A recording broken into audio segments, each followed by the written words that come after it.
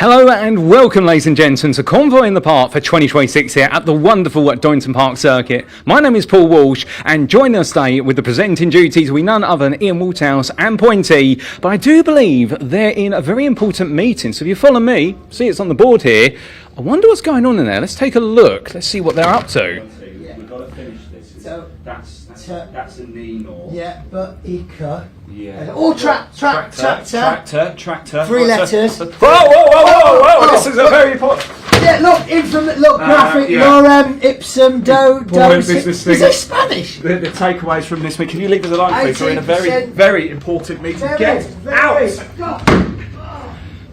Well, ladies and gentlemen, it seems as though they're at the business end of what they need to do. So let's get down to business here and get underway with the racing at Donington Park.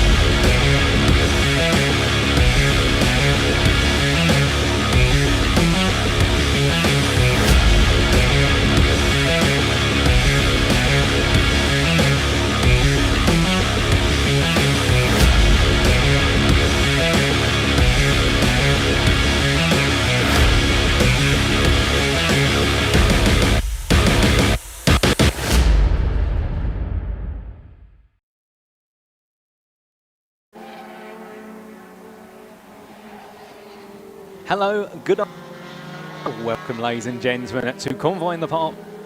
It's here at Donington Park National Circuit. I shall be your commentator for this week. Amongst other stars joining me in the commentary booth, including none the wonderful Andy McEwen, because we have an absolute right at the heart of. Indeed, Silverstone, just down the road from Donington Park, being considered the home of British motorsport, the home of the British Drivers Racing Club. But then you just make your way slightly west, and you do make your way to Central England, and it is none other than the heart of British racing. A circuit which is widely regarded as one of the toughest to conquer when it comes to the fast-flowing corners, where it be the all the way down from Redgate in towards the old hairpin, or indeed the lap after lap through Coppice in towards the S's. An absolutely wonderful circuit, and we have got an incredible schedule of 23 races here over the course of this weekend. Of course, our big superstars and what Convoy in the Park is all about is a celebration of none other than what is the trucking industry, and also keeping everybody. And well, we're going to be moving straight into the racing very soon, because this is our Saturday schedule, of which we do have our first 6 races, beginning with none other than the 5-ton behemoths, the 1,200 horsepower machines. It is, of course, the British Truck Racing Championship for the first of their 5 races, due to get underway at 1:25, and then we'll be to the Britcar Endurance Championship after our lunch break for a 1.5-hour race for them as they move into the second half of their season. And then we'll be coming to the CNC Head Sports and Saloon Car Championship, the biggest championship in the northwest of the United Kingdom. Indeed, they're going to have perhaps the biggest grid here this weekend, with over 40 cars signing up. Only 40 can make it to the grid, but it is going to be an absolutely packed grid in total. And then we do see, of course, the return of the British Truck Racing Championship for their second of their 5 races at 20:5. It'll be the Coupe Cup Series and the Civic Cup that complete our racing here. Even more racing to come over the course of the Sunday. So a bumper schedule, and whether you're a big fan of truck racing, alternative front engine, front wheel drive machine, we have got you covered.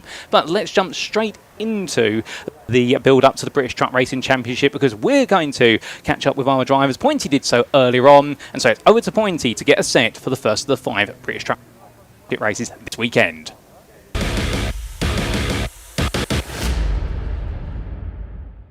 So here we are with Dave Jenkins, the number 69. Now, you had a pretty phenomenal weekend at Snetterton, didn't you? Yeah, it was an all right weekend at Snetterton. I think we got 3 podiums, didn't we? But we had a speeding offence which dropped us a few championship points, but I think that's just about to get reviewed. So we are here at Donington, my favourite place in the world. leading the championship. You know, we're super happy. Qualifying was difficult then, trying to respect the track limits. We lost a little pace from... I think a lot of track limits this weekend from all the drivers, isn't it? We didn't fall foul to it, but we were being probably too respectful of it, so we just need to... We lost 3 or 4 tenths from what we achieved on Thursday afternoon. Right. So we need to just open the tap a little bit more maybe for the race. And that's what we're going to do as we see you next going out on circuit. So where will you be starting the next race? P3 for both races. Excellent. So, not ideal, but on the inside, at least we'll be able to see the lights and close enough to go forwards. Absolutely, and we all know what the first corner can be like, so perhaps not being on the front row might be a saving grace. It might be, yeah, it might be. So it's definitely going to be interesting to see what goes on with Stuart and Steve in front, and then we'll just sit there and wait for the race to settle down and see what we can do. I'm really looking forward to it. Absolutely, experience I'm sure will shine through, and congratulations on the position in the championship so far.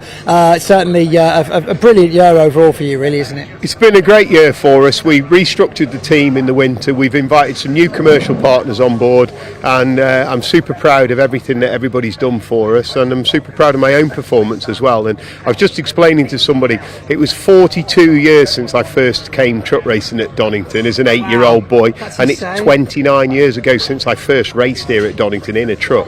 So That's insane. Yeah, so I think it's either experience or old age, one or the other, whichever way you look or at just it. complete stupidity. You know, once you're in, you just don't see the trees for the woods or something. No, definitely not. But it just seems so surreal that, I remember being here 29 years ago, and I remember being here in 2000, the first time we took a double victory here, and it's just it seems like yesterday, and it's just gone in the blink of an eye. The blink of an eye, just like this season. Yeah, I know, that's another thing, isn't it? As if we're at you're way past the halfway point of the year now as well. No, but it's great to be here. The championship's looking strong still, and my team's amazing. We're in a strong position. Let's bring it on. Let's get some racing done. Let's get some racing done. Dave, good luck, buddy. Thank you very much. Thank you. So here we are with John Bowler. Now, before we get going on the pre-race for the first race here at Donington Convoy in the Park, I believe congratulations is in order now that we obviously missed you at Snetterton. Where were you? I was away on holiday. You were away on holiday. Why were you away on holiday, John? I got married to my beautiful bride Becky in Greece. Greece? So, unfortunately, we'd done it on last year, the year before's race calendar, and unfortunately Stuart decided to change things around. Oh, it's always Stuart. It's always Stuart. Yeah, it's always none of the circuits or nobody. Always. Oh, I tell you what, my There's goodness. got to be a villain, hasn't there? There's got to be a villain. Yeah, super villain Stu. My goodness. Well, congratulations. Was it nice? Was it a lovely day? Yeah, it's beautiful. Great wedding. Close friends and family came out, and it was a nice. Just a shame it landed on the race weekend, but it is what it is. But here we are at Convoy, Donington Park. One of your more favourite ones, or where does Donington sit for you? Yes, I mean it's a home, as close to home track as we'll have in the British truck racing calendar. Really good track, done really well. Truck's absolutely flying. We've just got P1. But unfortunately, we had a time penalty, which is a bit of a kick in the nuts. But what are you going to do? Yeah. So where are you in P2 now? Does that matter, or is it? Were you quite far back? No, the pullback's P4. Oh no! Oh my goodness. Okay. But we got the lap time in, so that's all that matters. Yeah, that means you'll be on the outside line going into Redgate. Then that can be pretty hairy, no? Yeah, it's all right. It's all right. It's all right. Wide shoulders. Season so far, very quickly for you then. Improvement, steady. What are your personal thoughts on that? Every single circuit we've raced at this year is the fastest lap times we've done in the past 10 years. So wow. Absolutely over the moon with it. Lads are doing a superb job getting it all set up. Clearly we've made a lot of changes over the winter, which made a massive difference, and it's proving through the lap times. And we've gone from being sort of mid paddock lap times being average. We've had some fastest laps of the year, fastest track times in some of the races. We've had podiums. We're really happy with it and enjoying it. Well, in that case, let's see some racing from you then, John Boy. The new Mr. John Bowler, married. Sorry, girls, it's all over now. So here we are with NYR's recovery, Neil Yates, the driver, the man himself. Just really catching up with how your season's going. You know, how do you think you've been doing so far this year? No, general progression is and racecraft is improving drastically. So the truck is improving. We've been working hard to perfect performance. increase, a few little niggles that have occurred along the way, a few little setbacks, but onwards and upwards, we're doing well. Speaking of doing well then, looking back over the last few weekends, what's one kind of moment that's been more memorable for you over the last few months? Right. That's not a loaded question, by the way. That's just what's the first thing that pops into your head? let's think Pembury. Okay. Pembury is indelibly printed on my mind. So yes. And unfortunately was leading the race for the majority, I think 8 laps, and then unfortunately that came to an abrupt end and all hopes were dashed. There was a fighting chance we could have got back out to finish the race, but the damage sustained was sufficient to end up with a DNF. So and then unfortunately the race after that, equally through impact damage, the electrical connection on the cab was lost and we had another DNF. But let's try and flip this round, shall we? Psychologically, at least, right? So the race you were talking about, the first one, the DNF, the damage. Yes, all terrible negative things. However, the ability, the opportunity, the positioning was all there before that. So is that not telling you something? We're in the right place. We're thinking the right things. Without a doubt, we're moving on. I feel a little more positive and comfortable with my personal progression. I put it down to there are obviously a lot of negative thoughts that go through your mind every time I get very close to the podium. Very close. But you're ever the optimist. That's what I like about you, Mr. Yates, is you're always the optimist. Speaking of optimism, are we looking forward to Le Mans? Le Mans, loved it last year, and with what I know now and how things have developed over this season so far, I'm looking forward to that without a shadow of a doubt. See you up there on that massive inflatable podium on the gantry over the circuit. It's the be all and end all, isn't it? 100,000 spectators live, plus everybody watching online from around France and England as well. It's something else. The whole environment, anybody who hasn't been there needs to go because it is amazing. It really is. It's a lot of running around for me, though. I tell you what, crikey, at least you get to drive to most of the places. Look at you. It I know. works. Sports mode. Neil, good luck for the weekend. Plenty of racing ahead, and of course, only 2 weekends left after this. I know. Where's it gone? Where's it gone? Another year gone. It's terrifying, really, how fast it goes. Do you ever, look back on the year and think, oh my goodness, where did we just lose 12 months? Exactly. I honestly, each time you finish a race, you think you've got plenty of time, but as you blink and suddenly you think you've still got things to do. But no, we'll see you at Brands next week. See you at Brands next. Oh no, yeah, feels like that, doesn't it? No, let's do Le Mans first. Okay. Neil, thanks for talking to us, buddy. Neil Yates, everybody.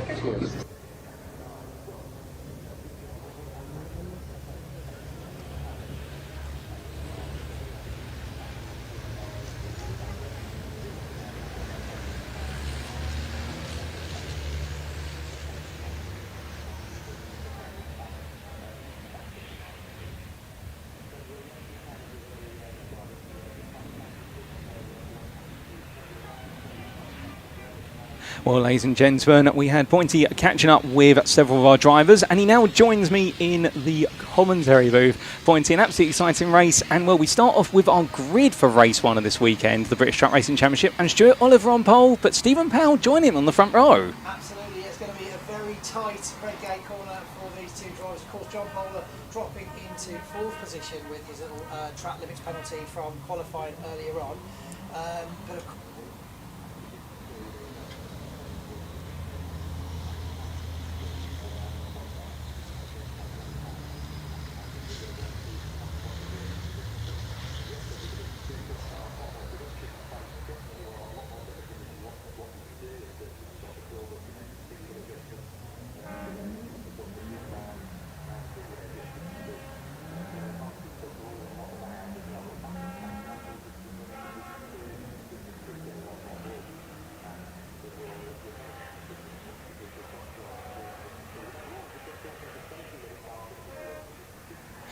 And thank you, Pointy, for walking us through the grid there. And, well, almost all set and ready to go. And a fantastic grid.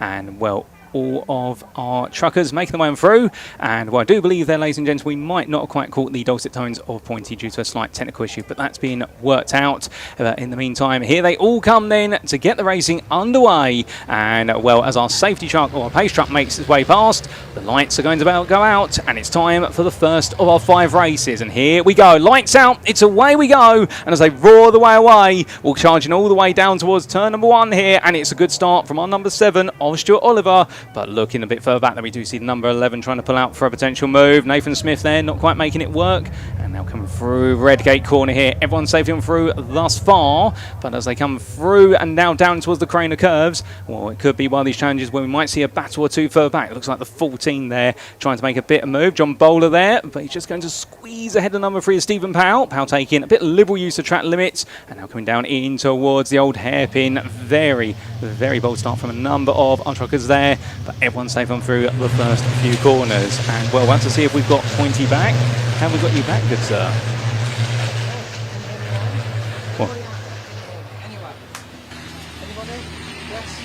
Well, we still have no Pointy, unfortunately, ladies and gentlemen, but we will get that resolved eventually. What I might do in the meantime is hand my microphone back and forth to Pointy, so that way he's not excluded here. But let's keep an eye on the racing as it unfolds. And we do see our number 69 there. That's none other than David Jenkins, who's made some great progress starting from that second row, going on the attack as he now charges way down towards the S's for the first time and going all the way at the inside there. But is he going to be close enough to look for a move on our pole sitter? The man leads the way, Stuart Oliver, and the answer is going to be no, not quite there. David Jenkins has to slot back in and wait for another opportunity as they charge the way on to lap number 2. Well, we'll see what's going to happen now, and let's see if we've got Pointy back this time. Huge amount of dust blowing up on the pitch right there as they all make their way around to complete lap 1. As we look down there, Stuart Oliver just pulling that 0.27 ahead of Dave Jenkins. And still no Pointy, unfortunately, ladies and gentlemen. It has been worked on at the moment, but what we'll do is I'm going to pass my microphone back and forth with Pointy for the time being. So, Pointy, let's get you on the microphone to make sure people haven't forgotten that you do exist. Well, we can just hand it between the two of us, can't we? So, yes, fantastic start to the race there as we see Stuart Oliver cementing his position, but under plenty of pressure from Dave Jenkins there in second place. Down into Division 2 now, though, we've got John Powell. Fantastic to see him pulling a nice little lead ahead of Callum Eason there, though. But Jake Evans is going to be the impressive performance, having another engine issue in the paddock during the break then just before first race. We didn't even think we'd see him out. So it's phenomenal to see the work that's gone in to get him out on track again.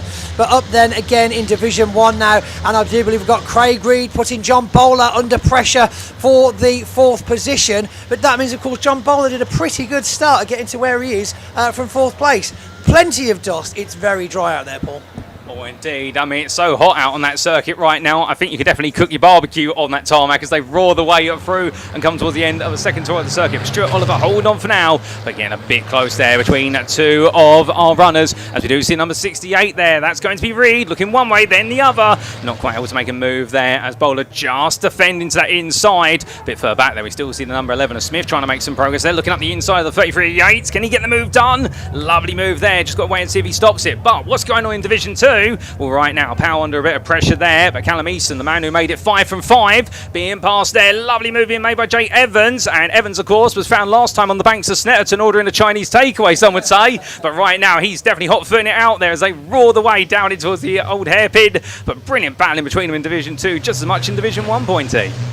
It's absolutely all to play for. Look at this train in battle for 4th and 5th and 6th. It's insanely close driving. Slipstreaming in vehicles this heavy and this big is pretty crazy skill. But look at the pressure they're putting each other under. It's good to see Terry Gibbon and Tom O'Rourke at the back there, also still with the main pack. But Stuart Oliver there now pulling a 0.3 second lead away from the 69 Dave Jenkins, and just behind them Bowler with a 0.94, all still within a second of that top position. But here we see Steve Powell in the number 3 coming out slightly wide, looking for a space pass. Reed, he tucks back behind him as they come through to the hairpin. Roberts, I believe this is called. And Michael Oliver, oh no, we've seen a bit of action there. Steve Powell catches the tyre wall, I believe, going through the hairpin there, looking for a space pass. Reedy. Oh, indeed. A bit of a moment for him, but we'll have to wait and see whether that bodywork stays on the truck or whether it decides to depart, as it's now getting a little bit intense there. Michael Oliver trying to look around the outside. Can he make it work there versus Stephen Powell? The answer is no. Switching back the other way, and well, coming down in towards Hollywood. This is definitely going to be a bit of a blockbuster as our leaders continue to push on. And you can see there right now, Stuart Oliver and Dave Jenkins really in a bit of department of their own. Of course, leading the way when it comes to the Division 1 Championship. David Jenkins, your championship leader, coming into this round by 7 points, and his game plan now is he's got to try and get ahead of Stuart Oliver if he can, but it's so close between them. That has been the story so far, but also remember we have had 12 different winners in 20 rounds of racing so far, and this round number 21, could we see our 13th different winner? Well, perhaps not in this one based on the way our leaders are going, but still we'll have to wait and see later on what is to be as they now make the way in towards Coppice. But we can see that gap to Bowler, 1.2 seconds on the start of this lap. Could it be potentially coming down or getting a little bit greater? Well, it does look as though gaps continue to grow, Pointy. Our top two just bolting away. I mean, I'll carry on trying to talk. Can you hear anything now? Can you hear me on the comms or not? We'll just start talking over the race and hopefully somebody gets a whiff of it. All starting to... Unfortunately, still no Pointy there, ladies and gents. We're doing everything we can with regards to making technical tweaks, but in the meantime, we'll have to just keep sharing the microphone back and forth when we can. But there we do see our number 68, Craig Reed, pulling out there, but a little bit too far back, backs off. Number 3 of Stephen Powell there, making sure to go a bit defensive for 5th, and we'll battle side by side there. As that is going to be Michael Oliver finally finding the way to Claire Smith there, moving up into 6th place, and all they're coming around. Meanwhile, in Division 2, off camera, we do still have Evans ahead of Harvey now, with Easton falling back to 3rd, Handy, Powell, and then it'll be the number 97 there, Warren Harvey, completing at their top 6, but our leaders getting their way through the old hairpin, and it's looking closer for Jenkins. Might be preparing for a move very soon. We're almost at the halfway point of this race right now, and there we can see Jenkins just falling back a little bit as they make their way up the rise towards McLean's. It's all back and forth between them. Both truckers right now absolutely running on the limit. Shall we have another try and see if that does anything? I bet it doesn't. No, still nothing. Oh, it does work. Fantastic. How are we? Ladies and gentlemen, welcome to the race. Finally figured it out for myself. Just got to unplug things and plug things back in again, haven't we? Try and turn it off and on? I did try turning it off and on, and here we are. As we turn it off and we turn it back on again. So here we go then, with just 8 minutes left of the race. Stuart Oliver losing 0.06 of a second to Jenkins now as he's looking for that first place. Dave Jenkins doing very well the last weekend. Obviously we had a chat to him earlier on. And down in Div 2 we've got Jake Evans under serious pressure from one of the Harvey pair as they come down into the chicane now. And Jake is doing absolutely phenomenally, speeding through. Lots of sideways action there from 96 Harvey. Incredible, holding that together. Bradley is on fire at the minute, taking that 2nd place. But where's John Powell gone? Dropped down into 4th place. That is terribly unfortunate. Lots of support for the driver John Powell this weekend from the Greenhouse Group sponsored truck. Of course, one of the first drivers in the championship to bring sustainable fuel into truck racing, believe it or not. Yeah, it was a couple of years ago now. Him and Adam Bint, if you remember that driver, were actually running on the biodiesel well before it was a championship decision. And of course now we've got BW Group and Sylvie Fleet providing all of that sustainable fuel to our race trucks, and of course some of the trailers as well. Oh, that's absolutely phenomenal. It shows how the British Truck Racing Championship has advanced and really staying relevant in this modern day and era where we've got to be environmentally friendly and do our best for the planet, and at the same time as well they're doing the best for our spectators here. Still plenty more to come. Absolutely. And, well, as they charge their way down to us, of course, now to the second half of the race, and I do believe, Pointy, I was hearing this from a couple of the teams earlier on. Is there a bit of a sort of success ballast on our leading truck? Something about air filters being only a certain width or something like that? Or is that a bit too technical? No, so we can get into the techniques of that. So effectively then in Division 1, the decision was made between BARC Motorsport UK earlier on in the championship that there would be airflow restrictors in the turbos. So the highest scoring top 3 drivers from the last weekend would then be decided who has a varying in size, with the largest, smallest, and then size in airflow restrictor, which effectively only really inhibits the acceleration per se. And I do believe, as you'll probably have seen, with I think it's 15 or so different race wins from the different drivers. My goodness me, Nathan Smith there, serious sideways action onto the gravel, keeping the momentum though. Can he carry on? We've had more off We've got, is that Neil Yates in the 33, I believe? I don't think we had any contact there. No. We're certainly losing some traction. We might be having some fluid on the track possibly, because there didn't seem to be any contact there. Yeah, Steve back with the race anyway. Steve Powell without a restrictor this weekend, I believe, doing very well. But yes, the whole point was to try and make the whole race a little bit more exciting for the spectators, thus giving a little bit of an advantage to some of the drivers that didn't do as well in that weekend. And then, of course, just making it a little bit fairer across there so they don't just run away with it. And again, as I said before, having all those different race winners over the year has been fantastic. Bad news for Tom O'Rourke, Paul. Indeed, that's Tom O'Rourke there parked up, and that looks to be at the old hairpin, where it's just not gone anywhere. And, well, towards the back end of Division 1, and sadly for O'Rourke, his race has come to an abrupt halt. Now, it is... Oh, goodness me. Well, we would think we're in the Sahara Desert with the amount of dust that's been kicked up there, but I think somebody's gone off at what would be Coppice Bend, although a number 96 there could be... That's a big problem on the brakes there, and that's going to be none other than Bradley Harvey having a difficult day in the office. Yeah, that is not looking good for Bradley Harvey. I wonder what's happened there, because he was doing so well shortly ago. Of course, with the heat, we've got Nathan Smith off, so that was who created the Saharan dust storm for you there, Paul. I wonder what's happened there. Nathan, of course, joining us for his first full year this year, and last year racing here, debuting in the International Truck Prix that we had here at Donington's Convoy in the park last year. There does appear to be quite a bit of issue with traction though, so I wonder if there is something down on the track and what could be causing that. Slightly slower Jake Evans there, taking his time around Redgate, but it looks like we're still under full power at the front of Division 1. John Bowler in the 14 though, still nowhere near the back of 69 Dave Jenkins, who's putting lots of pressure on to Stuart Oliver. Oh, indeed, that pressure continuing to build there, and not too long left. We have got this lap, plus most likely another 2 to go. But as they roar the way across that timeline this time, a 26.7 there for Oliver, a 26.53 for Jenkins, and then we do see a bit further back, Bowler, 27.53, and the 86 has rejoined. So that's good news there for none other than Tom O'Rourke, who makes his way back onto the racing surface.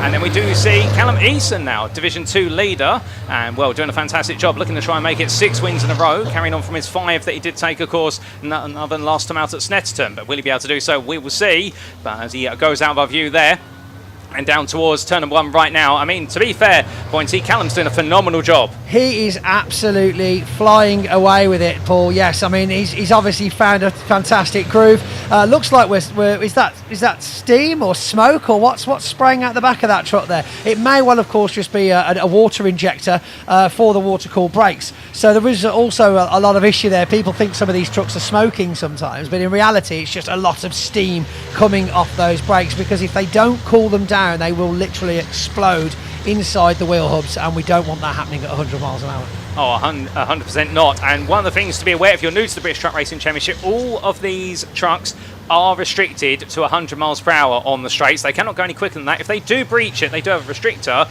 but as we did see at Snetterton, there were a couple of our competitors who did go beyond that. They'll get a time penalty if they do it too often. They may actually be disqualified from the results because of the speed, but hopefully we don't see that today, as everyone does carry it on, and we are on to our penultimate lap now with 1 minute 50 left on the clock. Our top 2 points, he's still bolting away, but we've got quite a few time penalties as well. We have, yeah. I was just looking through some of these now. Dave Jenkins, I believe, has been handed one recently. We've also got a red marker for John Bowler. So, of course, 2 penalties in the top 3 is going to have a serious impact on who actually finishes the line. Over on TSL, of course, time we've got that. I believe Terry Gibbon's been handed one. Callum Eason has got one as well, which means possibly if Bradley Harvey holds on to his current position away from the also red light on. Oh no, never mind. We've got Neil Yates with track limits as well. What's just happened there? That's Michael Oliver going wide there at the old hairpin and making a bit of a mess of that. That's going to give Steve Powell a lot of space to work with. I'm not sure whether we did see Simon Reed catch up to him, although meanwhile, looking at the lead battle here, Pointy, and sorry to cut over you about all those track limits. Well, now they're right on the limit. Oh, and there's even more of them off there. Absolute chaos out on Donington Circuit today, ladies and gentlemen, as Neil Yates, who's just received a 5-second penalty, gets pushed out of the way there by Terry Gibbon. I honestly think something's going on with the track. I think we'll have to have a look at this over the lunch break. But look, we've got a battle now at the front. 69 Dave Jenkins Jenkins looking for that space. Will he be able to make it past as we get Terry Gibbon back on the road? No, is that Harvey that's gone off as well? Harvey. That was Harvey. My goodness.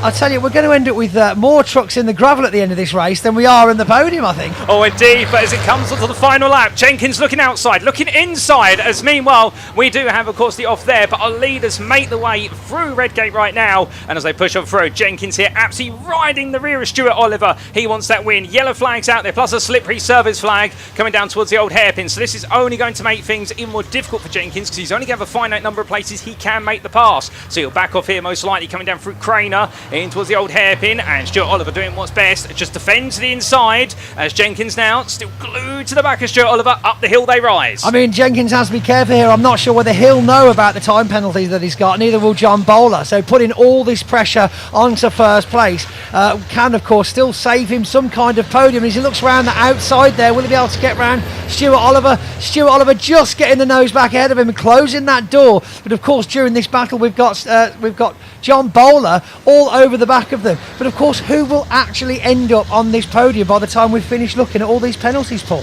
Oh, indeed, it's a good question there. And well, we've only just recently finished the Football World Cup, where it could have come down to penalties for some, but right now it's almost coming down to penalties here in the race as they roar the way down and well into the final couple of quarters. The S's await. Stuart Oliver right now, I don't think he's aware of the fact that he is going to be winning this, regardless of where Jenkins finished ahead or behind, because of the penalties. But here they come through the final couple of corners, and Stuart Oliver, to be fair, he's going to win this, and it will be on the road, where Stuart Oliver comes to the finish line, the checker flag waves, and it is Stuart Oliver who takes victory. But who is going to be second? Well, Jenkins is demoted from it, and it is going to be your 68 there of Craig Reed who picks up second place. Jenkins is demoted to third as a result of post-race time penalties or track limits. Stephen Powell takes fourth. Then it is going to be Bowler who's demoted back into fifth, and it's going to be none other than the 89 of Simon Reed in sixth. And meanwhile, we wait for your Division 2 winners to come through. I think Pointy's getting ready to run out the commentary booth. I'm just going to run out. I'm going to go and hand out. I'm going to go and see them down in the pit lane. So, Paul, you can throw to me shortly, okay? I'll see you there. Will do, Pointy. And, well, as Pointy makes his way onwards, well, ladies and gentlemen, Callum Eason comes to line, and he will take his 6th win in a row,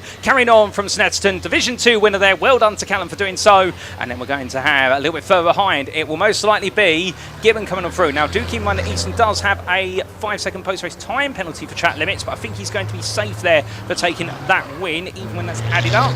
And then comes across the line, that's going to be Gibbon, Terry Gibbon, and then we are going to have the wounded machine of Jay Evans finishing a lap down there. So it will be then come through the 33 of Yates. Then we're going to have the number 6 of John Powell, who comes through as your Division 2 finisher. It'll be runner-up. Oh, bit of a spin there for one of our runners a bit further back. So who's going to take third place in Division 2? On the road, at least, it is going to be Bradley Harvey. And as he comes across that line, does he have any penalties to worry about? No, he does not. And then we will see the number 40 there of Archie Handy in his Aveco truck, who was hoping potentially to take that third place, but he would have had a 5-second post-race time penalty for track limits, so he will be demoted to 4th either way. And then we will see Warren Harvey complete the top 5 of Division 2 on that lead lap. But goodness me, what a dramatic race it was. Indeed, setting the tone here for all the racing at Donington Park this weekend. But here are your provisional results, subject to the review of the clerk of the course, and Stuart Oliver taking that victory overall and in Division 1. And then we do see Craig Reed taking third on the road, but promoted to second due to the post-race penalty.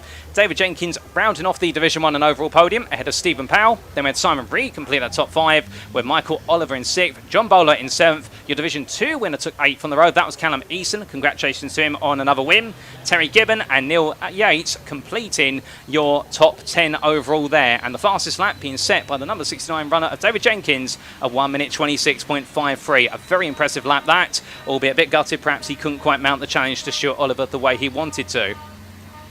But with that race complete, ladies and gentlemen, very shortly we will be making our way down to Parc Fermé to get interviews with our truckers. And indeed, an incredible race, no doubt about it. Plenty of trucks on the road, plenty going off the road as well. Just what you'd expect from the British Truck Racing Championship, when they're literally just dipping their toes in for the start of all the racing at Donington Park. But I can just tell you one thing, with all the excitement in this race, we're going to have plenty more excitement in the next one. And whilst we do wait for those interviews, we say hello to a number of you in the YouTube chats. This broadcast, of course, live wherever you are in the world on the British Automobile Racing Club YouTube channel, the BARC TV. We also do have you tuning in by the British Truck Racing Championship channel. I believe that is Truck Sport, the YouTube channel. And hello to you guys and girls tuning in there. Alternatively, you could be tuning in via the TCR UK YouTube channel. And, well, you'll get your fill there later on with the Civic Cup. But we're going to go down to Pointy. He's in Parc Ferme. So it's over to Pointy, ladies and gentlemen, to bring you some interviews. And I think he's got some intriguing stories to tell as well.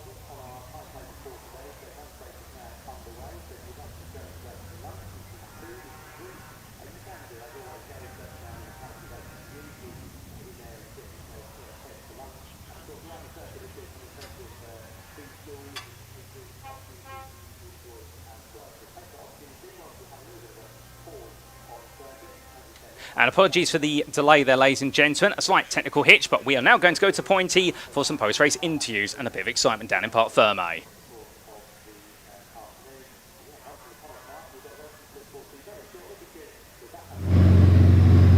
Well, quite an incredible race there, ladies and gentlemen, and not quite the Parc Ferme we were all expecting. We made our way over to the old loop to go and do some interviews, and they've all disappeared. So here we are anyway. We're going to turn around here and go and speak to race one. Hi Ian, hi. Hi Ian. We're going to speak to race one winner. Look, it's Sammy Bowler. Hi Linz, hi guys. We're going to just quickly whiz into this corner because I haven't got a clue what is actually going on. It's complete chaos as they're making their way back into the Parc Ferme. So this will be virtual Parc Ferme now, of course, where the trucks have to return to their tents. Where have they gone? Stewart's in Parc Ferme and Michael's right behind But you. where is Parc Ferme? Go left. Yeah. First left, just in behind all these. Oh, for goodness sake, I'll tell you what, they're making up as they go along. It changes every year. I know, it changes every year. Right, let's go. Thank you, sir. Thank you, sir. Right, let's go and have a look for Parc Ferme, shall we? We're doing most of our content today from the back of a quad bike.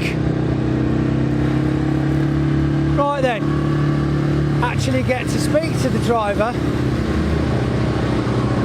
I mean, honestly. Right, there we go.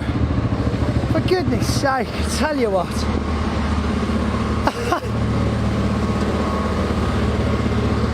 So, hello, not quite the Parc Ferme we were expecting as we saw you cruise past us on the old loop there. But no, luckily because we've got transport, we managed to come and see you down here. So, Did you not get the memo?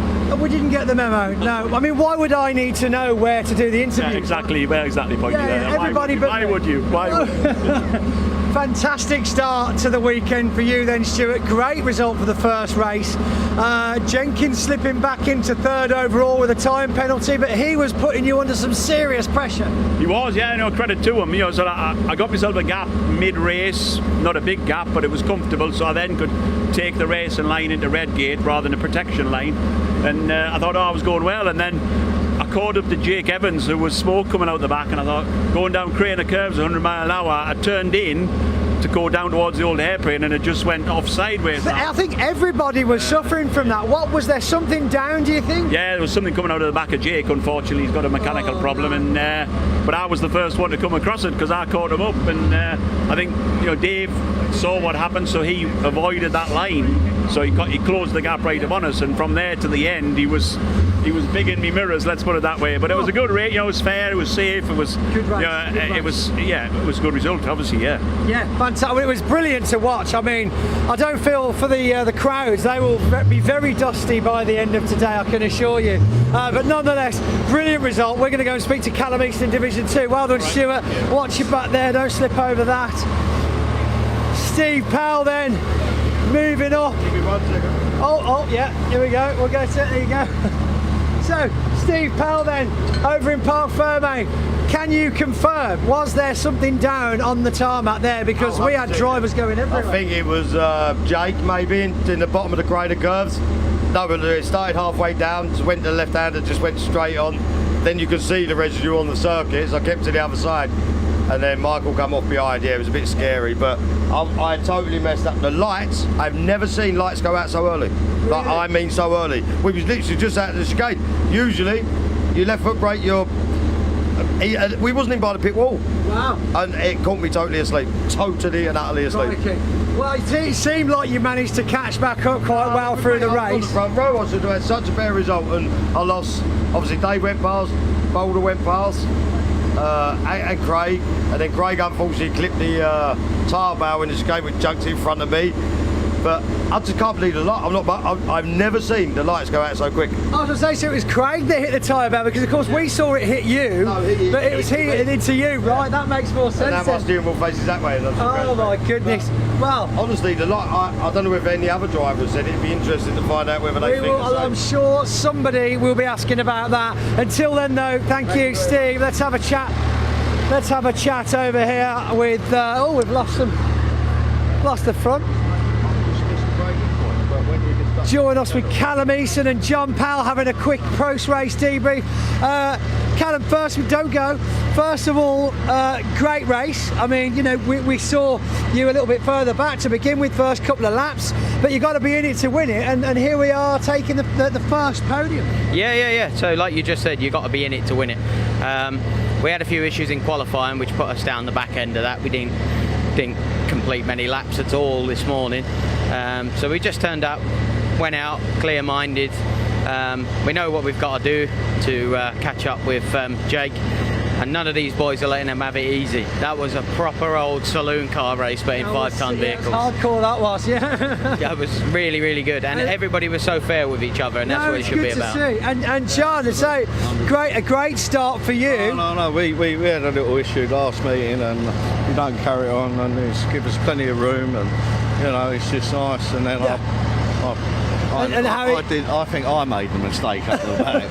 And I would just put my It takes a big man to admit that. So fair play, John. We got back on and we come second. So you know, that's reeled them in a little bit. And still some great silverware to be taken home with you for the first race. It's what you come racing. Exactly, and still 4 more races. Absolutely. So watch this space, right? Yeah, I think so. Yeah. Much to do in the lunch break for you. This space, right? Yeah, I think so. Yeah. Much to do in the lunch break for you. Eat some food, I think. Maybe drink some water. That makes a nice change, doesn't it? John, it's great to see you back on the track, man, and seeing that podium again is fantastic. Lovely, thank you. Brilliant, cheers, John. Good talking to you, buddy. Well done. Right, I tell you. Well, that wasn't that exciting. There was so much going on there. We didn't know where we were going, what was happening. Now, as the rules state, trophies are going out half an hour after flag down. Now, we did start the race on time, just at the 25 past mark, which means 15 minutes quarter 2, so we should be seeing some trophies at around 10 past 1. Shall I check my bit of paper? Ian, come on in. I was going to ask you actually, when are you doing your podium points? 10 past 2 according to this. 10 past 2, not 10 past... We've already missed 10 past 1. Yeah, we probably won't be able to, because we'll be straight into the next race. You will be, yeah. So 10 past 2 it will be during the lunch break, won't it?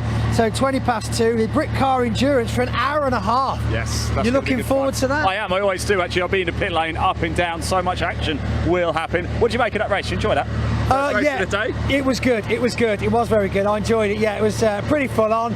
Loads of dust, loads of action, but nonetheless, great to watch. And we eventually got the microphone working as well. Yes, that was. Once I figured out that it was plugged in, the back was plugged into B output, not C output. Oh, stop boring. Stop boring everyone. Well done, Pointy. I'm just a plumber, man. I shouldn't know these things.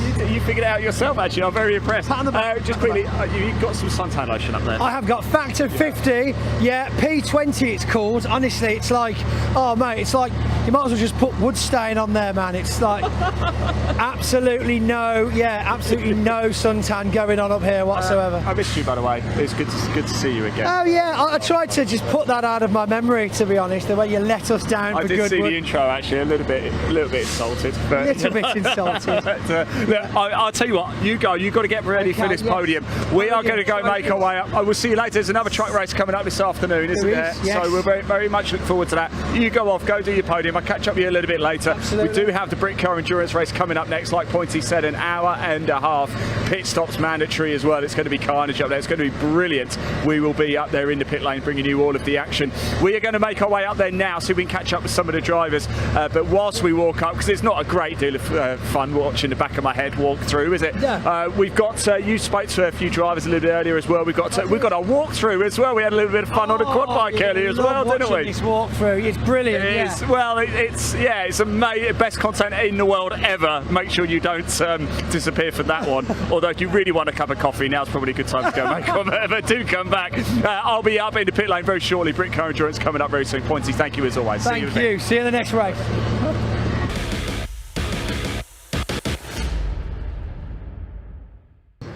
Well, here we are at Convoy in the park at Donington Park 2026. And I've bumped into my old mate Pointy's here as well. And he's got himself a new set of wheels. First question, the obvious one. Who on earth has trusted you with this? Well, it's John Green, Solidex and Rydam Universal, one of our partners in the British truck racing. And yeah, he said, you know, I do so much running around, I deserve some transport. So we've got such a huge venue this weekend at Donington. Yeah. So yeah, lots of running around to do. And here it is. Do you want to go for a little ride? Well, I want to know a little bit more about it, first of all. I want to know how fast it goes.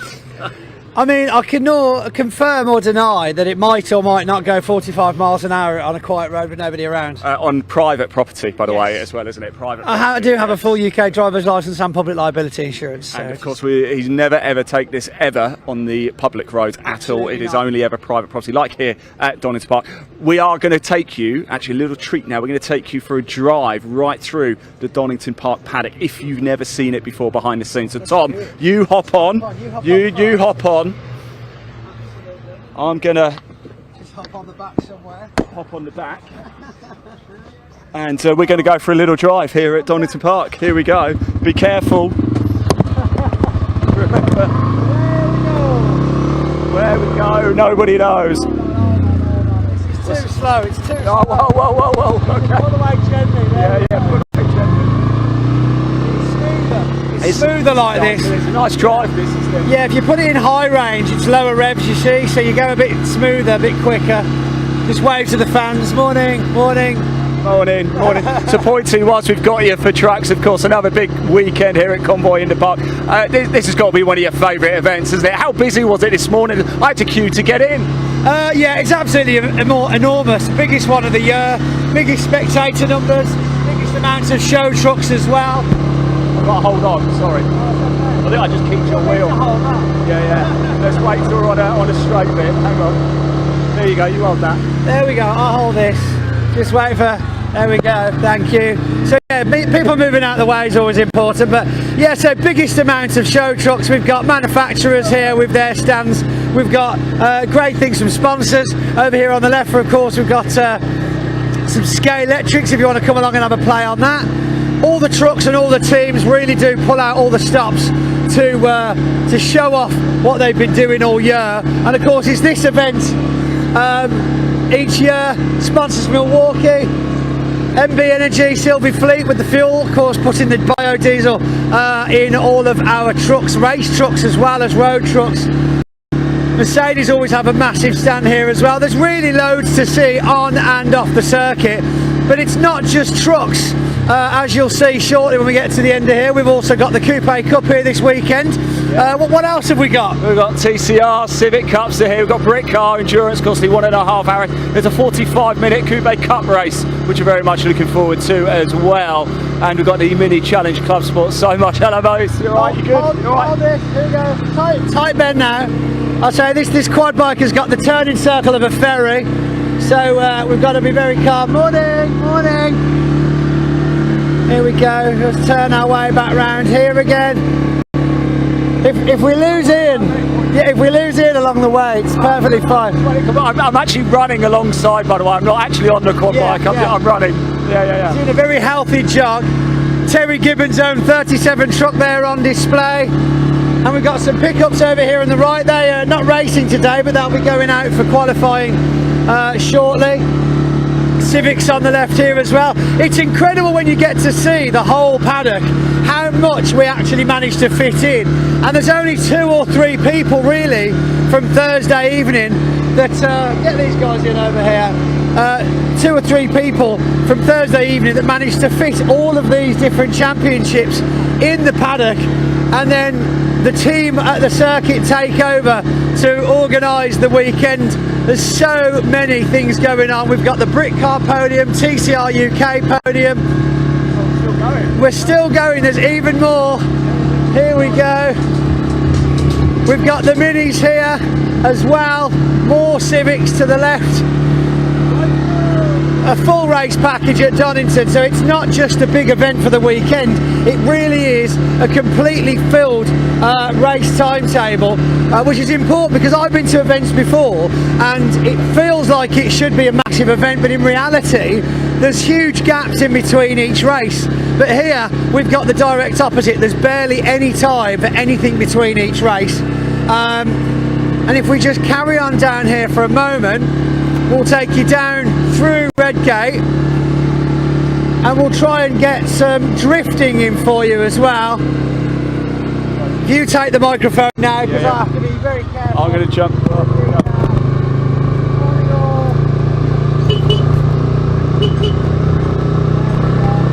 Oh, well done, Pointy, yeah.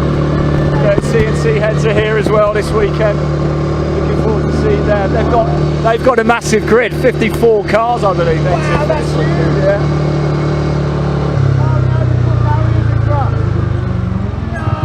Let's go have a look at this park up here. Some of the drifters going. There you go. We will get off a sec. There you go. And hang on, I'm tired from all the running I've just done.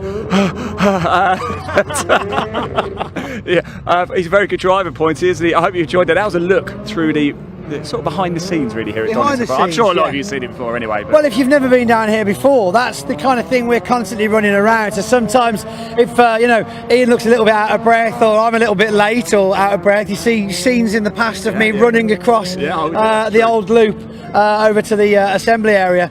It's a big area to cover, but we've not even covered the infield, so hopefully we might get a chance to show you some of that later on today. No, I need to go stretch off. Okay, he's got to cool down, stretch the legs. We're hopefully going to have had a word with a few drivers by now. This is the morning and we've got lots of work to do, so thank you for joining us. Lots to see and do here at Donington. It's Convoy in the Park 2026. Thanks for joining us, guys. Good run. Good run. Well done. What's your PB?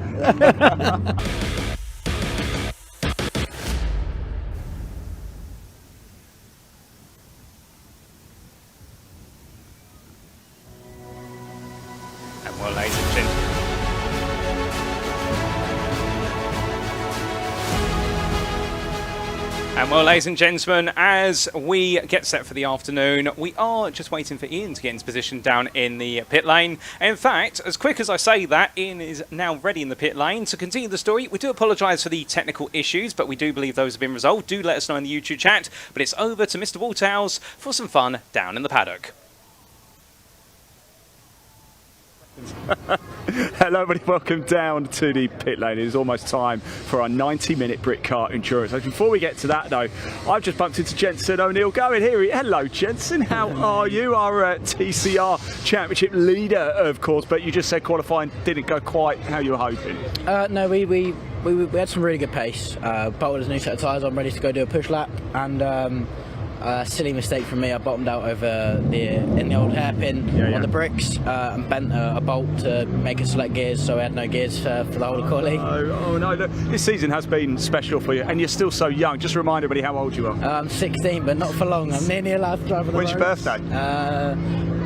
19 days. No, not that you're counting, right? Days. 16 years of age, it's unbelievable, wasn't it? And TCR Championship lead. But you got Max Hart behind. What's it like having a legend like him trying to chase you down? Max is a really good driver. Obviously, he used to race my dad's team back in 2022 in TCRs. He was very fast around here.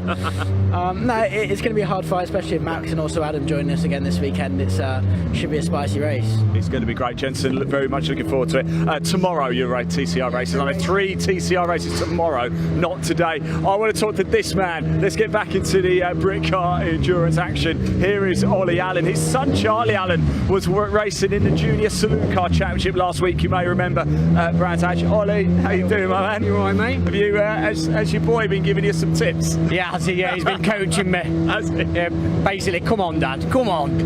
Come on. Listen, let's talk about this hour and a half race, all right? Yeah. How much prep work do you do with your sort of planning on tactics, or is it all, look, if the safety car comes out, we just come in? I'll be honest with you, this was decided on Thursday night. I'm impressed. I've done 12 laps in it. Yeah. So I don't know the car. I don't know. I've just jumped in it, and yeah, I've done all right actually. I think I'm about half a second off the pace. So that's all right. So that's not a bad effort. And you know, you've got a good 45 minutes here, so you'll get quicker. You got Henry. Let's get down here, Henry. Come on. He's coming over. Henry Swanson over here, teammate with Ollie Allen, of course. Henry, how's it going, by the way, buddy? Really good to see you. What's it like having him as a teammate? He's all right, isn't he? Yeah, he's all right. No, I'm joking. Yeah, he used to be my old coach, so it's good to have him in the car, sharing the car with me for this weekend. So who's faster than out of you two? Unfortunately, him so far. Oh, okay. I'll tell the truth, but it won't be long though. He'll soon be on the pace. It's a new car. There's a lot to learn. So we're all learning this car really. We didn't know what we've changed a bit of setup. We've had to sort the brakes out. But Henry's the same as me. He's done like 10 laps in it, and I've done 10 laps in it. So we're in at the deep end really. It's going to be a bit of a learning curve, isn't it? Are there tactics then? Like, I know I just asked you, Ollie, about it, but now we've got you as well, Henry, because you know this is competitive. You want to win, don't you? So is this a case? Because I know some teams are like it's just about getting seat time for people. Is this a case of listen? We should have 45 minutes each roughly. If we do the basic maths, it's an hour and a half, so 45 minutes each. However, if a safety car comes out after 30 minutes, would you come in and do the driver swap just to gain the time and try and get the win? Yeah, possibly. Yeah, it's you know, this is my first Britcar race really. I've never done a Britcar race before, even though I've been racing 25 years. I've always done sprint racing, so I'm a bit into the deep end with it as well. You feeling like, you know, you've got to keep going after 15 minutes, right? Yeah, I do. I made a boo-boo earlier in qualifying and the checkered flag come out, so I came in. I thought, oh no, I've got to stay out. Henry, tell us about your career path in motorsport so far? Well, I started in karting back at home in Guernsey, and then small track. Well, I remember watching Guernsey Football Club actually. They got relegated, but anyway. And then came over to the UK, did NKC and Super 1, and then tested out the DS3, and nice. Dave said I was quick enough, so started in that, and then late last year started racing the Peugeot 308 Cup car. Did pretty well in that, a few podiums, a couple wins, and then now I'm in this. Wow, okay, so this is going to be nice, isn't it? Look, you've got the beats on. What does a race driver listen to just before they're about to go out and track? Well, embarrass yourself. I've been listening to the most manly thing ever. I've been listening to a bit of Lana Del Rey before the race. Wow, your credibility is just silence. Who's that by? Who was it by? Nobody. I can't remember who it's by actually, but that's my tune. Guys, I'll let you crack on because you've almost got to get to the grid. Henry, best of luck out there. Lovely to see Ollie. Always is. Charlie here, by the way. He is. He's going down to the grandstand. Okay, right. We'll maybe catch up a little bit later. Good luck out there. Let's keep going. Talk to some more of the teams and drivers. I did want to make my way a little bit further down here. Got the Army Sports Car Racing there in the Ginetta here. Will Ashmore, Jonathan Candler, and Joshua Gilding. I wonder if we can just jump down and have a quick chat. We've got the door open. I doubt I will. Hopefully that's so. Sorry guys, is that all right? I hope you don't mind. I'm allowed to touch it. Thank you. Cheers. Let's keep going down. We've got one of the drivers here just putting his helmet on. I wonder. Oh, we've got Jonathan Candler's here. Oh, we'll have a quick chat with Jonathan in a minute. We'll just let you get your helmet on, Jonathan, and then we'll have a quick chat. Look, this is a great. Tell us more about the Army Motorsport you've got here. Yeah, so obviously with the Britcar, the GT side of our of our format. We've actually got the Armed Forces Race Challenge racing this weekend at Brands Hatch. I've done that with you guys before. So obviously we are a bit thinner on the ground because a lot of the people that help us support the support crew for the GT stuff are driving in the other one. So luckily we've got a few guys extra that can come in and help us out, and it obviously gives up opportunities to lads that haven't done it before to fill those roles as well, which is really good. Now, I don't want to discredit any other team out and anything, but because you guys are the Army, you're probably the fittest team here, right? Would that be fair to say?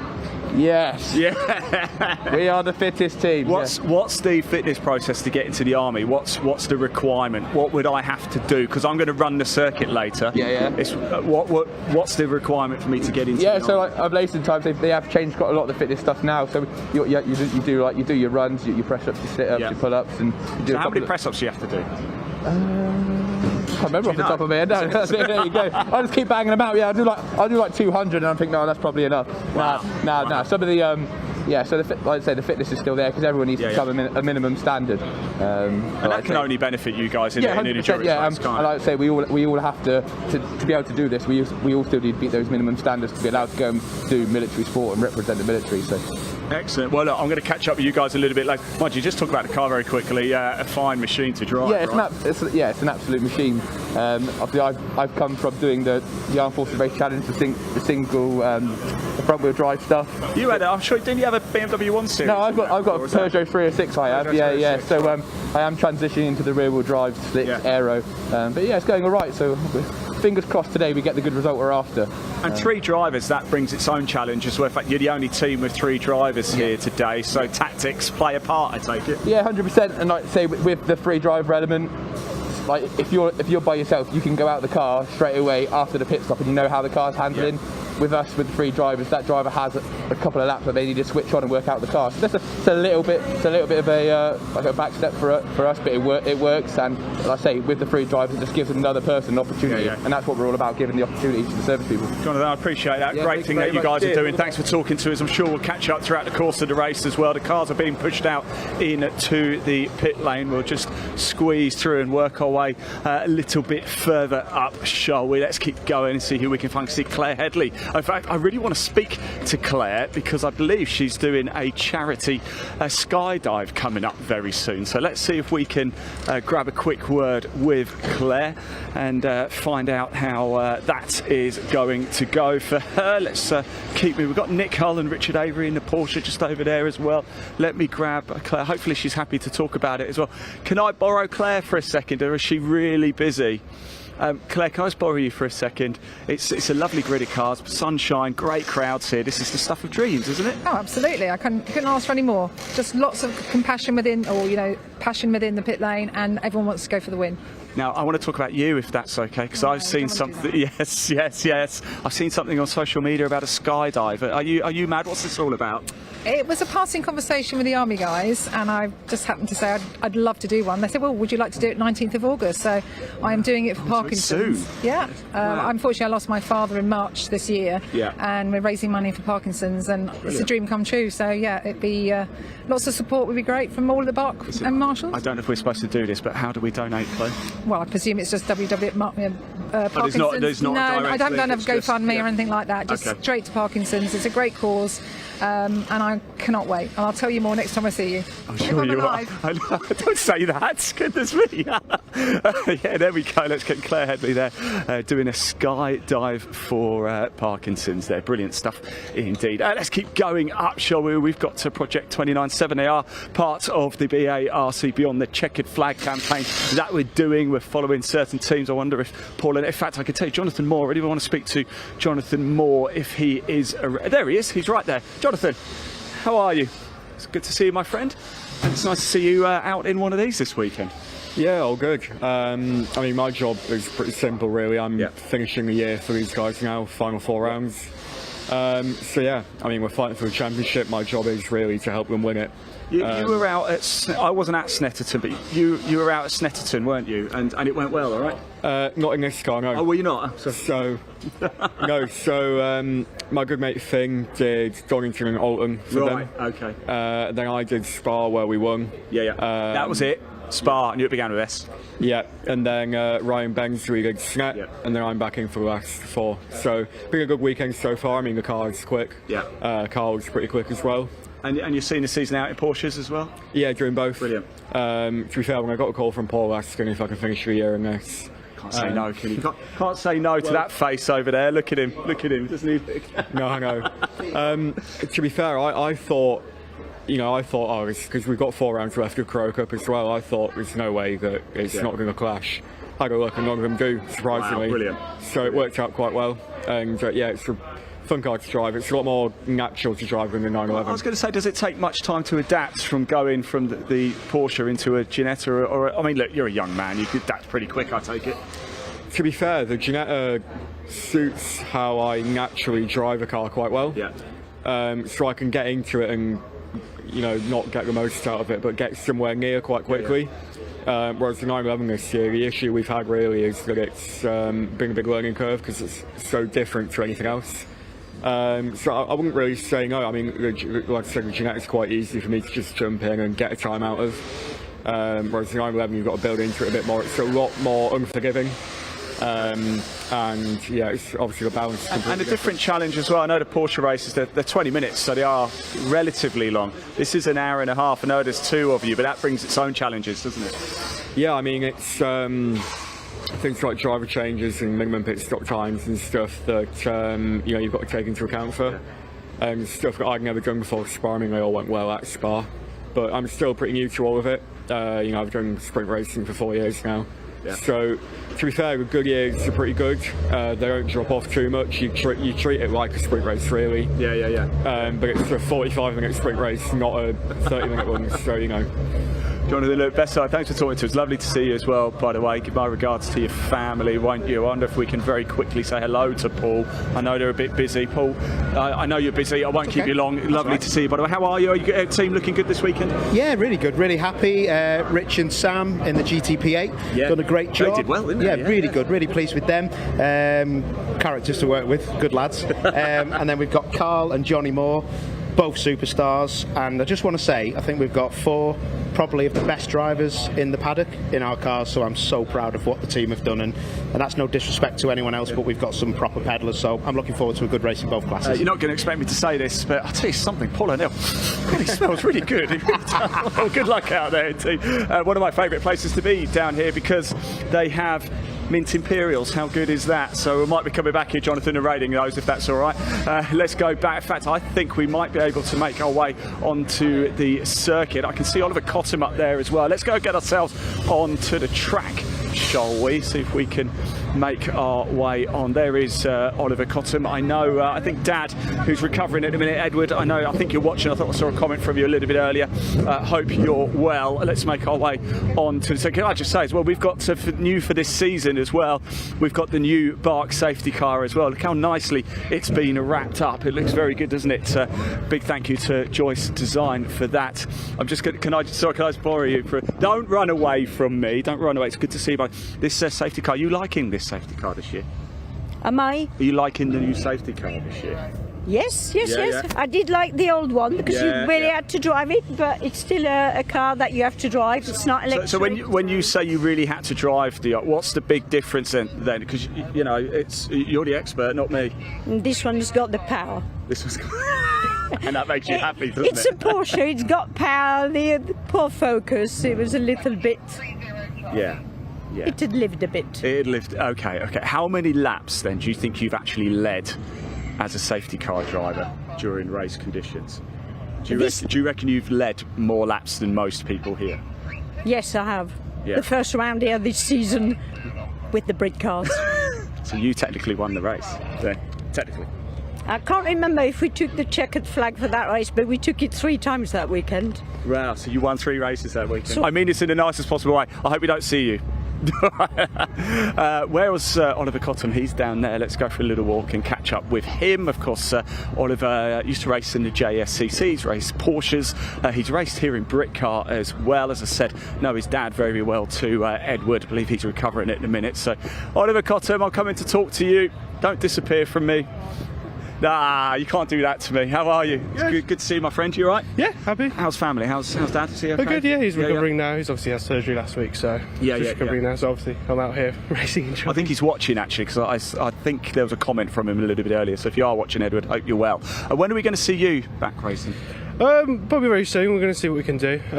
Maybe come out and do some kind of racing, maybe Britcar. We're not sure at the moment, so obviously family health obviously having issues, so we're just going to try and go back to like more grassroots stuff and enjoy ourselves a bit more. So what does your role involve this weekend? And now that you're not, are you? I mean, you've probably got a really important role now, haven't you? Yeah. So I'm the number 2 mechanic on Greg's car. So I run Greg's car with side of Ryan. So me and him is on that car ourselves. So obviously I'll do all the pit stops as well. Just getting the car ready for every session.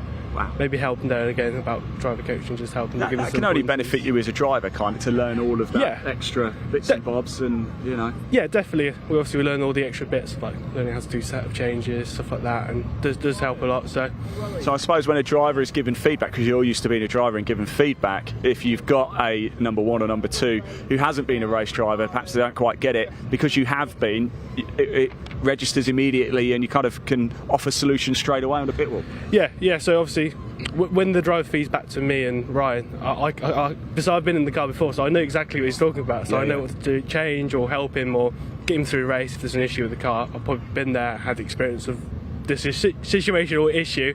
I can talk him through it and help him out through a race. Excellent. Oliver, lovely to see you as well. Again, do give your regards to your my regards to your family.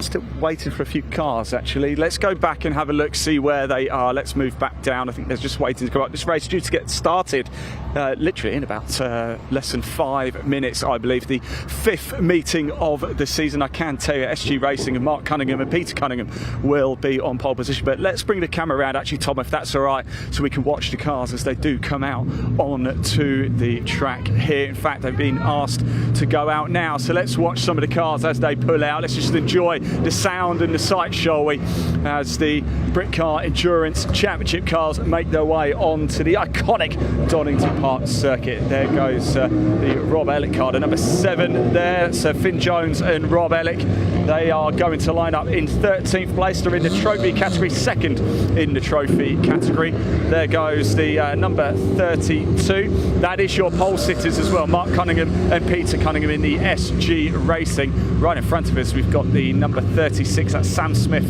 and Richard Amos. That is of course the Project 297. We just heard from Paul O'Neill. Here goes the other one as well. So I think it's is it Cole Garnett in that? Yes, so Cole Garnett is going to be the starting driver for that one. Look at them as they're down the grid. Oh, how nice do they look and sound here. We've got 25 cars in total. Great to have you along today, by the way, everybody. Thank you for joining us this Saturday afternoon. Of course, we're live on the BARC YouTube channel. A little bit later, we're going to be live on the TCR page for the Civic Cup race too. So wherever you're watching from, please hit that like button, hit that subscribe button as well. So much motorsport action to bring you. All the action tomorrow as well. Goodness me, do we have a lot of races for you. We'll be live from just after 9 o'clock tomorrow morning, and it is wall-to-wall racing action. It is going to be fantastic. So hit that subscribe button to make sure you don't miss any of it. Look at this coming past us now. That's Ashley Woodman there in the number 60 machine in the EDF Motorsport, the Legia. I think we spoke to Ash a couple of times, but what a great car that is. I know Dave Farrow is here as well. We'll catch up with him a little bit later. In fact, I can see him up there as well, helping look after Ash Woodman. And he was out last week, you may remember, at Brands Hatch. He's got that BMW with the classic touring cars. Did a race and track action as well. Let's make our way back onto the circuit, shall we? In fact, let's just wait here one moment, because we just want them to go around the circuit. A little bit later as well, I've got to say, a couple of us here, we're going to run the circuit. Myself, Dan, Richard, Jack is going to run it with us. Zolly's going to run it as well. So if you are around Donington Park and fancy a laugh a little bit later, do stick around and you can watch that if you're at the circuit. So we're just waiting for a few more. I think the cars are all gone out now. They're the TCR cars up there. Let's get ourselves back onto the circuit, shall we? And let's have a look at these as they make their way on. It's getting really, really busy here.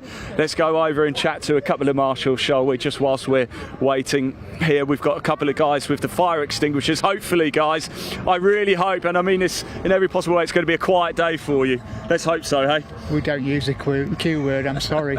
No, yeah, sorry, I've completely jinxed you there. You've got an awful lot of these labels on your overalls here. It's called experience. How long have you been a marshal? 7 years. 7 years. I just started my 8th. Wow, congratulations. Why do you keep coming back? Why do you love being a marshal? So enjoyable. Yeah. You get to see things for free that you would have to pay for, like getting in hearings, for instance. Absolutely. And the crowd that we work with, just out of this world. Do you know what? We're very fortunate, aren't we, to be able to come on here, aren't we? Right, this close. I've almost just look. There's a massive hole here. Look, almost just falling down that. You have to watch out for things like that. Yeah, you guys do. You got a few signatures. Who? Are the signatures One's Nicholas Hamilton. One's another driver from last year on the touring cars, Damon. Daniel Robo. Oh, Robo. Yeah, great stuff. So I got Robos last year. How long have you been a marshal for? About 15 years. 15 years. Yeah. Why do you keep coming back? What's so great about it? I just love the atmosphere. Yeah, love seeing everything, and seeing all the spectators enjoying themselves, drivers enjoying themselves. So just love it. Well, thank you guys for all the work that you do. As I said, my fingers crossed that it's a. I'm not going to say it. I'm not going to say it. Be the first time.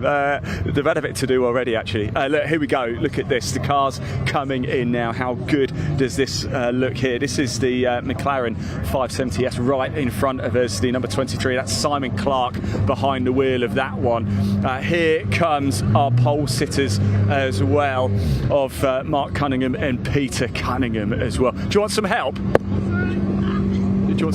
Let's push him back. There we go. You see, Elliot's our producer today. Elliot, are you watching this? I hope you're watching this and actually seeing that I do some work. So there we go. Let's go have a quick chat. There we go with Mr. Cunningham in here. How was that? Look, I think we've lined you up perfectly here, haven't we? So, this is all on you now. So if you win, just remember, I probably was if you win by less than a second, that's because of me. I'll tell you what, I'll do a deal. If we win, I'll share the bubbly with you. Deal. It's on. It's on. You all heard that. Look, pole position, you're in the best place you want to be. You must be pretty in tune with the car right now. Yeah, we are. We're really going well this year. The car, we understand the car more this year, full stop dead end. So, and I think that's definitely helping our performance. So, all good. All good. If you win, I'll be joining you on the podium. Best of luck. Well done. There we go. That's your pole sitters, Mark and Peter Cunningham. They've gone well indeed, haven't they? I don't think we're going to have too much time to speak to anybody else. We'll just give you a sight here because we literally have 30 seconds, then we have to get off. But listen to the roar. Listen to this, by the way. Can I just turn the volume up, everybody? There we go. Yes, that is the whistle. We are going to have to get off the track. Right, there we go. Time to go at racing. The lunch break is over.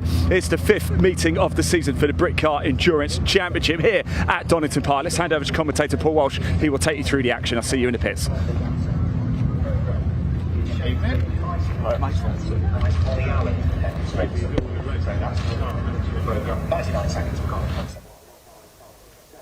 Well, thank you, Ian. And well, without further ado, ladies and gentlemen, we are set and all ready to go for the remainder of the afternoon here at Donington Park for the first of the 2 days of Convoy in the Park in 2026. And well, we are all set for the Britcar Endurance Championship's 5th round of, well, the 5th race meet, the 6th round of their season. And our drivers will line up as follows. On pole position, it is going to be your challenge pole sitters, Mark Cunningham and Peter Cunningham, with Mark Cunningham in the car. And they are going to try and make it their 3rd win of the season, if they can. Join on the front row is going to be the 991 Invitational, Sam Howarth, who making his debut for the purposes of this round and looking to potentially get ready for a full season 2027, as I understand it. Then we're going to see on row number 2, it is going to be your GT pole sitter of Formula Evo Racing, Simon Clark, who really has been the man and the team to beat so far this season. And then joining him on that row will be the Hall and Avery pairing, the number 20, and that's going to be Richard Avery at the helm of the Full Throttle Motorsport SGM Porsche 992 Cup car.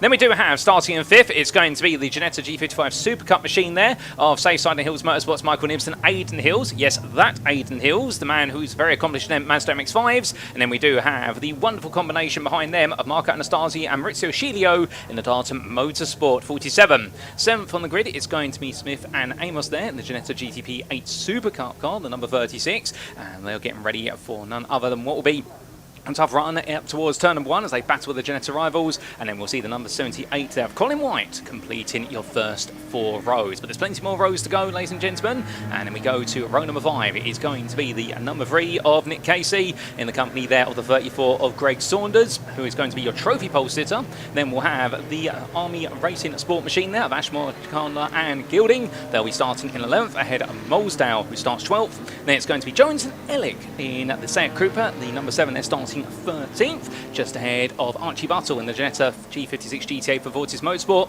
Then it's going to be Murphy and Garnett and Moore, the 2 pairings there, completing your top 8 rows. But then just behind them, to complete our starting order, I do believe, we are going to have Warden Cummings in the Janetta G55 ahead of Van den Neveen, and then we'll have Alan Swanson ahead of McBride and Keane. Then in at 21st, it's going to be Ligia J2, the JS2R of Ash Woodman ahead of Martin Addison and a fellow family member there.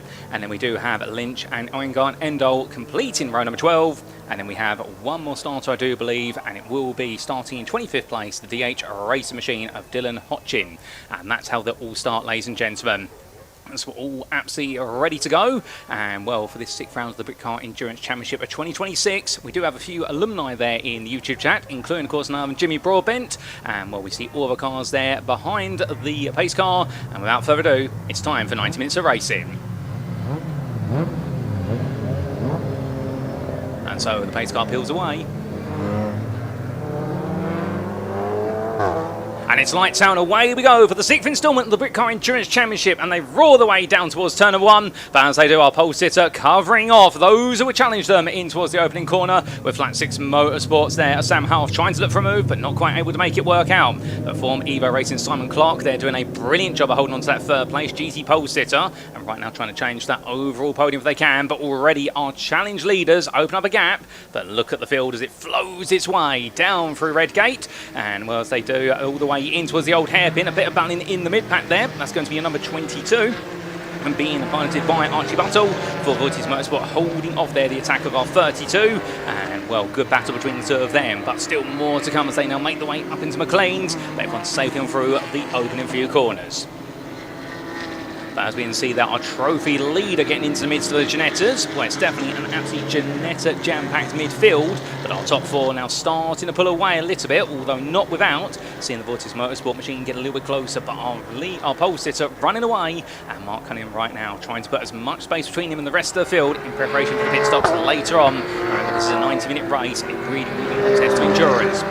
We do see our 47 of Marco Anastasi, the Dartmouth Motorsport Janetta G55 Super Cup, getting ready to go on the attack. We'll be a little bit too far back at the moment as they go on to lap number 2. So after your first lap, it is going to be your challenge pole sitter, who's still your leader. Oh, big lunge up the inside there, going in towards Redgate. Trying to see who that was there. And I think that was number 78 of White there, going for an absolutely first class stamp send. Well, we do see that a little bit further back in the order, plenty of fighting, and we'll look back to the front, but we do plenty of fighting going on there as they come down in towards the old hairpin.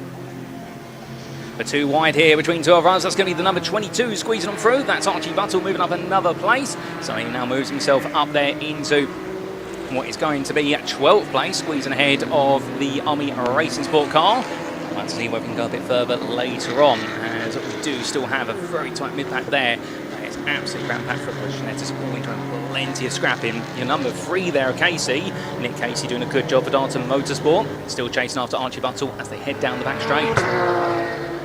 Looking a bit further back there, we do have a Seat Cooper. That's the Jones and Lennox machine. Still trying to make sure they're not caught there by Saunders, battling for the trophy lead at the moment. As they come towards the end of their second tour of the circuit under racing conditions. Well, both drivers there trying to chase down what could be a very valuable win with regards to championship points tonight, as we have had a wide variety of trophy winners so far this season. But 2 by 2 as they come here in towards Redgate Corner. That's going to sweep around the outside. And I think that is going to be the move made there in 4th place in GT. And that's White getting ahead of Anastasi. That'll be for CWS, making up another place. Then we come back to the number 82 there of Nibs, and well, trying to make sure that Casey doesn't close up. But then we come to your trophy leaders, looking so close there between Jones and Saunders. both in equal machinery essentially, so this is really going to come down to the driver and the setup they've opted to go with at Donington Park. Oh goodness me, and that is a race all over there, and I believe that is going to be the 189 of, I believe it's the Addison family, Bill Addison behind the helm of it. And well, I was hearing that they decided to have Bill start the car for the purposes of this race, and it's a bit of a change to their normal strategy, but it has not worked out, and that is going to be a safety car there. That car beached in the gravel, and that's going to be at Redgate. As then we look back to the front of the field, well, the whole field will stop racing essentially. Everyone will back off at this point and just simply run under a defined pace there, as we will need to extricate the Addison machine. There's a racing car from Redgate from the barrier, and just make sure Bill Addison is okay. So here's our lead at the moment, the safety car out here, but this will neutralise the pace. It will cause the field to bunch back up as well. And well, we're just going to see everyone here just turn it down the wick a little bit. But of course, this all being part of the Britcar Endurance Championship, the safety car being a big element. We saw that at Snetterton only a month ago, back on the 11th of July. And that safety car really dictating strategy and seeing some teams really try to maximise the safety car periods in order to be able to take their 2 pit stops. There are 2 mandatory pit stops, as this is a 90-minute race. We'll talk more about that a little bit later on. See the Argenettas closing up to each other, but no overtaking will be permissible here, and everyone right now will just gradually be turning things down. And if you do have any questions in the meantime, ladies and gentlemen, as you tune into this race, feel free to throw those into the YouTube chat, and we will try to answer those questions where we can. Where we can see our number 82 there, Nibs, and well, I think he'll be breathing a big sigh of relief that he's not going to have Nick Casey attacking him at the moment. They won't be permitted to, of course, under the safety car, but it was Nick Casey who was building up that pace quite quickly. And there we can see the safety car leaving the pit lane, unfortunately being caught out a little bit there by a leader, so there's going to need to be a little bit of negotiation. I suspect what this will mean is that first and second are 32 of Mark Cunningham, and also there the 991 are Sam Howarth. What they'll have to do is come back around and essentially make the way towards the front of the field, though we'll wait for confirmation as to what the game plan will be with respect to that. Definitely a huge shunt there for the Addison Racing Aston Martin AMR GT4. Well, hopefully Bill is all okay, and we'll give you updates when we can. But, of course, what this will immediately mean for our drivers and their teams is they'll start to think, okay, we're now going to have probably an extended period of safety car running. Oh, as we've had another one of our runners park up there. That is Axel van Nederveen, the Darton Motorsport Ginetta G56 GTA running trophy class, and his race has come to a bit of a stop. Well, we'll have to wait and see whether he can get going again or not. If not, and the marshals have to start attending to that car, that might be out of the race. But it doesn't look a happy Ginetta at the moment. Something tells me that may not be going anywhere other than to the pit lane. Well, the field queuing up behind right now, and we'll be interested to see what happens with regards to our 2 overall leaders, who of course are not in the safety car group, at least not at the front of it, but they'll be catching up to the back of it shortly. We gradually see all the field making its way on through there, and well, all the gaps were gradually opening, but now they will compress back together. And we did hear earlier on, of course, as Ian was walking down the pit lane from none other than Ollie Allen. You'll see him out there in the 175, the race car experience Volkswagen Golf in the trophy class. And there we can see the safety car pulling aside. So what is now happening is the safety car is letting all the field through because they have caught the wrong car as the leader. They've caught the 20 car there of Nick Paul for Motorsport SGM and Richard Avery. And what they have to do now is let the field go. The field will go round at a defined pace under yellow flag. And then we will see our leader, that's of course Mark Cunningham, then pull up behind the safety car, and we will resume the safety car proceedings as they were. But all of our drivers will be used to such procedures. We do see the number 66 there of Alec Yengar and Philip Engdahl. The car, of course, consisting of 2 drivers, not from the United Kingdom, with Alok Yengar racing from India and coming over to the United Kingdom, and I do believe Philip Engdahl being a highly decorated Scandinavian driver from Sweden, having competed previously in the Scandinavian GT4 Championship and also I believe some other machinery out on the continent. But I do see our driver there, the 111 of Axel van Nederveen, making his way out to the car from Darton Motorsports. That car will need to be retrieved or at least moved away from the circuit. And we do see there are leaders now on the back of the safety car, so they finally catch up to the safety car. It's found the right order, and well, now we will be just running, of course, at the safety car pace, at much as our pace as we get ready to group everyone up.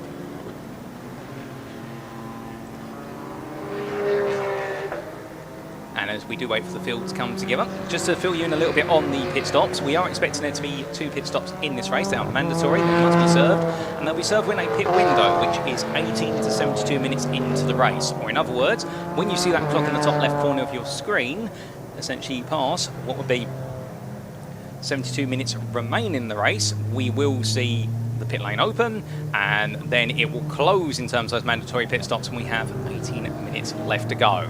There's also driver pairings out there, or in the case of a couple of teams, we do have trios of drivers occupying the same car, and it is expected that for driver pairings that no driver can do more than 60% of the race. For driver trios, I think it does work a bit differently because of the ratio of the number of drivers to the amount of time. Does add a bit of intrigue there, because sometimes you'll have faster drivers, sometimes you'll have slower drivers in the car, and we do differentiate the faster drivers typically by referring to them as pro drivers. Now if you sat there thinking, well, does that mean a team could essentially field the very best driver out there as a pro and then field an AM driver or a pro-am driver who may not be on the pace and they'd be guaranteed to win? Well, that's where the rules and regulations prevent that from happening, because when drivers come into the pits, the pit stops that are required, there's a defined pit time at any circuit. Here at the Donington Park circuit, you have a minimum pit time of 129 seconds, but then Balance of Performance will say that if you have a pro driver in the team, there'll be time added onto your pit stop that you have to take. Meanwhile, if you're a team purely of what would be prime or AM drivers, you may not have to take that extra time. But there's also other success ballast pit stop times where time will be added on. And to give you a bit of an explanation with regards to that, whilst we do have a mandatory 129-second pit stop time in general for a lot of our teams, Ashley Woodman in the EDF Motorsport number 60 Ligier JS2R, you'll see that he's going to have a 144-second pit stop. That being the time end to end of the pit lane, I believe. Just double checking there. Indeed, it's all about the pit entry versus the pit exit line. And that is because of the class of car, and that is a big part of it as well. And you also see that for our Porsche Challenge cars at the front of the field.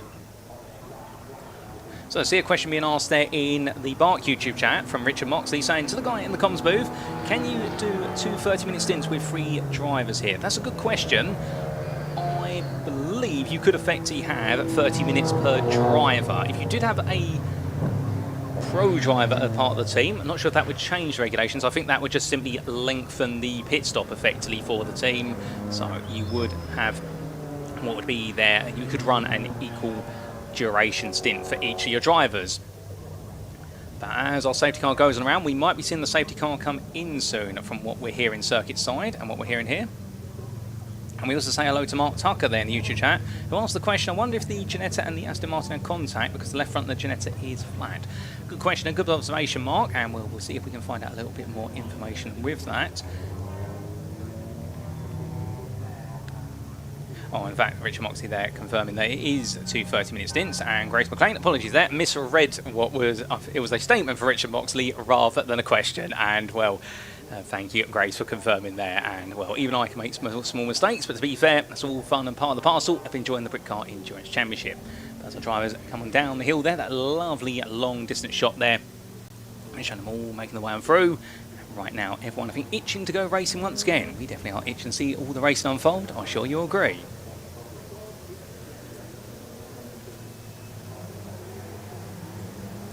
As we do wait now for the racing to get back up to full pace. Anything else to consider with regards to the pit stops? Well, refueling and tyre changes are done as needed. So there's no mandatory requirement to have to refuel the car or change tyres. So you will see some differences there in the pit lane. We'll see some teams change their tyres, others will opt just to change 1 or 2, and some will opt to put fuel in the car and nothing else. We do see that in McLaren right in the middle of the field there. And that being our McLaren 570S of Hotchin, the GT Invitational car, making his way through, currently in 17th place. So looking to make his way forward, but as an invitational driver, won't be scoring any points for the purposes of today's race, just out there to have fun. Coming on down, the safety car lights still on at the moment. So I think we might be spending another lap behind the safety car. In fact, safety car pulling away a little bit there.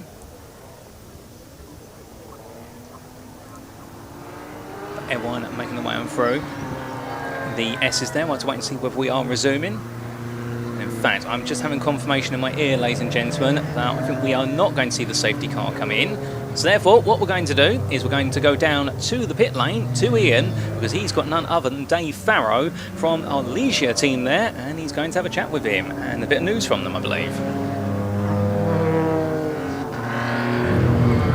Yes, hello everybody, welcome back to the pit lane. As you can hear, the safety car's still out on the track, so we're not missing any racing action, not too much to report yet. So I'll go down to see my old mate Dave Farrow's down here. Dave, you're looking after Ashley Woodman. Normally we'd talk about the race, but not a lot's happened yet. It's quite boring at the minute, mate, to be fair. I mean, they've had some, Addison's have had some bad luck, bless them, and there's Janetta off as well. So, yeah, I think we had two racing laps, if that, and then we're straight into safety car. So, yeah, we just got to wait and see now. Strategy-wide, it kind of works a little bit for us. Do you find it a bit easier? It's just the one driver as well with Ash. Is that a little bit easier to manage then? Yeah, I think from my point of view, obviously with coaching him as well, it's just managing one personality, one car, and the characteristics of the car stay the same for the one person. So it makes life on that side a lot easier. You're looking after the Leicestershire, aren't you? Yeah. Is that quite a temperamental car? The only thing we've had with it is floor. Other than that, I mean, I had it at Snetterton when I drove at Snetterton, but I think we've got around that now.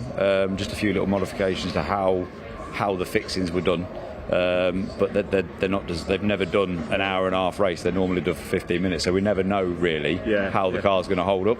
But no, it's not temperamental. If you keep on top of it, like we said before, it's a great car to work on. You just got to keep on top of it, Bailey. And actually, early safety car, I imagine it probably does everybody a bit of a favour, doesn't it? There's no pit windows. It's not open yet, so you don't have to worry about that. You can just save the car, save yourself a little bit for a longer slog. Literally, at this moment in time, all we're doing is driving around. We're not really burning fuel, and we're not using tyres or brakes.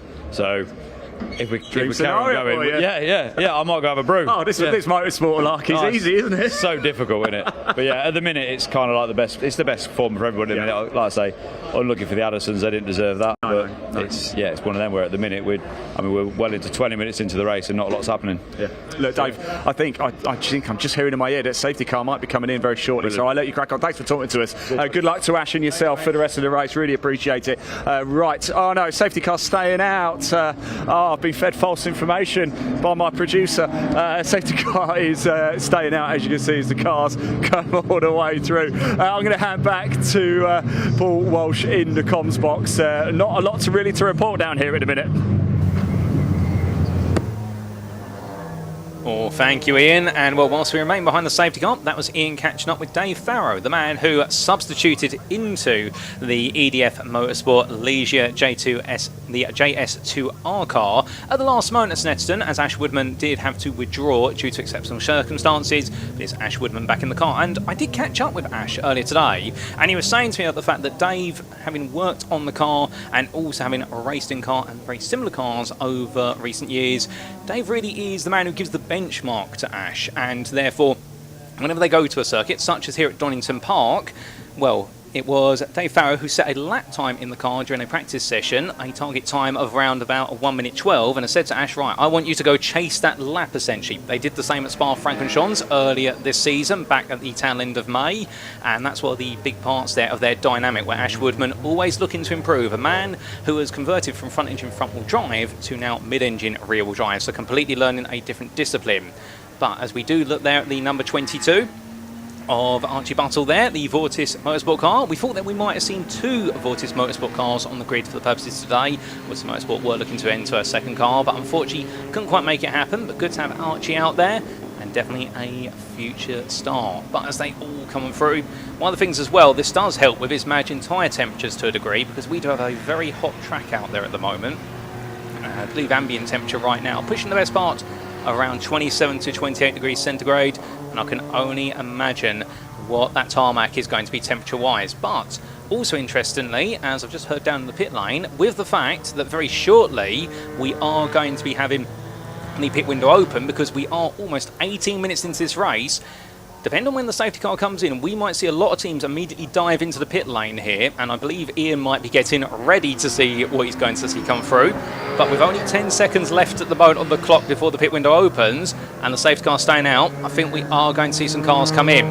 Now, it's going to be a bit of a gamble there. I think that is one of our Janettas. I think that's the Vortis Motorsport car coming in. Did they cross the pit limiter line before or after 18 minutes had passed? Right on the limit, there's your number 20 as well. As we do see the car coming on in, and well, driver change in effect, and that is going to be Richard Avery. Everybody, as you can see, a few changes going on here. And well, the standard procedure there, of course, being the driver has to be extricated from the car, literally lifted out there, and then driver goes back in. One of the intriguing things, of course, when you do see a driver change, well, in fact, I'm going to go quiet and hand over to Ian.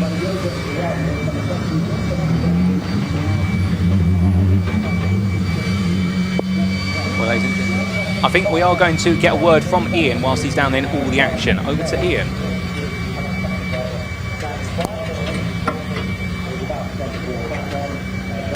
Yeah, here we are, everybody down in the pits. Thanks for joining us. Getting very busy, as you can see. Straight away, Nick Hull, Richard Avery into the pits to make their stop.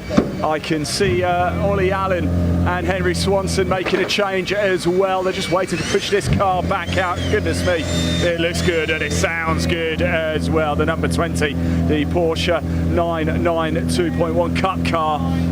They're just counting down. 7, 6, 5. Remember, there is a time limit. You have to be, you cannot exceed that time or you'll be handed a penalty. So they've got to be absolutely spot on with this. So first pit stop for Full Throttle Motorsport with SGM Motorsport, Nick Hull and Richard Avery. As we say, just alongside, we've got Ollie Allen, and Henry Swanson over there as well. I wonder if I can grab Richard Avery for a very quick chat, if that's okay. Let's jump in with Richard. I wonder if I can just have a quick chat. Oh, look, it's Ross Craig is here as well. I'm behind you, Tom, if that's right. We'll jump in. Richard, very quickly. We've got not too much racing for you now, unfortunately. No, not a lot, to be fair. Just sat there following some orange flashing lights, to be honest. Well, you got through the first lap, and that's the main thing, isn't it? Nice and clean. And look, you'll get back out again, I take it? Oh, yeah, we're back out of it. Nick's going to have to do his shift now, and then we're back out again. But yeah, first few laps, there's so much cement dust everywhere, to be fair. But yeah, it's all right. There's supposed to be a grip out there, so yeah. Well, talk to me about Redgate Turn 1, because there was a little bit of oil down after the tracks a little bit earlier with sort of Marshall's doing a great job. Was it pretty grippy, no issues? Yeah, I would say so. I mean, it looks worse than what it is. There's so much cement dust down there, but you just got to drive through it and just grip into it. Do you know what I mean? You ain't got to be worried about it. You just got to keep some grip in there. But yeah, no, that's right. Well, I hope you get to have some fun. Cheers, buddy. I hope you have a bit of fun a little bit later. More cars coming in just behind you as well, Tom, if that's all right. If we turn around the number 82 machine as well, Michael Nibbs and Aidan Hills in the Safe Side Hills Motorsport Ginetta G55. Great stuff coming in. A little bit further down, Archie Buttle in the number in the Vortis Motorsport car, Ginetta as well. I wonder if we can grab a quick chat with somebody as well. Let's see if there's going to be. I don't think there's going to be a driver change here, actually, is there? They're staying in the car. We've got a couple of cars behind us. Let's come around behind us, actually, if that's okay, Tom. Let's give everybody a little bit more of a look at the cars as they come. We've got Marco Anastasi and Maurizio Siglio, regular podium position drivers. Let's just jump in and have a quick chat over here. I believe we've got one of the drivers anyway. Let's just jump in. Hello, how are we doing, guys? Not too much racing done so far, is there? No, I haven't missed much, no. We haven't got too much to report, has it? No. I mean, look, Donington Park, where does it rank for you, Donington, as a circuit? I like it. It's especially the national layout. Yeah. I like it. I like it better than GP. I like the flow. And you're not swapping drivers now. You're just not now. No. Too early. Well, you don't want to give your tactics away. Don't tell me. Don't tell me. Best of luck. Good to see you as well, by the way. Let's stay here a sec because these cars are about to be pushed out. Stay with us. It's great to see, isn't it? Safety cars coming in. Tom, we pop the camera at the end of the pit lane. You'll be able to see. I'll hand back over to Paul Walsh. Plenty of action going on in the pits. More cars heading out as well. Safety car sounds like it's coming back in. And thank you, Ian. And we are back racing, ladies and gentlemen. We are green, green, green. And as they roar their way down towards turn 1, a completely shuffled field with the pit stops in play. See half the field in the pit, half the field out on circuit. And right now, this is going to be a big question of strategy here as we go deeper in. But as we do see our leader making the way on through, that is going to be your GT and overall leader of White. Coming down the hill, being chased furiously by Saunders in the trophy set, Cupra. And coming down that hill, we do see the McLaren a bit further back. Not our invitational run there, our number 36 runner. In fact, that is Hodgkin in the invitational. Now I correct myself there. Already squeezing ahead and taking multiple places. as Smith tucks in behind. So Hodgkin really getting a really good run at the start as they now come all the way back up through in towards McLean's. But already White trying to gap the field as quickly as possible here. This could really come down to how the field is all shuffled and spread across each other now, and who exactly can make a break and get themselves set for a pit stop. Remember, some of our teams have not come in, and therefore it may be the situation whereby by not pitting they've actually hurt themselves in the long term. But of course they might also be predicating the fault. There could be another safety car later on. But staying in the here and now as we get ready to complete the first of the restarted laps here at full pace. See there on number 36 of Smith, just being followed a bit closely there by the Army Sports Car machine. That's number 17, currently being run by John Candler, and well, coming down towards turn number 1 again. Well, battling back and forth here, but look at the inside by Army Sports Car Racing Janetta. No move being made. Further back there, could we see a change? BMW M2 on the inside, going for a move on the Leisure, and that's going to be done there. Your number 2, Peter Molesdale for Jeff Steele Racing, synonymous with Britcar. Oh, a lovely move there, and up another place. Another BMW here under a bit of pressure. That is going to be your 721. Of Chris Murphy, the Woodrow Racing Machine in the GT class, under a bit of pressure there. And then we do see that wonderful Leisure of Ash Woodman, the car that definitely, if it's not winning the race, it's definitely winning the hearts of so many with regards to its looks and also its exhaust note. It comes towards us now, let's hear it.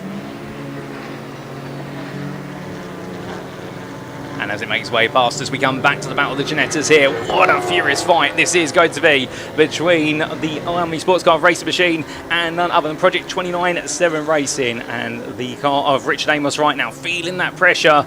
And we do see a bit further back, a bit of a chop perhaps happening here. That's going to be the 67 powering its way on through. That's a move being made there by Julian McBride, who will be at some point giving the car away to Phil Keane later on today. Phil Keane taking the number 2 spot in that car. For Jeff Steele Racing, that BMW M3 E46. Let's see how he gets on a bit later on. Another lap complete there, and in terms of the running order at the moment, your overall leader is your GT leader as well of White. Then we do have a trophy leader of Saunders there, and then your GT Invitational. The reason why we do have that grey background on Hodgkin is because he's an Invitational driver, so scoring no points effectively, he's third. So who exactly is your challenge class leader? That would be your number 20 that makes his way past us now, which is being run by Nick Hall, handing the car over from Richard Avery, and the Full Throttle Motorsport SGM driver really bumping out the lap times at the moment, knowing he wants to make up some ground here. Now they are 1 pit stop ahead of the sequence. All coming in towards the coppice. You can see there the long queue of cars. That's a big look at the inside there. Lovely move from Hall. And he'll dispatch the Army Sports Car Racing at Janetta, albeit I think that was a little bit of a compliant move being made there. Remember, of course, there's an overall championship up for grabs, but you win the overall championship based on your points in your class.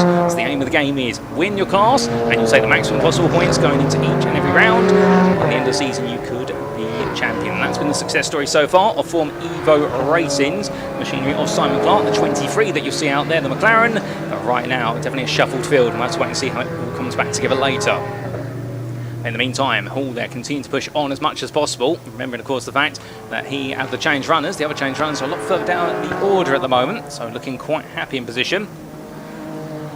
And we'll roll away on through the corners right now. I don't think there's anything that's going to be slowing down Hall other than the traffic he finds in front of him. Another way to discern the classes, if you're curious, looking at the sunstrip boards there. If it's red, that means they're in the change class. If it's blue, it means they're in GT, and if it's green, it means they are trophy. An interesting array of machines here, of course, and that's what the Britcar Endurance Championship tries to achieve. Bring a whole variety of cars out into the circuit, so it's not just a one class, one make championship, and therefore there's something for everyone to enjoy. And being the fastest car out there, well, it may sound fascinating, but of course it comes with its own challenges, one of which you're trying to pick your way up past the other cars of other classes, because you'll have your power and your ability to outrun them at certain points. We do see Hall getting ready to make another move. White came through the picture first, and then Saunders. We do see Hodgkin as we have Hall make his way past Smith, and now up into 4th place overall. Flashing the headlights there in order to send a message to Hodgkin, which is, I'm coming through, don't fight me, we're not in the same class. That's standard driver Morse code, but a flash of the headlights can mean so many different things, of course, and that's what we have to try and interpret as they go through red gate. There's another place being made there by Hall, now up into 3rd place in the Full Throttle Motorsport SGM Porsche 992.2 Cup car. Coming down the hill there. Well, not dropping the McLaren too quickly. A good place for the number 50 McLaren of Dylan Hodgkin, that McLaren 570S GT4. Quick car through the corners, but under a lot of pressure there, and that is going to be pressure for a driver in effectively the same class in GT. We do see Rich Amos still staying very close. In fact, that might be Sam Smith in the car now, although don't quote us on that. These drivers bobbing and weaving their way up the hill, and this really is a fast-flying circuit, and they've got to be very smart with the lines they do take. Plenty of battling going on out there, and particularly in this GT class at the moment. Although do keep in mind, as you can see in the time down left-hand side of your screen, whilst our trophy leader at the moment leads quite comfortably, that is minus a pit stop there for Saunders, whereas the rest of the trophy field has taken pit stops. As all of our drivers through, I think we are going to be cutting down to the pit lane shortly for a word from Ian with some of our drivers down there, because I think he has caught the word on one or two of them. We'll just wait for him to get into position before we do catch up with him. In fact, we are going to go down to Ian in the pit lane with a little bit of a look there. Over to Ian.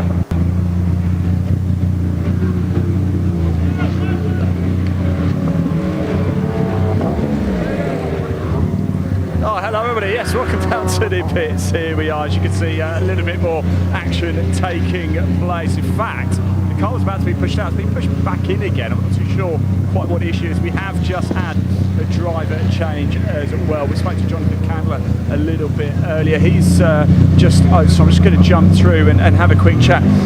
Jonathan, just to grab you again, how was the car? Yeah, when he was going fine, I came out of Old Hairpin there, and it just on the way back up, it seemed to like we lost power, but no one can really see any issue. So you just pushed him back and just pushed him back in again. I think that was a bit of time issue. I think we got excited to get it back out. But yeah, I came in, so it's real down on power. So I don't know if we've got an issue, but no one can see anything. So I think we're just going to send it back out and see if it's redeemed itself or not. But we could be back in 5 minutes view. Okay, well, fingers crossed for you. Thanks for talking to us. Yeah, it has just gone back out, as you can see. That was Jonathan Candler there. The cars have gone back out. In fact, we've got nobody else in the pits at all right now. Look, a completely empty pit lane. I'm sure that will change very shortly. So let's hand back to Paul Walsh. Well, thank you, Ian. And Ian catching up there with none other than the Army Sports Car Racing team, talking about perhaps a loss of power there towards the end of their stint. Hopefully that's not the sign of something to come. But as we do look to our number 20 weaving its way through the middle portion of the lap right now, all doing a phenomenal run, no doubt about it, is the Horn Avery machine, our challenge leader. Now up into second place. Next target, we to hunt down the GT leader and overall leader of White. That's coming through Carl Pierce. Oh, that Porsche looking very aggressive, and the Porsche 992.1 Cup car really is one of the pinnacles of motorsport with its rear engine rear drive machine. As they come on through, we also do see there a bit of a closure of our GT cars, as that's going to be number 50 of Dylan Hotchin. Still feeling some pressure there on the 36 of Project 29-7 Racing, and at the car of Sam Smith and Rich Amos trying to go on the attack. Real back and forth. Matt Janetta looking very quick on the more power-focused sections of the circuit, particularly that back end, whereas the McLaren looking quicker through the medium speed section in the midst. But then suddenly they are split there by the 991. And coming on through, and that is Sam Howarth in the Flat 6 Motorsport Challenge Invitational car, just picking his way through, currently second of your challenge cars for runners. Coming down the hill, and there we do see our challenge leader coming through. Then there's your trophy leader, and then we do have the two GT cars on McLaren and Janetta now being split by the 991 of Howarth. Remembering, of course, the fact he's only made one pit stop, whereas meanwhile, many of the others around him have yet to do so. Ooh, that gets a little bit scary there, and I get the feeling Howarth was thinking he could go round the outside before he got to McLean's. Didn't quite work out, but that's just made him want to take the place even more rapidly here, and that's the thing, of course, remembering that he's trying to make a lap back on the leaders at the moment with the pit stop strategy applying under that safety car. That's going to be the tough part here as he gets a better run off the Coppice Bend. And there goes our Porsche Challenge car. Moving on past the number 50. And another lap regained there by the 911 of Howarth on our GT runners. The first half an hour of this race is complete. Still plenty more time to come. And of course we'll be getting plenty more interviews with our drivers and teams down in the pit lane as this race continues to unfold. In the rear of the picture, got a bit of a battle there. That is going to be your 7-2-1. A little bit of an attack here, and that is going to be Murphy versus Clark, and Clark going around the outside there to take position. That's going to move him up into 5th place in the GT class right now, as it's getting very busy there, although indicator on for the 32 Porsche. Now I wonder if there's a problem potentially there front number 32 of Mike Cunningham. or whether that is just simply him with an indicator on to try and say to people I'm getting through, or alternatively he's hit the indicator by accident in his enthusiasm for driving the car. To see, but one of three. But there's an issue with the car. Alternatively, he's hit an indicator by accident. And looking at the lap times, well, Cunningham's last lap was a 1:15. Something tells me that, unfortunately, the SG Racing Porsche may be having an issue because it has fallen off the pace quite significantly. We'll get you an update on that when we can. Going back to some fighting further up the road. A bit of a look there for the number 3. That's going to be Nick Casey going all in, and he does so there. Puts all his chips on the table.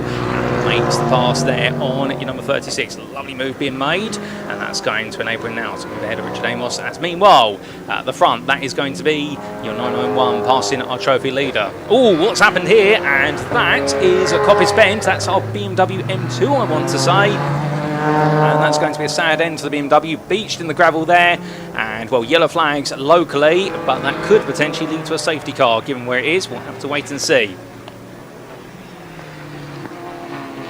Through there we do have one of our set. Cooper is making its way onwards. That's going to be the car of Rob Ellick and Finn Jones. Finn Jones behind the wheel of it originally, and well, they'll be changing the place as number 78 there of White powers them through and doing a fantastic job at the moment there is Colin White in the CWS Ginetta, as then we do see the stricken BMW M2. They do pass the yellow flag zone there, change position, CWS machine moving forward, and it's got a bit of a gap now to the rest of its competitors. Albeit, of course, remembering there are some pit stops still to be served. No pit stop done by Wyatt as yet, so he's still got 2 on the board, but he can serve it any time between now and when we do have 18 minutes left on the clock. As into the pits in the rear of the picture, that is your trophy leader, the 34 there of Greg Saunders for Capture Motorsport, making his way down for what will be his maiden pit stop. And I think we've got another pit stop occurring, and I think this may be, not just because the fact we're almost at the halfway point of the race, but also potentially preempting the risk of a safety car for where we have had our BMW M2 go off earlier. BMW M2, I believe, was just still racing his Mustang and doing down to pit lane there.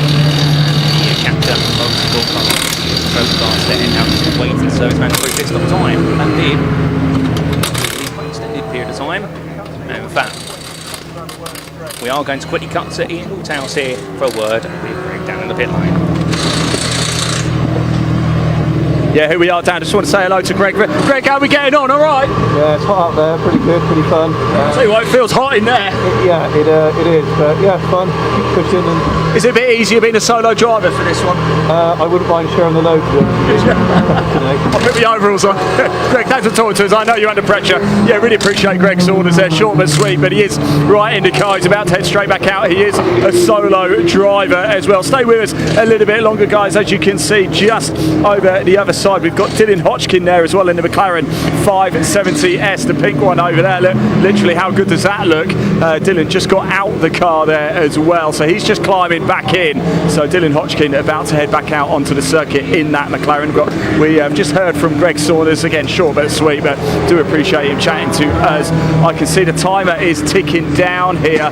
He's got 34 seconds before he can go back out. Remember, you do have to stay in the pits for a certain amount of time. You cannot get out a little bit early. He's got 25 seconds left before he'll be heading back out, will Greg Saunders, and nobody else behind us in the pits at all. So right now it's just Greg Saunders and Dylan Hodgkin in pit row right now for this race, the 5th race of the season for the Britcar Endurance Championship.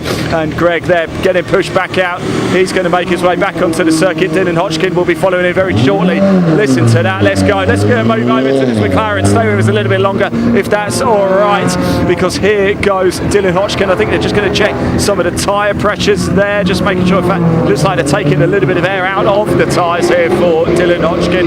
As you can see, all of the work going on. Yeah, a little bit of pressure just been released from the front left tyre here. That will no doubt be the instruction from Dylan. They're about to push him out. This car looks good as well, doesn't it? Indeed. In fact, quite a tricky pit lane here, because they've got to push a little bit uphill, believe it or not. We're on a bit of a downslope here, so they've got to push that car a bit up, hence the reason why they need help with reverse. So here goes Dylan Hodgkin. I think, can he get it going? Yes, he can.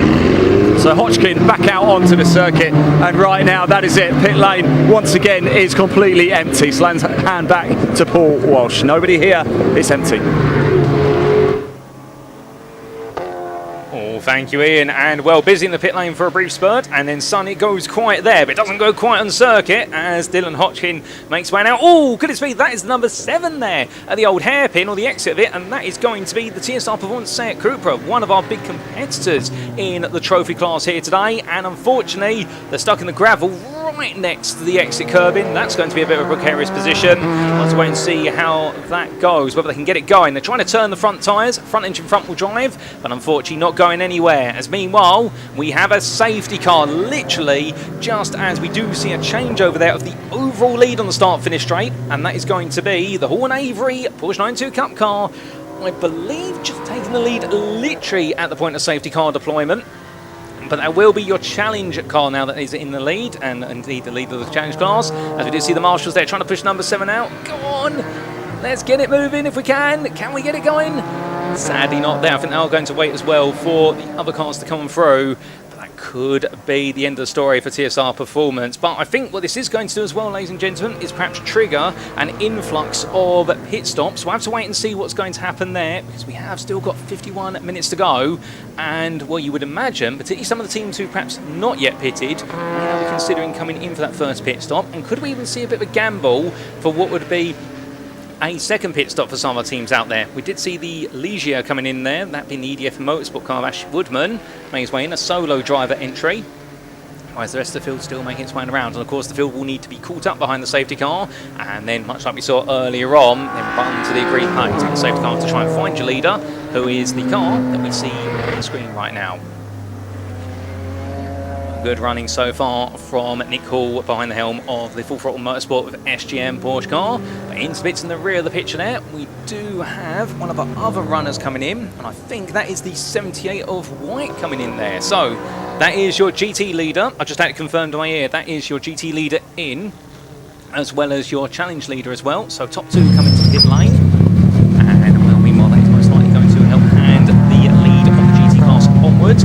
Wait and see what it will do here, but this is definitely the opportune moment to take that pit stop.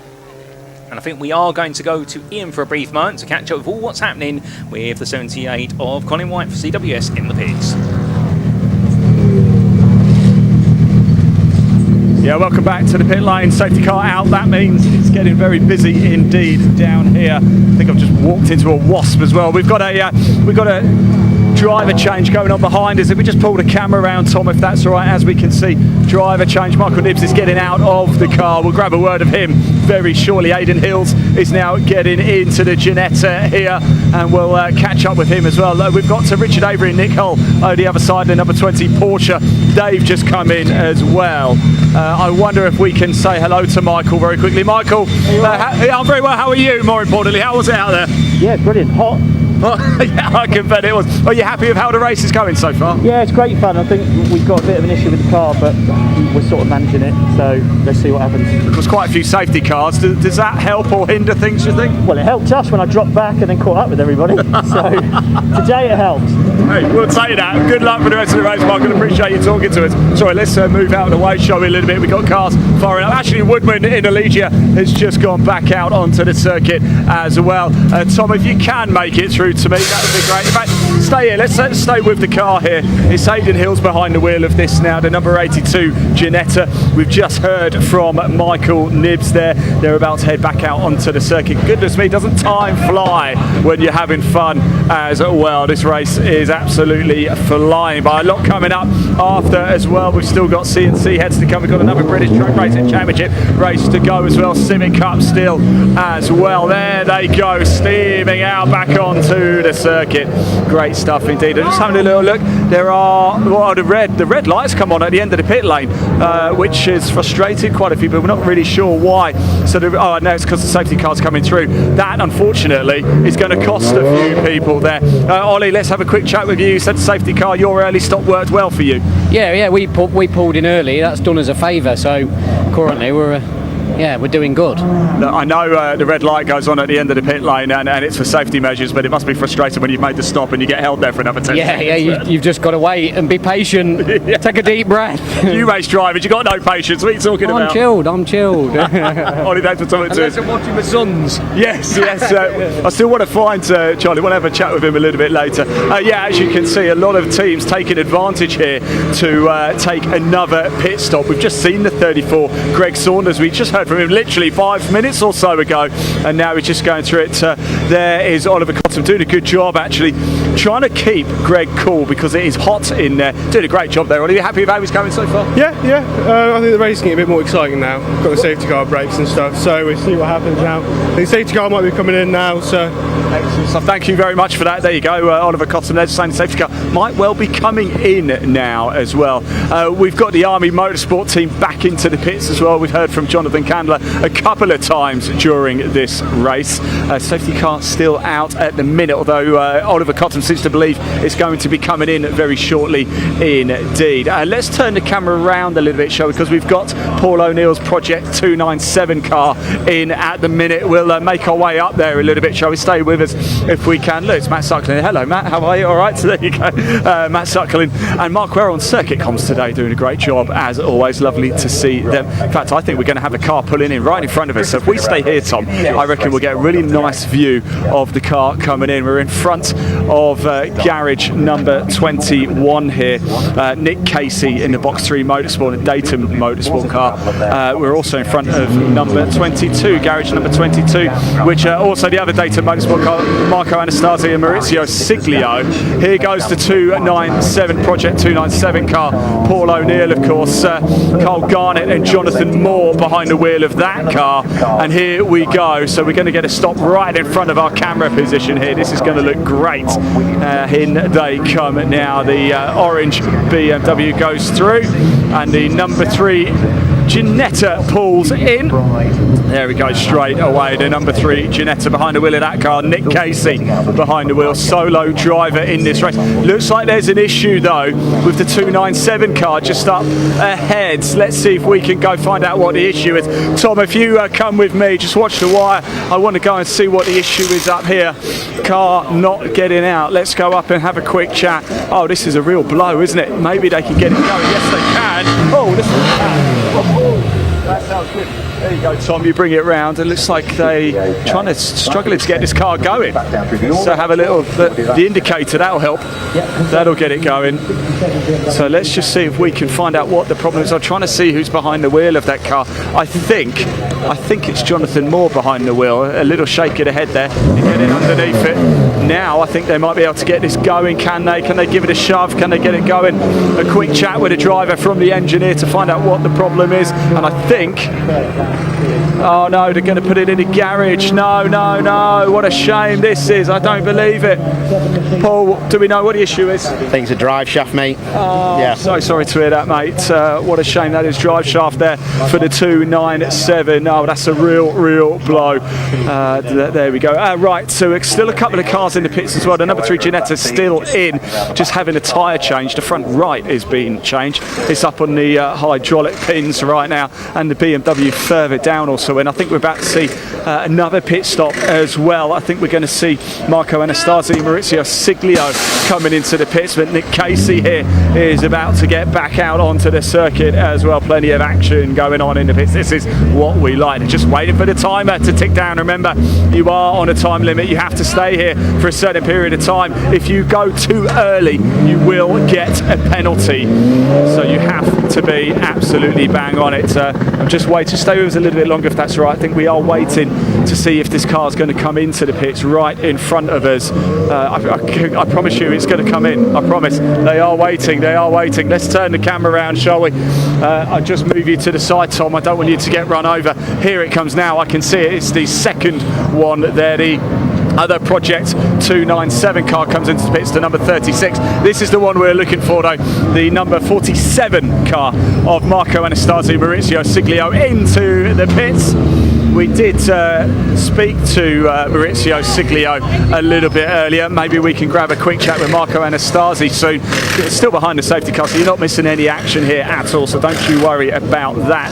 Let's grab Marco for a very quick chat, shall we? He just gives a bit of a fist pump there to Maurizio Siglio, and we'll just let him maybe get a quick glass of water, and then I'll go and see if I can find Marco for a quick chat. I'm just going to move around if I can, find out where he's just disappeared to the back actually, as we go through some tyre changes here. Maurizio Siglio now behind the wheel of the number 47 Ginetta.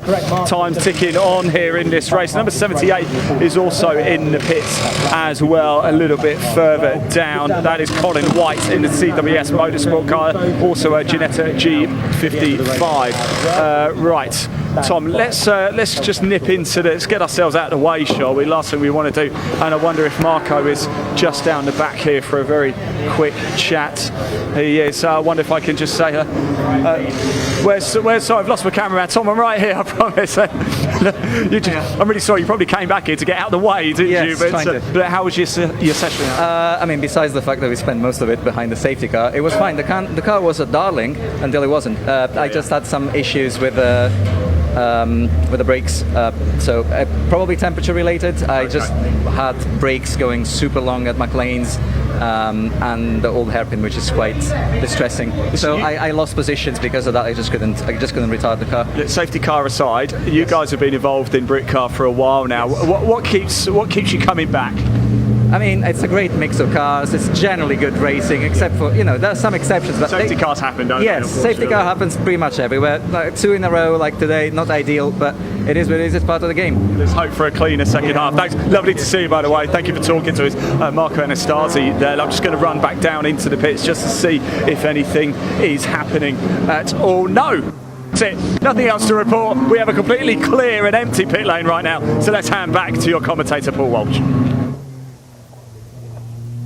Well, thank you, Ian, and well, catching up with a few of our drivers there, including most recently Marco Anastasi, and talking out there his enthusiasm for racing as part of the Britcar Endurance Championship. Indeed, the Donington Motorsport 47 of Anastasi and Maurizio Siglio has been on the grid for a good number of years now, and they're enjoying it because of the car variety and the close competition. But also mention about the fact going long in some of the braking zones due to hot brakes, definitely very warm out there, hot tyres, hot brakes, add it all up together, and this is not easy. Of course, you want clear conditions, but at the same time as well, once you start getting a very high track temperature and also a bit of ambient temperature coming up, it's almost as if you go past the golden point of temperature and suddenly you end up in a position whereby you end up with a circuit that actually is going to become quite unforgiving, particularly when you've got so many high-speed zones around here, including the run through Hollywood into the Craners, and then the old hairpin, which you've seen all our drivers make their way much more slowly through compared to nominal pace.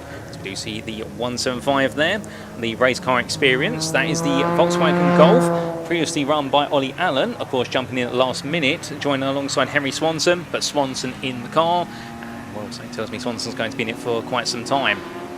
But as all the drivers make their way through, the sun shining down the cars here as it makes its way across the sky, and everyone waiting to go racing once again. Now the good news is we do have the TSR Points number 7 trophy car of Rob Ellick and Finn Jones. It has been extricated for the most part from the gravel trap of the old hairpin, and also I do believe the Jeff Steele Racing number 2 by Peter Molesdale has moved. But let's bring you back up to speed with the order of the field then, whilst we are behind the safety car. At the moment, we do believe that the Volkswagen Golf of Henry Swanson for race car experience is currently your leader. But as we get ready to resume the racing, let's see if the safety car has come in, and I think we are green, green, green, and immediately there goes the Volkswagen Golf, your leader. They come in for their final pit stop, and we are go. So it means we now have a new leader in the form of the number 20 challenge car. That is going to be Nick Hall and Richard Avery for Full Throttle Motorsport with SGM. They lead the way then, challenging overall, and they do have just behind them, well, it's going to be one of the main challengers in the form of one of our other Porsche Cup cars. You can see it there just a little bit further back. That is going to be the car Sam Howarth, although between him and his main rival is going to be a whole host of GT machines, as that's a daring move up the inside then to the old hairpin. The number 34 trying to go for it, not quite making it work there, battling with the 721 BMW of Chris Murphy, the BMW E46, who right now in the GT class just trying to keep the trophy runner at bay. But here they all come, back up towards Coppice Bend, up the rise there. Such a big gradient, you're practically blind as you break into that corner. And there we can see Howarth now trying to pick his way on past those in front of him. It's not proving to be easy as he tries to get those tyres back into their Goldilocks zone. But in amongst them all, a bit more GT battling there. We've got our McLaren looking up the inside, but 3 wide as they come down towards the S's. Suddenly becomes 2 wide here. Then it'll be 1 by 1. They will do clear it there. Well done to all the drivers negotiating that. A battle of classes, plus also a battle within class as they come towards the end of the lap. So to walk you through who the leaders of the class is right now. The leader's just gone through the bottom of your picture. That's Horn Avery in the challenge car.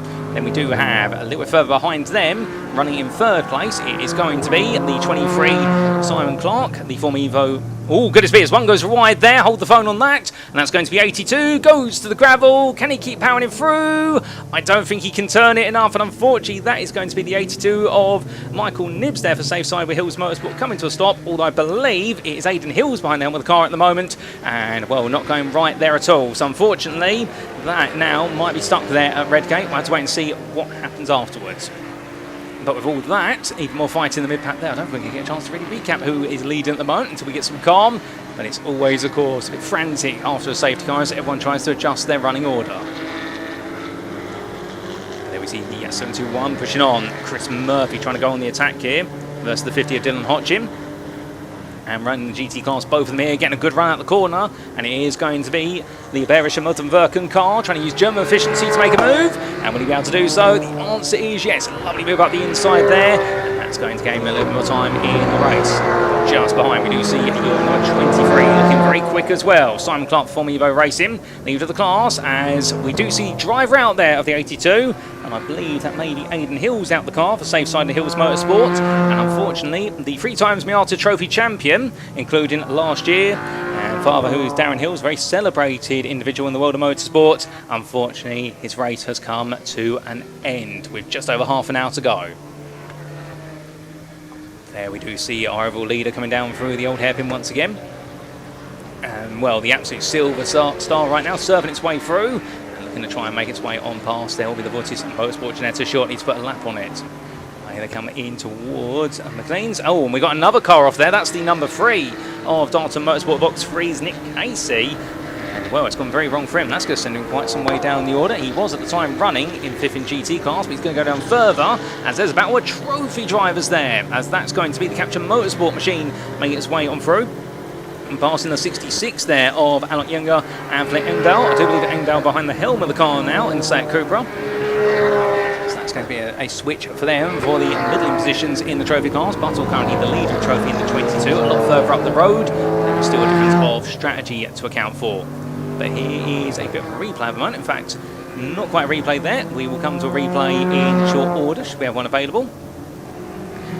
Well, then we can see your 23 Formula Racing's Clark right now continue to push on. And here's the replay of what happened to Nick Casey in the Box and Darton Motorsport machine. Lost the rear of the car coming out to the old hairpin, running a bit wide onto the exit curb, and unfortunately you won't find as much grip there as you will on the tarmac. There is our lead right now in a bit of isolation, as then we do have 2 wide coming up the hill here, but goodness me, is this a pursuit from Howarth trying to chase down Hall as quickly as he can. It's going to be interesting now that he's got the traffic clear, whether he's going to prove to be the quicker of the 2 drivers. And based on the pace thus far, you would imagine the answer to that is going to be yes, because last lap, our race leader, a 1 minute 12.133, meanwhile for Howarth, a 1 minute 12.041. Only a 10th, but remember Howarth has been carving his way through significantly more traffic. Then we come back to the absolute medley of GT and trophy class runners. Your 721 of Chris Murphy trying to run away at the moment. And then you've got the battle of the McLarens, followed by the battle of the Seat and the BMW. 34 there of Greg Saunders for Capture Motorsport. Pushing on here and perhaps looking at opportunity to mingle with the McLarens. Keep in mind, of course, front engine, front wheel drive, it'll be very quick through the corners compared to McLaren, but on the straights it will just lack that little bit of top end. But that's not going to stop them all from fighting here as they go almost 3 wide in towards Redgate Bend. And right now looking one way, there's our trophy runner trying to go all the way around the outside. He picks off the number 50. Doesn't quite pick off everybody else, however, as they come down the hill. But good racing between them all. As meanwhile, the BMW behind still watching eagerly for an opportunity. It's going to be a number 60 there of... Well, no, it's not your number 60 there. That's actually Woodman a bit further down the order. As right now, the field being shuffled around. Still looking for a potential move. Simon Clark having to be a bit wary now. Looking on the inside, that's not going to work. Door being shut firmly in the face there of a Zach Krupa runner, and now trying to go up the hill here, and Clark going very defensive, and understandably does not want to see the 36 of Smith get any closer. So that's where the battle is, and that's the Project 29-7 Racing Ginetta that's trying to close that gap down. You can see them literally just at the very back of this running group. As at the front, here comes Simon Clark then looking for a move on Chris Murphy. Going to be a change of position, or at least on the road, but not in terms of lap. Towards the end of the lap they go, and right now Clark dispatching the Woodrow Motorsport BMW, putting a lap on it, and as he goes towards the next one. Coming up into Redgate Bend, a bit further in the rear of the picture, you see the battle of the two Ginettas there, and that's going to be the 47 and the 78. They're fighting for position. This will be for 5th place in the GT class, and that is going to be a lovely move being made there by Colin White and the CWS Ginetta, making the move there on Mauricio Scelio. Scelio, of course, having served, him and his team have served both of their pit stops now, but that is going to be 5th place taken there by Colin White. His next target will be to try and look to hunt down McBride, just that little bit further up the distance. As we look to the pit lane there, we've got our 991 being reversed out of its pit stall, getting ready to go again. Good to me, does seem as though they're waiting to go. Let's wait and see if they can get that car rolling. Or has it installed? Are they going to have to restart the Porsche? I think they have to. And Sam Howard there is going to try and pick up the revs. Not going anywhere at the moment, and finally it gets going there as I hit a roar past my commentary booth window, and Sam Howard now back on the journey. But meanwhile, back in on the road, even more fighting to go there. And he catching all the running through the S's there. Do catch up in number 78, the CWS Ginetta still pushing onwards, and into the pits has also come there. I want to say that is the leader coming in. That's your number 20 coming in, so that was your challenge leader of Nick Hall and Richard Avery. We'll see if they swap drivers once again, and whether we see what will be Avery getting back in the car.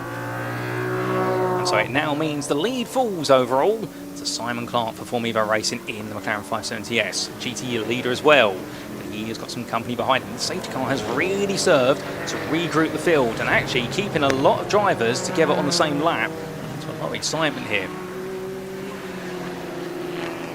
There we can see more fighting going on with one of our older BMWs trying to get stuck into the thick of it. I do believe we also still have the 31 of William Lynch they're still racing out there, BMW M3. Keep eyes out for that, as that's a change of position there. That's going to be a 36 coming on through. And well, I can tell you one thing, whilst the 297 for Project 29-7 Racing's out of this race, right now the 36 that had a very short run at Snetterton, only imagined 6 laps if I remember correctly before its retirement.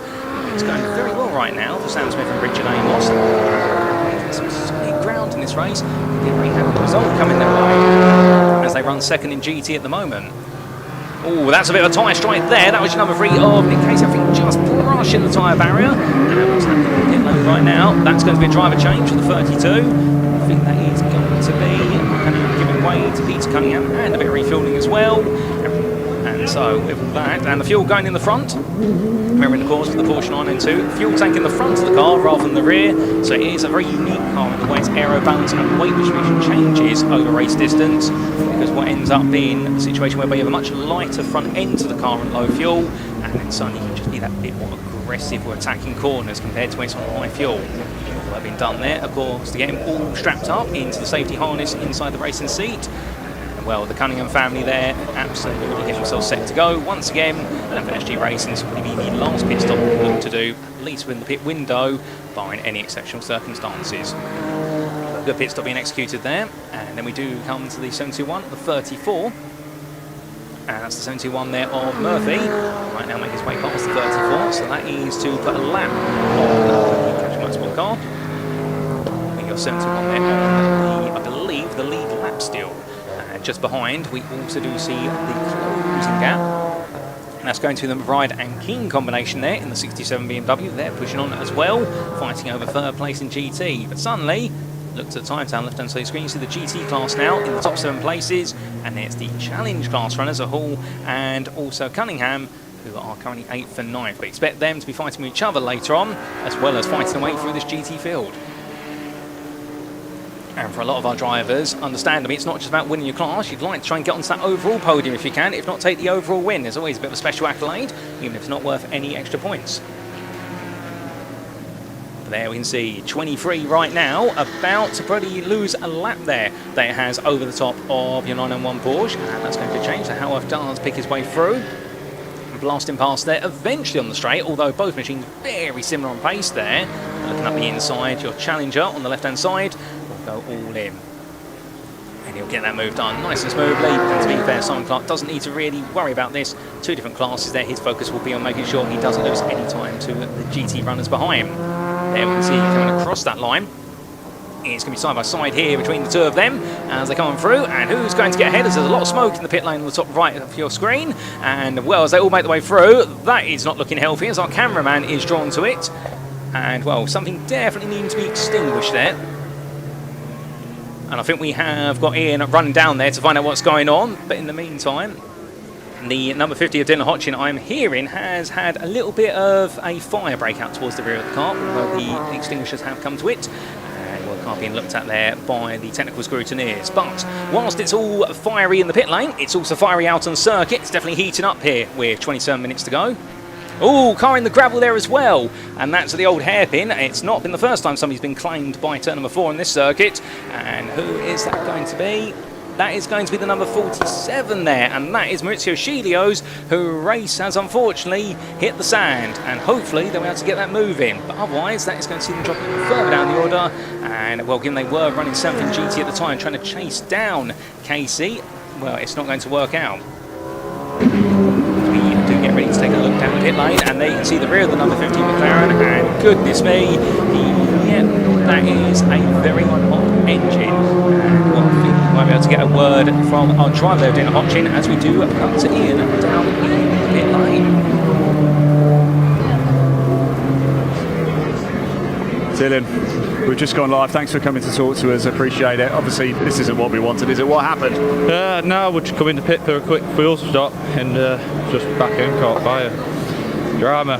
We've had issues all week, but we come again. Tell you what, it's aside from the fire, it's a very eye-catching car, isn't it? What's it like to drive? It's nice to drive, lovely, real lovely. But we're just having teething problems at the minute. Yeah. At the minute. One of those days, I'm afraid. Dylan, lovely. I really appreciate you talking to us. Well, nice to see you as well, by the way. Yeah, as you can see, quite a lot of damage to this, unfortunately, and that is that. We're going to have to move out of the way, I think, as well, because we're going to, we might have another fire extinguisher about to be put in there just to make it safe. But yeah, what a shame that is for Dylan Hodgkin. He's such a nice lad as well. DH Racing, the number 50 McLaren 570S. As you can see, we've still got a lot of marshals around just to make sure it is fully safe. Nobody else in the pits either as we start to get towards the closing stages of this race. Let's hand back to your commentator, Paul Walsh. Thank you, Ian. And well, we come straight back to the battling of BMWs here. Your 721 versus your 67. This is the fight for second place overall and in the GT class. Right now, Murphy doing a brilliant job. There's Chris Murphy, the Woodrow Motorsport car ahead, as we do see our BMW E46 M3 battling with the 67 of McBride. And we're both racing the GT class. Julian McBride and Phil Keane behind the helm of the Jeff Steele Racing M3 E46 as well. So the battle of two of the older BMWs, and queuing up behind, looking to try and get involved as well, is going to be your Trophy Cupra. Albeit, do keep in mind the number 34, Greg Saunders, for Capture Motorsport. And currently a lap down on both of those in front, so he might be eager to unlap himself. I don't think our two BMW runners are going to appreciate a Cupra becoming a bit intervening, if you will, in that battle.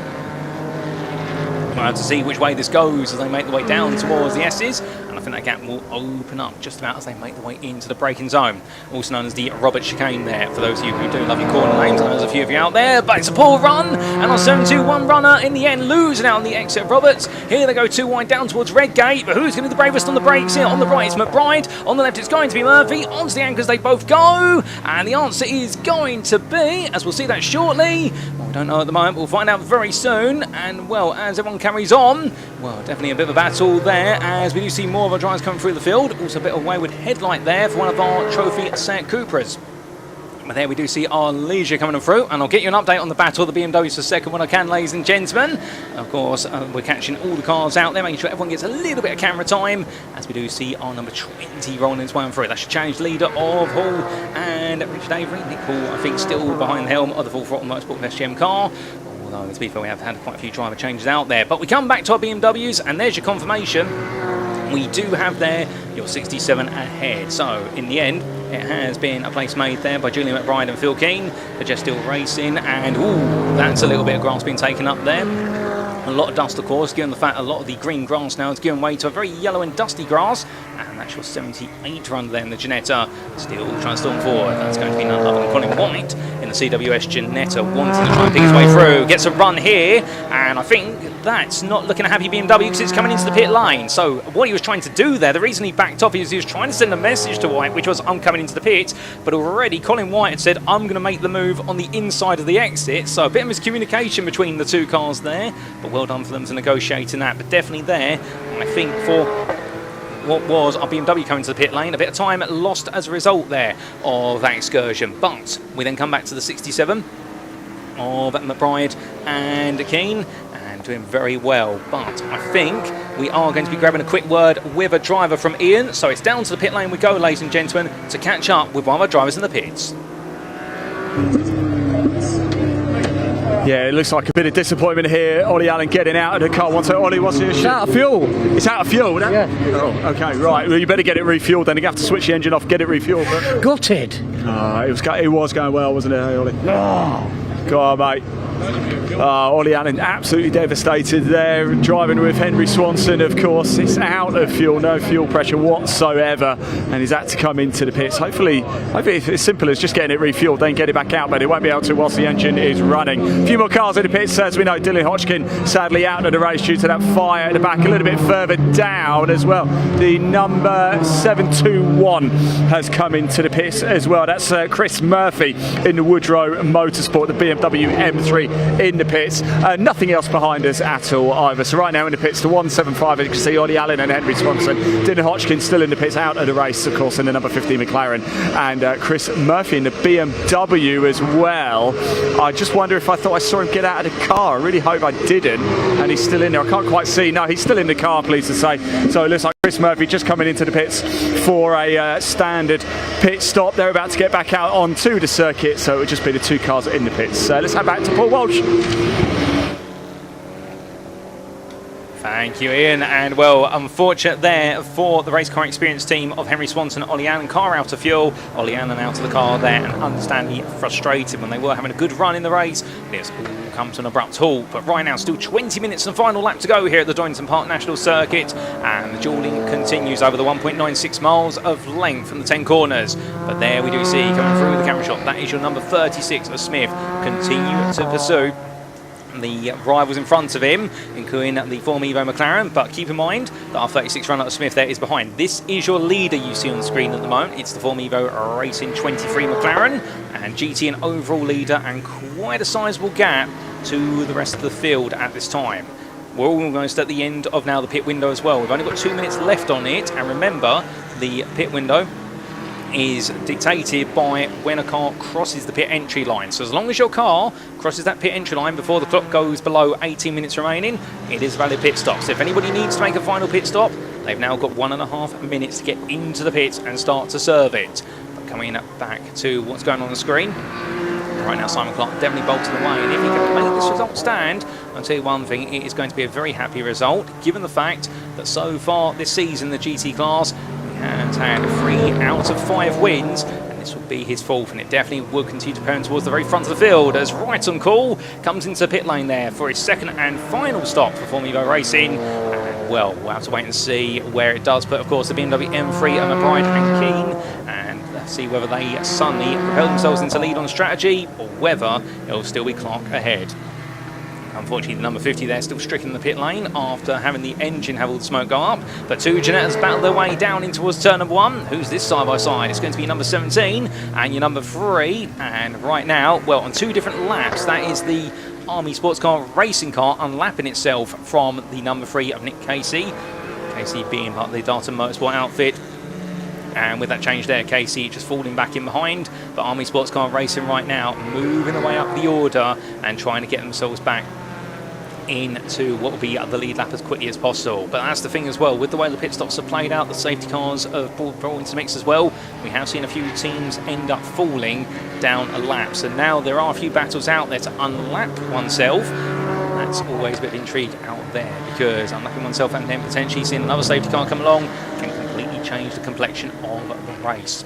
But as all drives coming through, good to see so many of you still enjoying and putting in thoughts there in the YouTube chats. And well, you can see a few of you also remarking there with regards to what happened to our number 40 McLaren earlier on. There we do our number 22 of Archie Buttle, running 4th place here in the trophy class at the moment, still trying to chase down the number 60 of Ash Woodman. A bit of a way to go. But speaking of trophy cars, here is your class lead at the moment, and that is going to be the machinery, the 31 of William Lynch, which are still racing, currently running 7th overall and looking to be in control.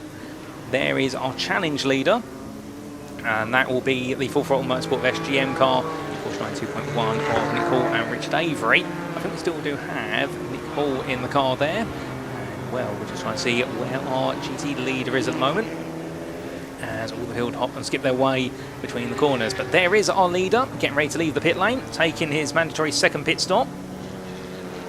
And that was a 139-second stop there, compared to the mandated 129-second stop, because of the success time ballast that has been applied with him leading in the GT Championship and overall. But coming down pit road, rejoining, well, he's going to come right into the thick of the action, but not quite in here. I thought it was going to be free wide under braking. It almost was, but where does it bring him back out?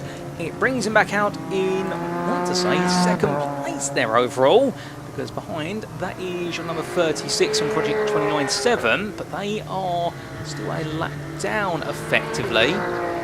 And we do have the number 67 who is now leading based on the times we have available, but we will see all this shake out. The pit window is now closed as well, and we can confirm, therefore, unless somebody's missed a pit stop, this is your running order all the way to the end now. And we'll have to see who can close up to whom and what battles are going to occur. It will be interesting to see whether we will see a closing down of the leaders towards the end. And in fact, we're getting a bit of an update there in regards to our number 23 falling down. So it is the 78 continue to push on, but there is our 67. That is our overall leader in the GT class at the moment. And Julian McBride right now still pushing on there with King, the pro driver, but I suspect it might be McBride in the car at this time. And those lap times continuing to run very consistency for them in the 1-minute 12s and the 1-minute 11s. High 1-minute 11s there, as they blast the way through, and we'll come down to just turn line once again. So who's in second? We can see him in the rear of the picture there, as we do have a Ginetta coming into the pits, and I think that is going to be, unless I'm very much mistaken, that's a pit stop outside the window, unless it is a penalty of some description. I don't think we've got any penalties for any of the drivers at the moment. In fact, we do have the car number 17 being awarded a 60-second stop and go penalty for a pit lane infringement. Number 17 has had to make its way back into the pit lane then, and that would be the Army Sports Car Racing Machine, unfortunately. So the Ashmore, Candler and Gilding car, unfortunately, will see their race time really drop a long way down when they do serve that penalty if they haven't already. 991 of Howarth continue to make his way on through, currently 22 seconds or so behind fellow challenge class runner and leader of the class Hall. And there we do see then on 23 of Clark trying to keep out of Smith. So these two are battling on circuit in GT. They're fighting for 4th place in the GT class right now. Smith doing a very good job here of pushing on and doing the great work alongside Richard Amos, but I believe it is Sam Smith in the car now. In fact, getting quite close there. So Simon Clark may not be turning on the McLaren as quickly as he has done previously, and that gap is really going down. That last lap time from Smith and Amos's machine, that was a 1-minute 11.682, so a personal best there to Clark's 1-minute 11.613. So in fact, it was Clark who was a little bit quicker, but not by much. But right now it definitely is Smith and Amos's machine, the Ginetta, that is gaining that ground. And in fact, we get those comparative lap times there. Beautiful graphic that really helps paint the picture of what's going on there. And if you exclude lap number 47 to a degree, then suddenly you do see the delta lap starting to come in. This battle here getting closer and closer. They make the way up through Coppice, and understandably that Ginetta will be picking up the draft now going onto any of the straights. Very valuable coming down towards the S's as the headlights go on there for the number 23 McLaren. Coming ready into that braking zone. Then you can see the McLaren just able to open a bit more of a gap. The Ginetta does seem to be just a bit quicker for the run of Schwann's in towards McLean's and Coppice, but then that straight line speed of the McLaren just balances out in favour of the leader of the battle. And across that line. This time 1 minute 11.61 for Clark. Meanwhile, it was 1 minute 11.599 there for Smith and Amos. So, bit of gap being ground down there, but only little by little. Tenths and hundredths at most. Just could have pulled up towards the end. This is our closest battle on circuit at the moment, ladies and gentlemen, and that's why we are spending a bit of time really focusing in on this. Understandably, we'll be looking further around the field as time goes on. There's always a bit of on-track action to be found in the Britcar Endurance Championship. So head up the rise again. One of the things that drivers now have to worry about, of course, will be what is worn tyres and also hot brakes, and tyres not perhaps being in their prime anymore. That can always make things just that little bit harder towards the end of the race when you've got less rubber to run with. And well, it always just starts to hurt. You can't brake as late as you want to. You can't carry as much speed through the corners. But whilst we do have the battle of a McLaren and a Ginetta, we've also got our race leader catching up to a BMW they're very familiar with, because that is your 67. Your GT lead and overall leader, Julian McBride and Phil Keane. Jeff Still Racing, going up right behind the Woodrow Motorsport GT machine of Chris Murphy. Albeit sadly for Chris, he is a lap down effectively on the BMW. He's about to go potentially 2 laps down. I can tell you that he would prefer to be battling with it on the lead lap, but that's the way this race has played out. We can also give you an update on number 17 with regards to why they picked up a 60-second stop and go penalty, and it was for refueling under the safety car. A little bit of debris there coming off the car, but that won't be picked up by anyone just straight away. We do see our 2 Porsche swapping places. That's the 32 unlapping itself there from the 901 of Haworth, or have they been able to? Haworth would light the place back if he can. I don't think he's going to be able to take that right now, as our race leader gambling it all coming down to the old hairpin, albeit not going for the move this time. But there you can see, only 5 seconds behind and closing. We do have your number 20 inching forward, and that is Nick Horn and Richard Avery's Porsche Challenge machine, getting ready to try and catch up to our GT overall leaders. Plenty of battling back and forth between drivers all the way up and down the field at the moment. A lot of drivers, of course, trying to unlap themselves, get themselves into a different position. So this race right now could come down to a bit of a quiet ending, perhaps. Never say never, and I suspect while the intriguing parts will be whether we do get to see the 78 of Colin White for CWS close up to McBride and Keane right towards the end. The gap right now is 6 seconds. That would be for the GT class win and potentially the overall win. At least it could be the second. It's all going to come down to whether the number 20 can close up to the 67 in time. And well, you can see how quickly that gap has come down. So 1 minute it was almost 5 seconds. Now number 20 is only 2.1 seconds away from our 67. As they head into the final 10 minutes of racing. And looking around the outside here, that's going to be number 32 firstly, making probably the overtake at the most challenging part of the circuit, coming down for the Craner curves. Can't quite make it happen there, and well, taking it nice and easy. Both drivers knowing what is to come here as they go under Starkeys and then getting ready for the Schwann's curve in towards that right-hander McLean's. But right now, move being made there for what will be our Porsche Challenger to try and unlap themselves. But then we do see in the rear of the picture that is going to be a move for the overall lead of the race. There's our 32 past the 721, and more importantly, there is going to be perhaps the change for the overall lead, because that is the 20 there of Hall taking over the lead from the 67 there from McBride and Keane. And now we do have our challenge leader become your overall leader and also dispatching the second of the BMWs in that sequence. It's been an absolutely brilliant run in front of 20 of Horn Avery. The full throttle motorsport of SGM drivers right now on course potentially for their first win of the season at the moment, and what a win it will be here. Of course, we do have the absence of the challenge winners from last time out, and that was the Hayes brothers, not here due to the team having obligations to be at Knock Hill this weekend. We hope to see the Hayes back soon, and given the fact, of course, they converted from the trophy to the challenge class at Snetterton and will landed that win on their debut. What a way to do it, but we can still focus on our challenge leader here today. Right now, I think the only thing that can stop them from taking that victory would be a self-inflicted mistake, given the gap they've got of the 901 of Haworth to the best part of almost 21 seconds. 2 BMWs together there, but right now it is just a bit of a comfort run here for McBride, so long as he makes sure that Charlie White doesn't get close enough. But on that last lap, well, White was able to take the best part of half a second out, so it's not over yet, and we've still got quite a few laps to go. Well, it's been a short circuit and a lap time of just over 1 minute.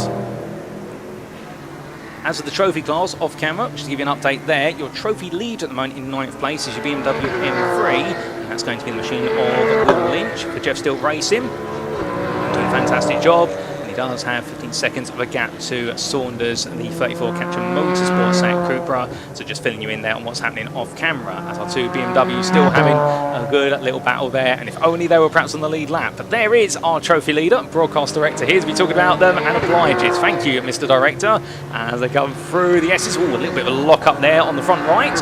Although, to be fair, I think that's just going to be hot brakes at this point. And we'll put it aside there, and that is just to simply give a bit of space there to leave the 297. In fact, they have been able to get the 297 back out for Project 297 Racing, so that's good to see. That is the car being currently piloted by Cole Garnett. I think back out there, so they are going to see that checker flag. Even if they are going to see it a couple of laps down, still will try and bag the points, which is nice to see. They'll be running, I think as they pit their way through, they're going to be running in a grand total of in 7th place in the trophy class. They unlap themselves in the trophy leaders. Garnett has definitely got a bus to catch when it comes to try and pick up places, but it's a long way for him to go and not long left in terms of time. But as we come back to our leisure, the orange car there making its way in towards turn number 1, giving all the space in the world to the number 36, and that's to release Smith in the GT class, as we do see that Ashton Woodman just tucking back in, and will continue to develop as a driver and learning how to steer the car on the rear end, given his discipline. The best part of 15 years of racing in front-engine front-wheel drive machines, but now racing mid-engine rear-wheel drive. Lovely looking car, and well, continue to find that pace. And in terms of the laps he's set, well, his best lap today has been a 13.651. Not quite the 1 minute 12 that he was targeting, perhaps, but breaking into the 13s, giving in practice and qualifying to hitting 14s. He'll be very happy of that, to have shaved a good half a second off. And he said he was losing 5 to 6 tenths in the Roberts S's alone over the lap. Back to our leader at the moment, overall and challenge leader. That's going to be the Ford Motorsport FSGM machine of Nick Horn, Rich Avery. Continue to clock up the laps. Right now coming towards the end of their 57th tour of the circuit, but just in front of them it's definitely GT fever here. It's actually 23 being chased closely by the 36 of Smith. They're still fighting over position, and well, as they come through, in fact we have had a bit of change there. Nick Casey's in this as well, and how could we forget, that's now 3rd in GT, and suddenly 4th place in GT gets changed, because that's a big look up the inside there.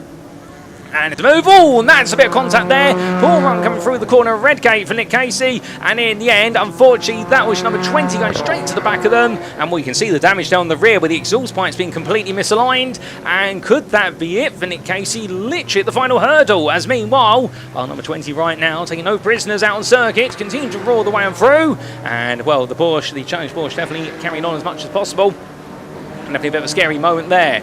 And well, let's wait and see. In fact, I think it was the 32 Porsche that had the contact with Nick Casey, to correct myself. And well, we do see Nick Casey's car there being attended by the marshals. And with 5 minutes to go, well, they're precariously placed on the outside of Hollywood. And well, we do like a good blockbuster, but not like that. We come back to our overall leader in the meantime. Definitely a bit of a moment there through Redgate corner, and well, I think Hikari 2752 in the YouTube chat there pretty much summarised it well, which was, that was a contact. It's definitely good, sir. All drivers right now definitely winding this race down, and well, this is where, of course, as we head towards the final 5 minutes of 90, concentration levels start to potentially dip a little bit, exhaustion kicks in, it's very hot inside those cars, and we're not only having that much air conditioning compared to your conventional road car. Well, we do see the double waved yellows there, and that of course means no overtaking permitted, and also to be prepared to slow through that section of the circuit if required, with marshals maybe out circuit attending the car. But our 32 picking the way on through, going on past the Form Evo Racing 23, well, making an overall place, now going up into 5th place overall. And that's the Cunningham machine from SG Racing, making up another overall place. That's not going to help them get any more points here tonight. They need to chase down your overall leader to do that. There's a bit of a way to go. There we do see our battle then, the fight for 3rd in the GT class right now. This is probably the most intense battle towards the front of the field, and we're still McLaren of Sungot holding on for now, but could we see the second of the Project 297 racing machines find a way in? Well, not like that, they won't be able to, as they're interrupted by our overall leader who puts a lap on them. And Clark could be grateful for the fact he's been given a bit of a breather as they head into the closing laps. Most likely another 4 laps to go here, perhaps 3 depending on time. We've not got long left as we head towards the checker flag.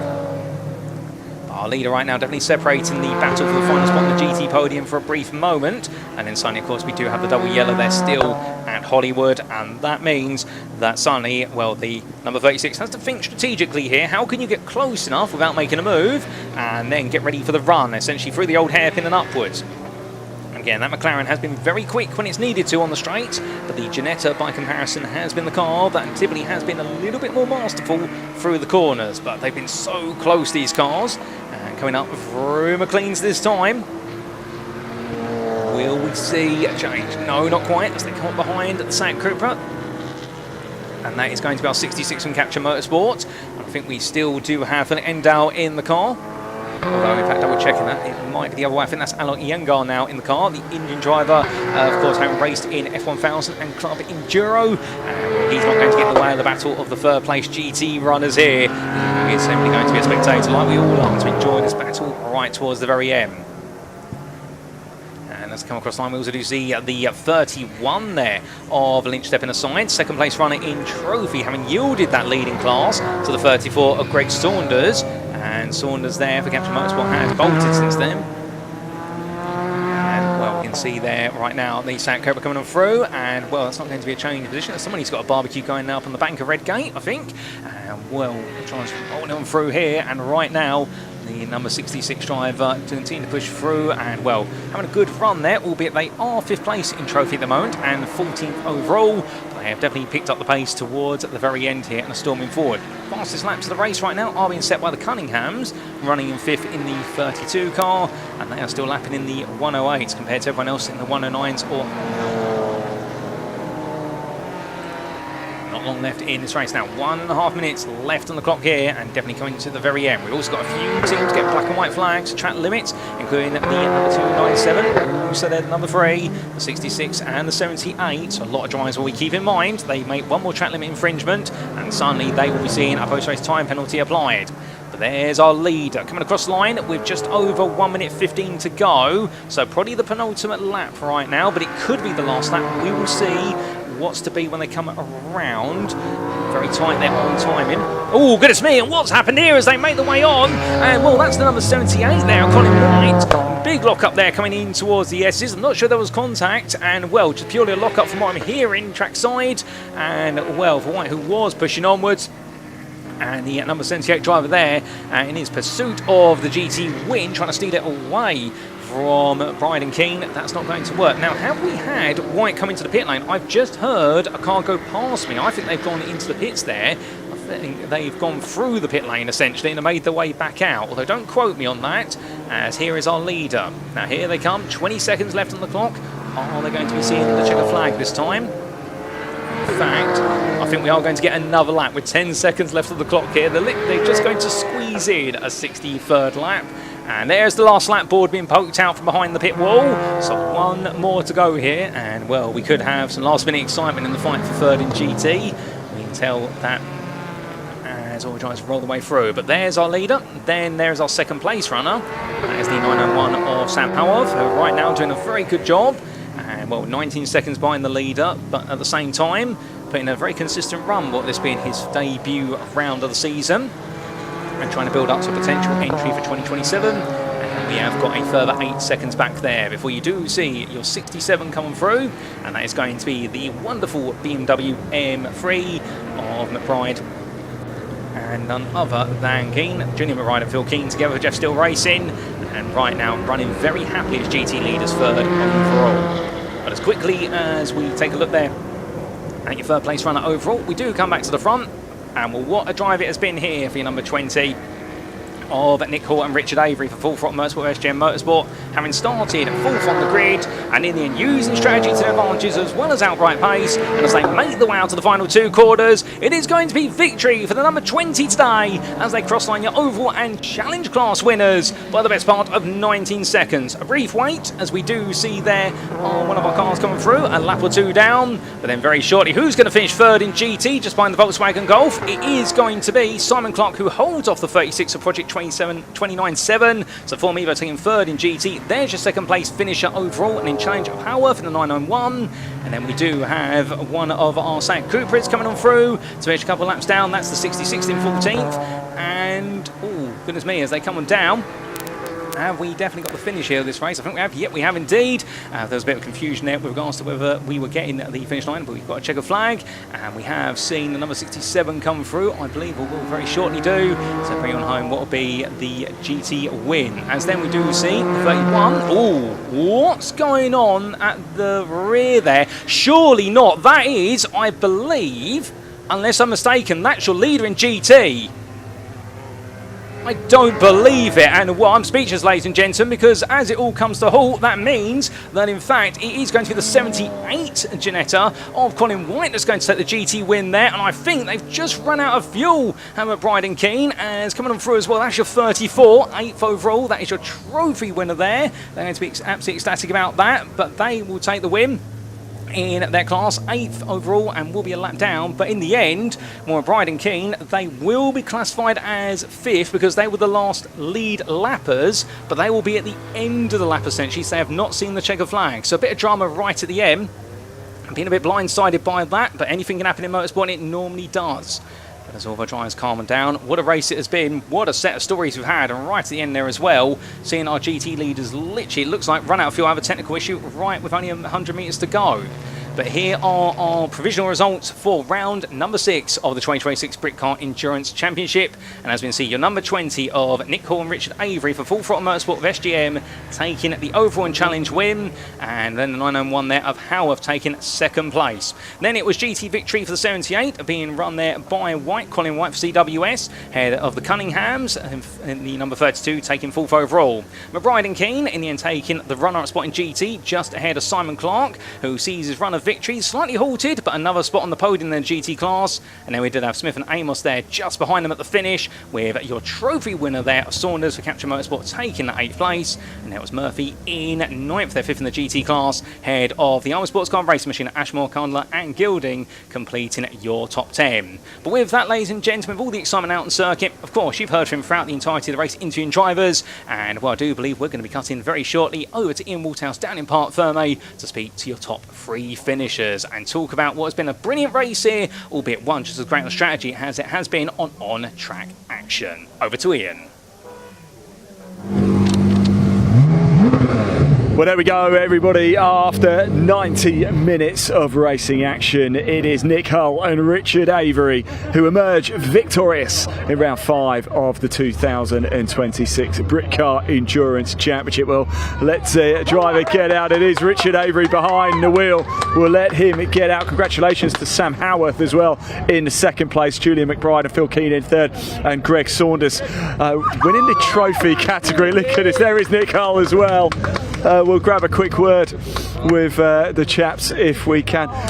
Nick's trapped out there. Hopefully we can get him to come round. Richard, look, get your helmet off, have a drink of water before you talk to me, because that was some brilliant driving as well. We've got more drivers coming in as well. I can see Sam Howarth over there too. It's do you want his helmet? We might be able to. There we go. Look, we'll chuck the helmet over.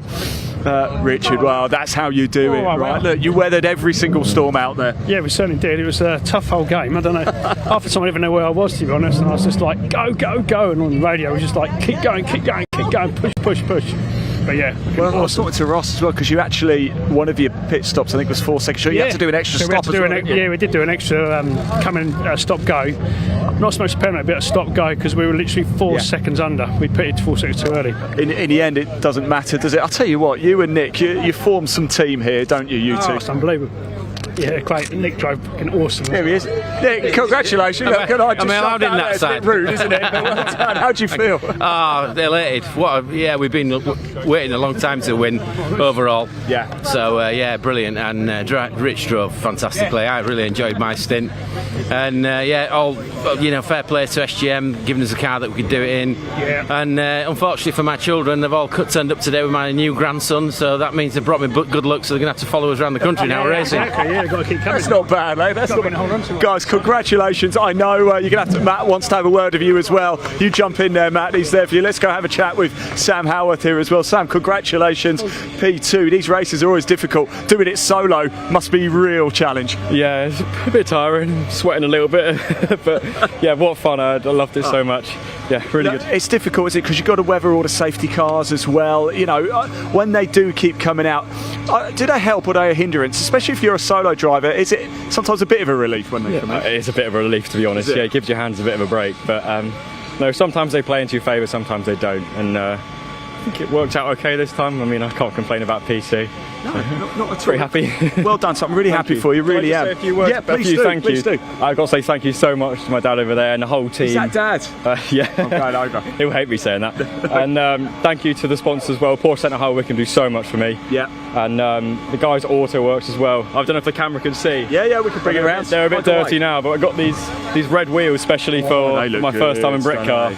They're not so shiny anymore, but yeah, no, so many thank yous to give. Never off the podium. Well done. I've got to go grab Dad very quickly. Dad. Oh no. Yeah. Oh yeah.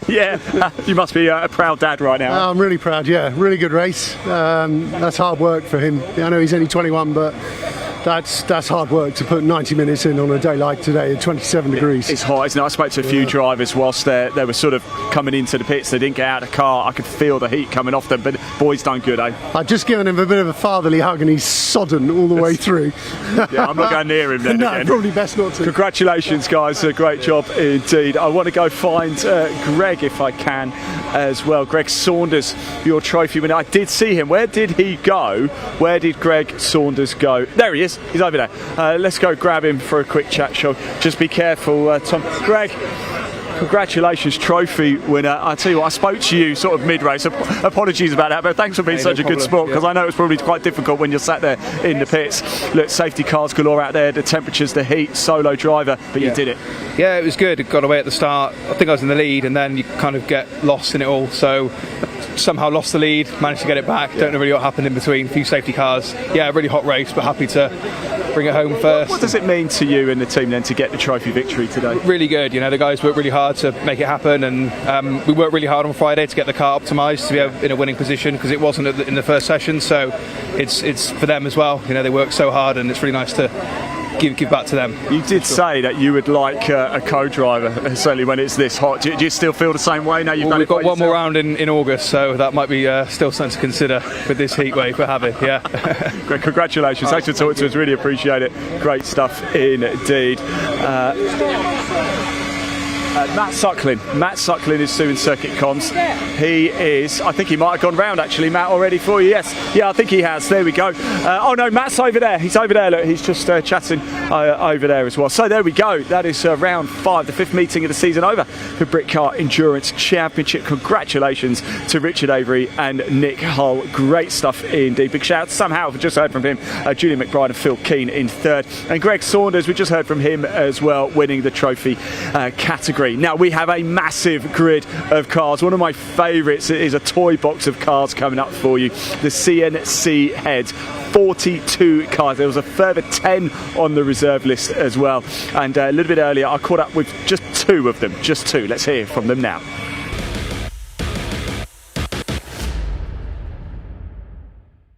Well, welcome to the assembly area, everybody. And it is a huge assembly area. Look at this.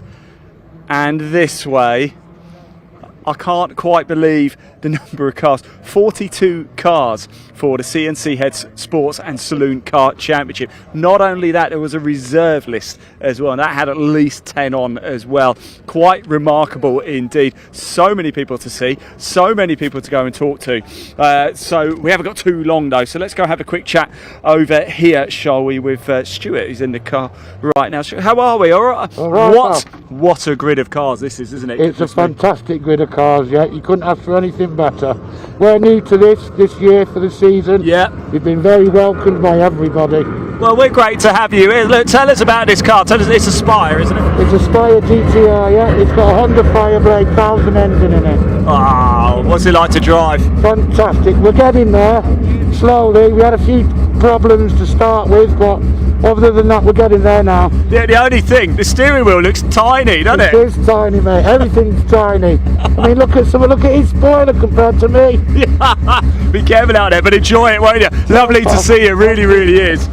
Look at this as well, the 149. Oh, what a mix. This is always a popular car, isn't it? It always gets a lot of attention. I almost don't want to touch it. It looks like it's had a new paint job. It looks really pristine, doesn't it? Yeah, it's not that pristine yet. It will be. Sorry, I'm really sorry I'm getting in your way. Look, I'll let you guys crack on. Lovely to see you, by the way. Good luck out there. Amazing grid of cars. Oh, look, it's Marshall Groves, everybody. He was out last week in track. Hello, Marshall. You all right? Good luck, mate. Enjoy it, won't you? We might be catching up a little bit later as well. Yes, a remarkable grid of cars. 42 in total for round 7 of the CNC Head Sports Saloon Car Championship. Only one thing left to do, isn't there? Hand over to your commentator, Paul Walsh, to take you through the action. Enjoy.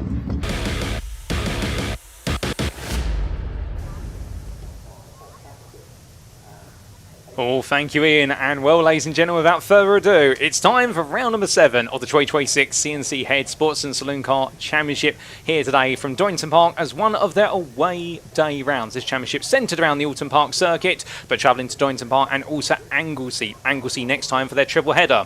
But here's your grid. Starting on pole position, it's Chris Roberts, your Class D pole sitter in overall, and joining the front row, it's going to be Richard Wyatt in Class A. Then we have Simon Alloway and Zach Booth on row 2. Zach Booth being part of Class D. On row number 3, it's Class B pole sitter Connor Modrow, ahead of his fellow compatriot and Anton Landon. Then we do have on row number 4, Andy Thomas and Ryan Nelson. That's your first 8 drivers. Then we'll very shortly be making our way further down the order. And boy, it's going to be an absolute bumper grid, ladies and gents. Well, look out my Convoy booth window, and there's so many cars out there. A real matchbox set of cars, as Ian was saying earlier on.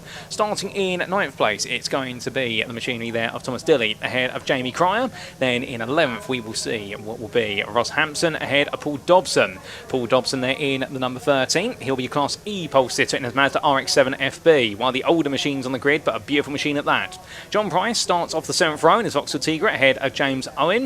And then we do have Jason Hennifer and Thomas Frankland, who complete your top 8 rows. Thomas Frankland, of course, bringing back the Renault 5 GT Turbo, the car that was last seen rolling onto its roof at Croft back in 2025, as far as my memory serves. But that car has definitely been brought back to life. I'm very happy to see Thomas out there and looking forward to go for it in a very fast car. Then we do see, starting 17th, Andrew Armiger, ahead of Ricky Walker. And Ricky Walker then be followed up by Howard Hunt and Jonathan Lee, who complete your top 20. From the Civic Type R, it will then be the Honda Civic of Chris Stone, with Stephen Parker also on row number 11. And then we'll have John Maddock-Jones ahead of Richie Briscoe, completing your first 12 rows. But there's even more out there. Gary Warburton in the Mini Silhouette car, ahead of Stuart Burnett, and the 972 there. All getting absolutely ready to go, and well, that's going to be a very fast car in his helmet, and he'll be hoping he can make that work out. We'll burn it in Class G. We then do have Marshall Groves, the man who was at Touring Car Rewind in the Vauxhall Vector Challenge, and he's here today, ahead of Simon Hutt, who starts in 28th place in his BMW Z4. Robert Wakelin, he'll be 29th in the number 30. He'll be a Class F pole sitter in his Honda Civic, ahead of Mark Primmett, starting 30th there on the MG Midget, I should say. Louis Dobson, 31st, ahead of Paul Wright. That'll be row number 16, with the Subaru Impreza driver giving way to our penultimate rows of the grid, and we'll show you those very shortly. But indeed, 32 drivers already there, and such a mixture of classes in amongst them all. We'll talk a little bit about how the classes are decided and what the differences are between each of the classes. But indeed, you're seeing a whole variety of Japanese machines out there, as well as European entries and British entries as well, because starting 33rd, it's the Volkswagen Golf Mark III GTI of Robert Claxton, ahead of Darren Owen, 34th there in his Mercedes SLK. I do believe bringing that out for the first time today for this season, unless I'm mistaken. Errol Taylor will be starting 35th in his Toyota Yaris T Sport. Now, when have you seen a Toyota Yaris T Sport go racing? Answer me that, because those are a rarity, normally overshadowed by the older Honda Civic Type R EP3s. But indeed, yes, the original Honda Yaris in the early noughties had a T Sport edition and a very feisty car, if anybody remembers the Rich and Hammer review all those years ago. Then we do have Nick Haynes with his TVR Camara, starting in 36th, ahead of Andrew Gash and Simon Gravely. And then we'll see on the final round of the grid, complete your 40 permitted entrants, Robert Buckland and Ralph Underwood. So that's how they'll all start. We're all ready to go, and well, as we do get set there. Well, not too long before we do see all the cars come into view on this green flag formation lap. Now, in terms of how they start, of course, it is going to be a standing start following the green flag formation lap. And what you need to think about the classes is, well, you do have your Silhouette Special cars. These are the highly modified cars, not really road cars, but they are silhouettes of special, so long as 25 or more of the original car it was based on were produced. Class A, they have 2.5 litre engines or greater. Class B, it's 1.8 to 2.5 litre engines. Class C, it's less than 1.8 litres, and Class G, of which we only have the one entrant out there, I do believe, and that is a motorcycle engine-based car. Meanwhile, you have your modified sports and saloon cars, cars which will look perhaps more normal to what you see on the road when you drive around the streets and the countryside. And you have Class D out there, which is your engines of 2.5 litres or greater. Then we have your Class E's, which are 1.7 to 2.5 litres. And then we do have your Class F's, which are less than 1.7 litres. So this is definitely one of those series whereby if you want to go racing for a relatively cheap entry fee, and indeed you can go racing in the car that you can drive on the road, these are the cars. And one driver who will tell you all about that is championship leader Chris Roberts in Class D. Remember, of course, they score points based on their finishing position in class, and then those points will go into the overall championships. The idea is you want to be leading your class, and will it score maximum possible points there, and you'll be leading your championship. And Roberts was saying to me earlier on that in qualifying, he went out there on a set of road tyres. Because of how hot the track surface is and his slicks are so heavily worn, he's saving up his slicks for the purposes of the races. So he went out there on road tyres and he managed to put it in the very front row in the end, putting it on pole position. So it shows you how quick Chris is. And well, now can he use those slick tyres to his advantage to run away? He's worried, of course, that with regards to the heaviness of his BMW M4, that after the opening couple of laps, the front tyres will be absolutely heated up, and therefore he'll lose pace. But there we do see that wonder Mazda RX-7, and I can definitely tell you our broadcast director's just gone, is that a Mazda RX-7? Yes, it is, and I do believe that is a Mazda RX-7 from the late 80s period, one of the original FB machines before the highly popularised FC generation that you would have seen if you're a big fan of the 90s Japanese anime Initial D, where it gained a lot of popularity, and then the FD machine that followed it, the one that really garnered all the JDM popularity. But as everyone makes their way into position, watch out for that Lotus Esprit silhouette there, starting on the second row, and that is none other than Simon Alloway. He's had a very rough start to the season, defending champion, Class A runner, and can he pick things back up, because it has been such a tough start, and we'll have to see whether he can make his way forward. But he's starting well here, starting that second row, and over the course of what will be a grand total of 20 minutes of racing, well, could he potentially run away with the win? We'll see as the last of the cars fit their way into position. But settle in for this one, ladies and gentlemen. This is definitely a spectacle of racing cars.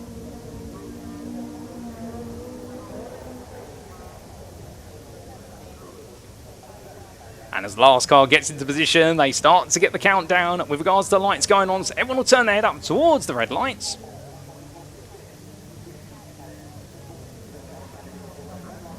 In fact, here come the lights now, ladies and gentlemen, and without further ado, round number 7 of the CNC Head Sports and Saloon Car Championship gets underway for 2026. Good start for all of our runners there, everyone's safely on through. A couple of drivers opt to switch sides. We do have one non-starter at the back and a slow starter as well, but otherwise 38 out of our 40 starters have got away. Simon Alloway there, already up into second place. Great launch in the Lotus Esprit silhouette, and we do see the Vauxhall Tigra there going on the attack as well. As more drivers now bring themselves down into the very tricky run of Hollywood in towards the Crane of Curves for the first time. Chris Roberts really dictating the pace at the front, and remember, he wants to get the hammer down early. He wants those opening 3 laps to be his best, so that way he can put distance between himself and the lighter cars behind, but the silhouettes that he's worried about will catch up to him and close him down. And well, Chris Roberts, understandably as well, riding a high after taking the Dave Simpson Trophy last time out in Round 5 at Alton Park. The trophy there for taking victory by the biggest gap in a given round of the season in class. As we do see a slow runner there, I think that is going to be our Westfield of Modro there coming to a halt. Although don't quote me on that, somebody's definitely had a bit of difficulty, and that's a bit of a sad end to their race if so. But there we do see battle for third place right now, raging on between the BMW, that's going to be your 972, the M4 Solution F of Wright.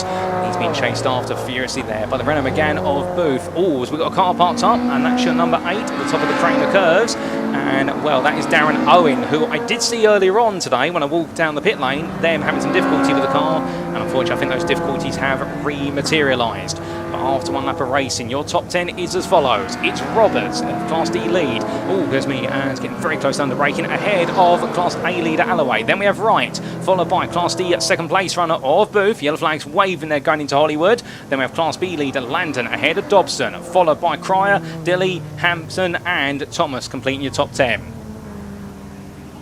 But our leader's pushing on, but you can definitely see Roberts right now being gradually reeled in there by Alloway, and Simon right now has definitely got the bit between his teeth. This is what we love to see from Simon Alloway. We want a car that's happy, and it is pushing on there as much as possible. As the Fisher Fury of Landon there, Class B running in 5th place, a bit lonely. Our Renault McGann there of Booth trying to look around the outside. Oh!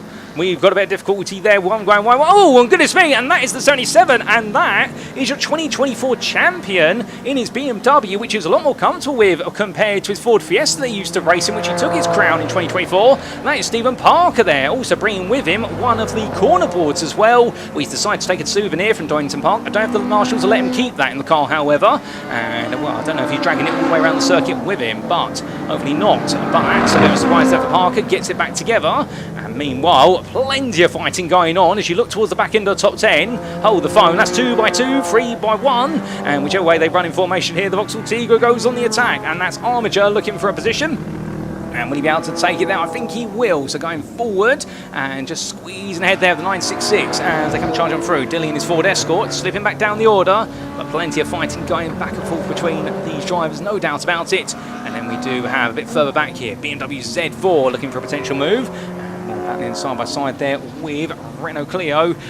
Well, what's it going to be there? Our 75 driver of Buckland in his Clio 182, making his way around there. Lovely move for him versus Hart, gaining the position.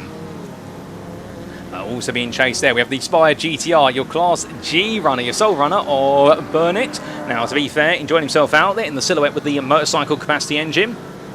And we're coming towards the end of the opening 4 minutes of this race, and already plenty of excitement and action as we see our Subaru there taking it quite smoothly.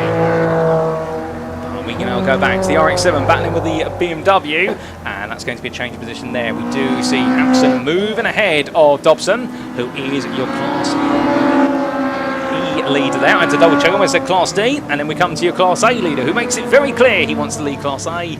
Because, of course, in number 1 car with the little letter A printed along the side of it. Although he has found his way off camera past Roberts. So now Alloway is your overall leader. But he is now coming up behind some drivers who's going to try and put a lap down here. This is going to get very tight in towards the old hairpin. A little bit of a butt clenching moment here, but look who this brings into the fight. That's going to be the Renault McGann of Booth, and this is the one thing that Roberts was worried about, that suddenly they're going to come together, and here comes Booth on the inside. Booth makes a move there in towards Schwann's curve. Lovely move, bit of a lock up on the brakes down the front and right, but I think he'll get away with that. And Booth takes the lead across. And Roberts try and come back at him. We'll have to see as they make the way from Coppice. A little bit dusty there coming out of Coppice Bend. Somebody's perhaps had a bit of a moment, and well, the dust has just been allowed to settle. But Simon Alloway right now, he's definitely decided he's checking out here and trying to head to East Midlands Airport at this rate with the way he's taking flight. Albeit the car really wobbling there on the braking. And I wonder if he's just worried about overheating the brakes a little bit there and just having to try and smooth his braking out. But coming on through, we've also had a change there. That is none other than the 972 of Richard Wright moving up in the 3rd place as Chris Roberts perhaps decided to back off a little bit. I've got a bit of an issue. Well, either way, he's not looking as happy anymore in the car, as we do see the Fisher Fury being passed there by Hampson. So suddenly our Class B leader slipping back a little bit further. Albeit he's going to have to worry about the fact he has got the grand presence of both Armiger and Premier catching up to him. And well, there could be a bit more fighting there as they're rolling down the hill this time. Our Vauxhall Tigre driver going for the move. On the inside he goes. And the Silhouette driver there, smooth as you like it on the inside. Lovely attacking line there. And well, now moves up into 6th place. But more fighting going on. And well, Premier is MG Midget picking up a place there as well. So that's now 2nd place in Class B. He's trying to take that. Still not able to quite get it yet. Well, in fact, yes, he has taken it because Landon's Fisher Fury has fallen backwards there. So your top 3 of Class B definitely going for a shuffle. So many battles out there. Of course, we're focusing on your top 10 at the moment, but I suspect we'll be getting some footage of what's going down further later on. The Vauxhall team rolls its way onwards in the meantime. And well, here comes our 47 again. I don't know what Primit's had for lunch, but I can tell you one thing, whatever he's had, it's really put the fire in him after his qualifying session. Wasn't perhaps as par. here they come towards that time in line. But change of BMWs again, and Roberts here slipping backwards. Now, thankfully, not losing a Class D position there, because he is giving away to Hampson, who's a Class A runner. But it does not look to be a happy BMW there for Chris Roberts, letting places go. And, well, he has got a long way before he does see Marshall Groves, his next Class D runner, all the way down in 15th place, so he'll be quite safe. But we come back to our 24 here, and this is Underwood in his Triumph TR7 V8. And, well, for those of you of an older disposition, I think you're all going to be smiling at seeing this out there at the moment. Lovely car that Triumph is. And we're coming down, and I think we're looking at the early 70s there. Broadcast director saying either 71 or 72. Do let us know in the YouTube chat. We think it's 1971. The lovely car there, but in the company of the 682 of Gash, who's trying to follow. As I think Thomas Franklin, meanwhile, a bit further behind them. Ooh, that's getting a bit close there. The drivers coming on through the Roberts S's. Is that trying to make a move there as they come across the timeline this time? See, but before we do, we see our Triumph there being passed by the Honda Civic, and well, that's going to be a move made there, but I think that's more changes of laps at this point. Triumph carries on there, and definitely we absolutely love to see the Triumph going on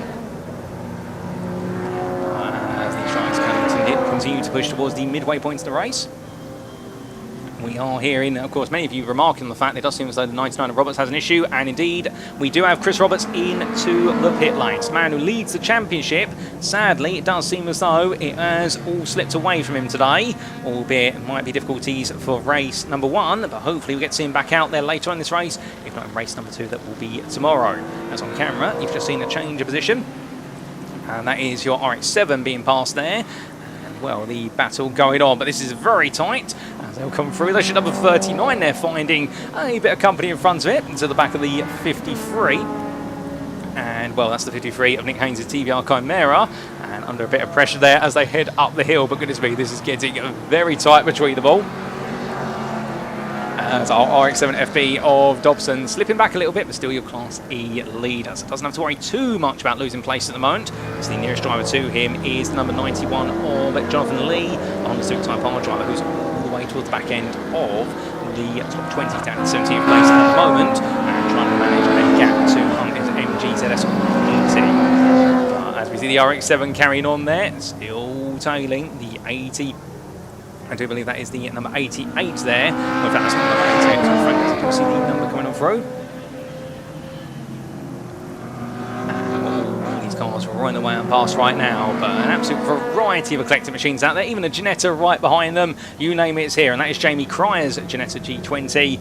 That is right now clearing Paul Dobson, and you have the Ginetta GTA of Thomas right there. But we do sadly have a 5-second time penalty, and that is for Paul Dobson in his Mazda RX-7. That is a 5-second penalty that will be applied after the race. So he won't want to keep picking up penalties and losing time, or he might be at risk of losing the Class E lead. But we come back to Stephen Parker there after his excursion earlier on, and well, he's surely going to find he's going to be put a lap down. Blue flags wave there on the lighting board, because there's Simon Alloway picking his way past those who have gone a lap behind. Alloway leading this race by 2 seconds, if that, but he is being chased aggressively by Richard White in the BMW M4 Solution F Silhouette as they head towards the next half of the race.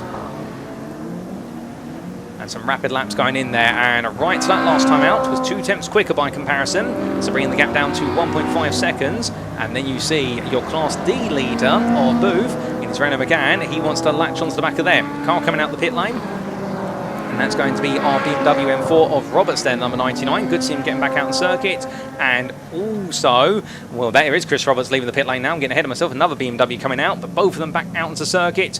Good to see. Oh, that gets a bit close. And it's going to be a Subaru Impreza under a bit of attack there. And I believe that move being made there on none other than Wright, who might be falling down to 27th place at this time.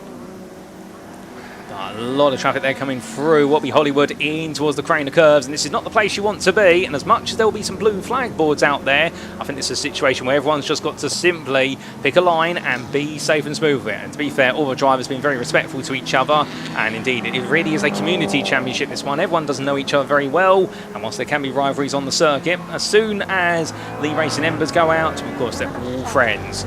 as our Genetta GTA moves on. Ooh, what's happened there? And the answer is that's our BMW Z4 silhouette parked up, and that's at the old hairpin. We thought there was a bit of dust going up. We were wondering what's going on. And well, now we understand there, and that's an unfortunate end for the race there of Simon Hunt, potentially, one of our reserves. And unfortunately, he has parked himself in the gravel. The marshal's attending him. But then we do see two wide there coming up in towards Redgate once again. As we look a little bit back, we do focus in there on our Vauxhall Tigo silhouette. And well, we do see the wonderful Mini there making its way around. And well, absolutely brilliant. See so many cars, but Gary Warburton's Mini space frame there with its 2-litre turbo engine. And then we come back to the Mazda RX-7, continue to push on. And well, on number 13 is definitely enjoying himself out there as Paul Dobson, as it's going to be multi-wide there. And well, coming on down through Hollywood in towards Craner Curves right now. What's the change going to be? We'll have to see, because we focus on our Mini for a bit. And that number 149 there, Gary Warburton. Lovely car, very well presented car as well. And definitely, if you do decide to make your way to the circuit tomorrow, do make sure you go check out Gary Warburton's car, because you can check out the car and, well, I think he'll be very happy to have a conversation with you. He had a lot of people gathering around the car in the paddock earlier on to discuss what he's done with the car. But a beautiful little machine out there, roared its way over, fantastic looking. And, well, definitely one of the fastest minis you'll see in the UK this year, without question. Going on down there, also you can't miss him with the bright yellow colour on the car, luminescent yellow there. And currently, in terms of where he's running in this race, he's running in 7th place in Class A at the top end of our silhouette machines on there. And whilst we do have the engine literage at 2.5 litres or greater for Class A, I think the turbos are bolted, and also the power outputs, it can lead to a difference of the classes. But we do see our number 47 in the Class B making its way through. That's Mark Primmitt in his MG Midget. Definitely with quite a bit of a body kit on that car, and a big wing as well. It is indeed an MG Midget there. That's what we had on the entry list, but it may not always tally. He's definitely having a good run so far, is Mark. And well, in terms of where he sits in the running order at the moment, well, he is running towards the top 10 and trying to push on as much as possible. Running as Class B leader at this time. Indeed, with Armiger just about 4 seconds behind. Speaking of which, there is Armiger making his way on around, giving pursuit, and they have both dropped Landon more recently, so therefore it does look as though the battle for the podium in Class B may have settled to a degree after Primmitt finally found his way through. Definitely didn't have the best qualifying performance at the race start, but picking up a lot of time over the race. We see our leaders of Class B coming through once again down towards Redgate Bend. And what's the delta of lap times this time, I hear you ask, between Armiger and Primmitt? And the answer is that Armiger was 8/10 slower by comparison, so not quite having it work out there. So a bit more time to be made up if you can. And we do now have a 15-second penalty for Paul Dobson. Unfortunately, he's adding up the time penalties, and I believe they are for track limits that has been boosted. So there, Paul Dobson right now very much at risk of seeing himself pushed down towards the Class E runners a lot further down, albeit the next Class E runner being the Honda Civic Type R of Lee, the number 91. But here's a machine for you, battling 2 wide there, number 11 versus the 682, and that is the Toyota Yaris T-Sport there, making its way around. Beautiful little car, and indeed, you normally think of a Toyota Yaris, they wouldn't have a lot of engine power go racing, but the T-Sport definitely the progenitor, if you will, to the GR Sport machines that you do see in the Toyota range in the UK in this modern era. Back in the era, of course, whereby you would have seen, say, the Honda Civic EP2 as a comparator.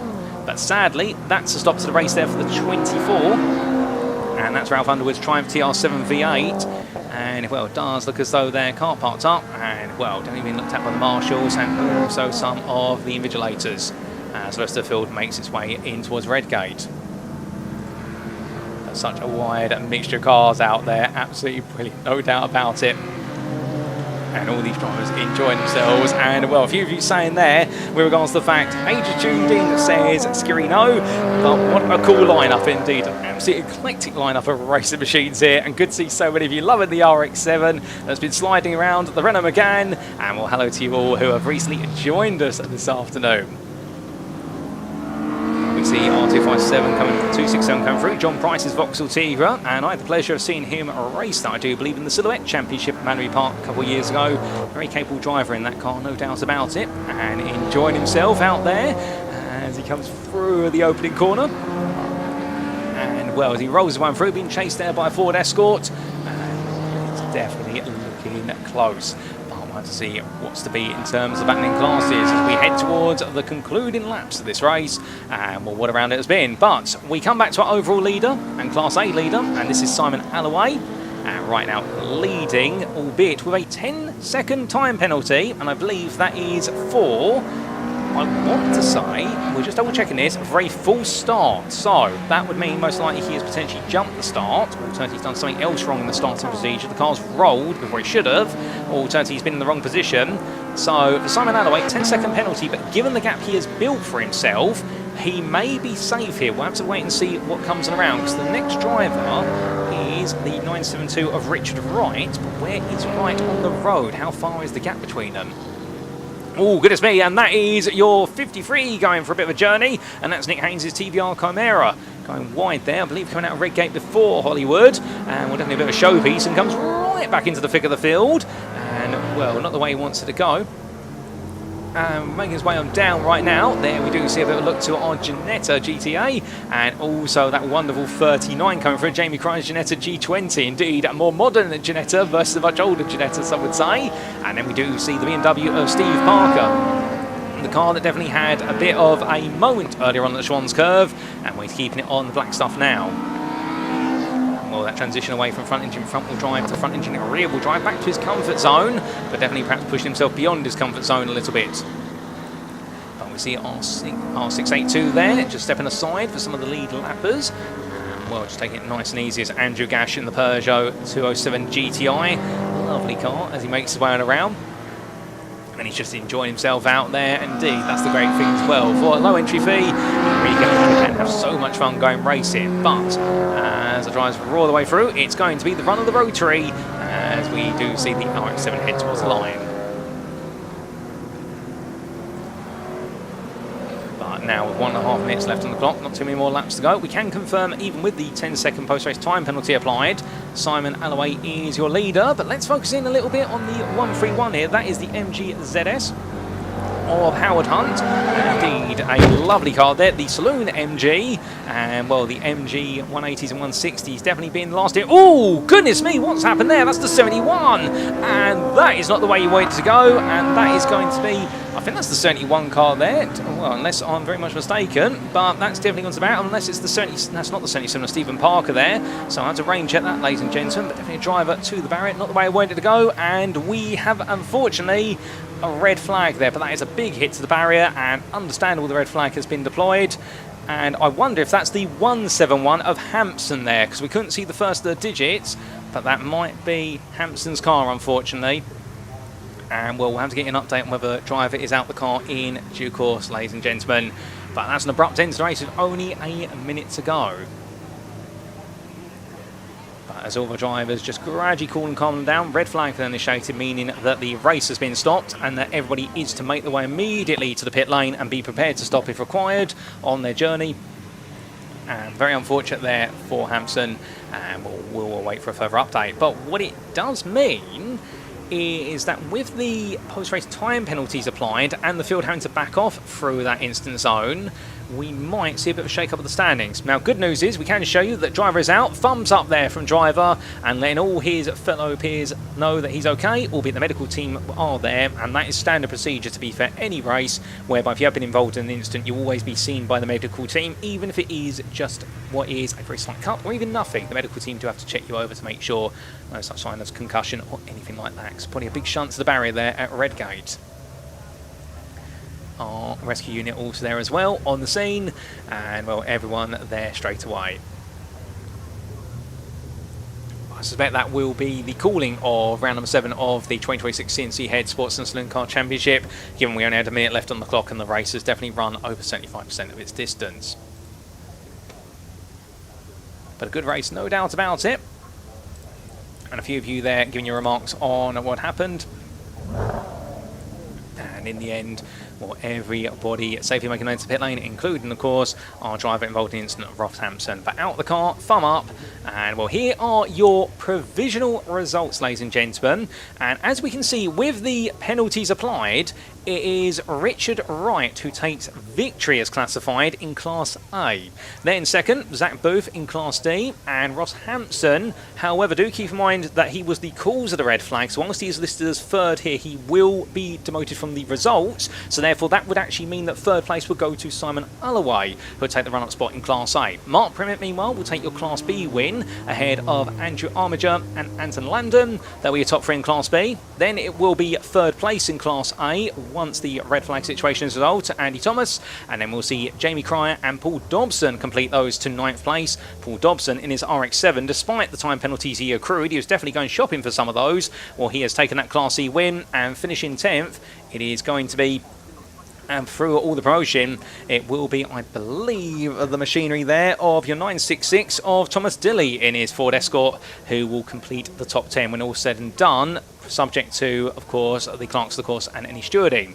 But what a race that was, ladies and gentlemen. Plenty of fighting up and down the field, plenty of excitement here at the Donington Park National Circuit. An unfortunate end, but good news is Ross Hampson out of the car.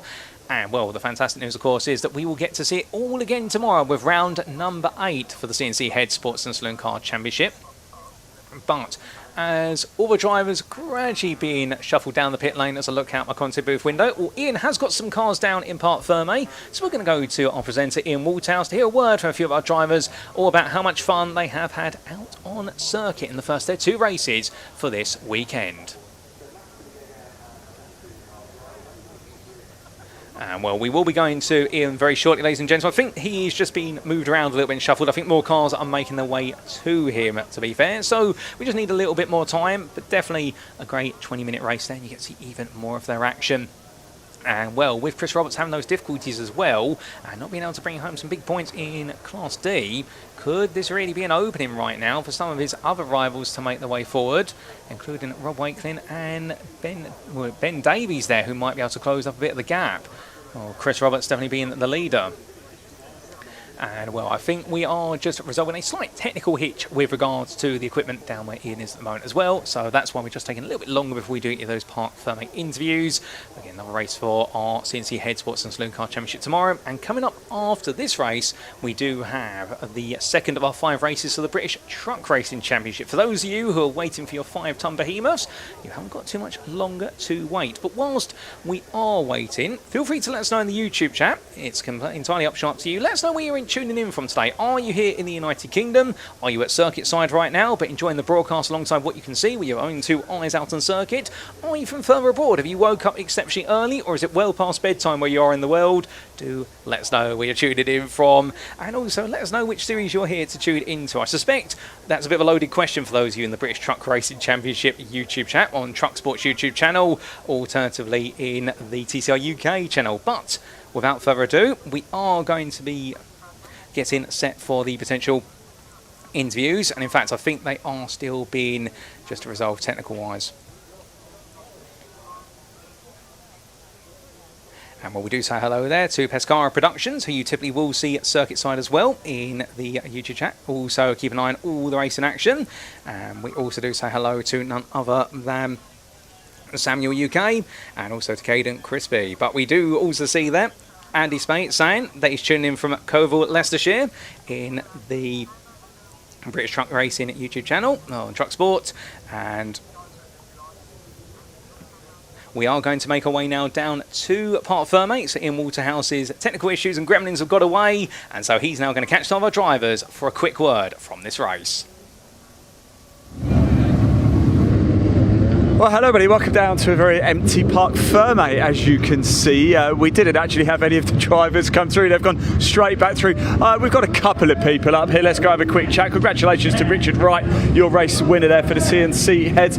Let's go say hello to Stephen very quickly if we can. It looks like he's just waiting to get back in the car, just going through some of the scrutineering here. Oh, more cars coming in now as well. I think they're going to make their way straight back out. Oh, look at that. Hello mate, you alright? Let's go round. Don't disappear on me. We don't know where everybody's gone, but how was that out there? What a grid of cars, wasn't it? Yeah. I had a lot to do. Started 32nd on the grid, and I won my class, so that's all good. Did you enjoy that though? The sheer volume? Yeah, good fun, mate. Yeah, brilliant. You can't rest, can you? Tell us a little bit about the car. It's Mike Johnson's chassis, Vauxhall XE 2 litre. 6-speed sequential ZF gearbox. That's 525 kilos, 300 horsepower. Not bad, eh? Not bad for a Saturday afternoon, No. is it? Right, yeah. That's all. I'll let you crack on anyway. Good to see you indeed. That was the number 47. Forgive me, there's so many cars. That was Mark Primmett. Oh, Mark. I should have known, Mark. Right, let's go on, shall we? And we've got Zach Booth has just gone through. He's going to have a quick chat with Matt Suckling. Who should we go to talk to now? We've got the number 26 up here. I think hopefully we've got a little bit of time to be able to keep going. We've got truck race coming up next. Oh, we've got Louis Dobson here. Let's go say hello to Louis, shall we? Louis, how are we, my friend? I've had a fantastic race. Finally beat the main competition's the guy in the other Civic, and I've literally spent the end of last year and the entirety of this season trying to get past him. First time I've done it, and you've done it. So happy. Ah, mate, I can see it in your eyes what that means to you. You look elated. I'm happy as well because I discovered I brake so much later. It's actually scary. I thought I was going to go through the back of him about 4 times.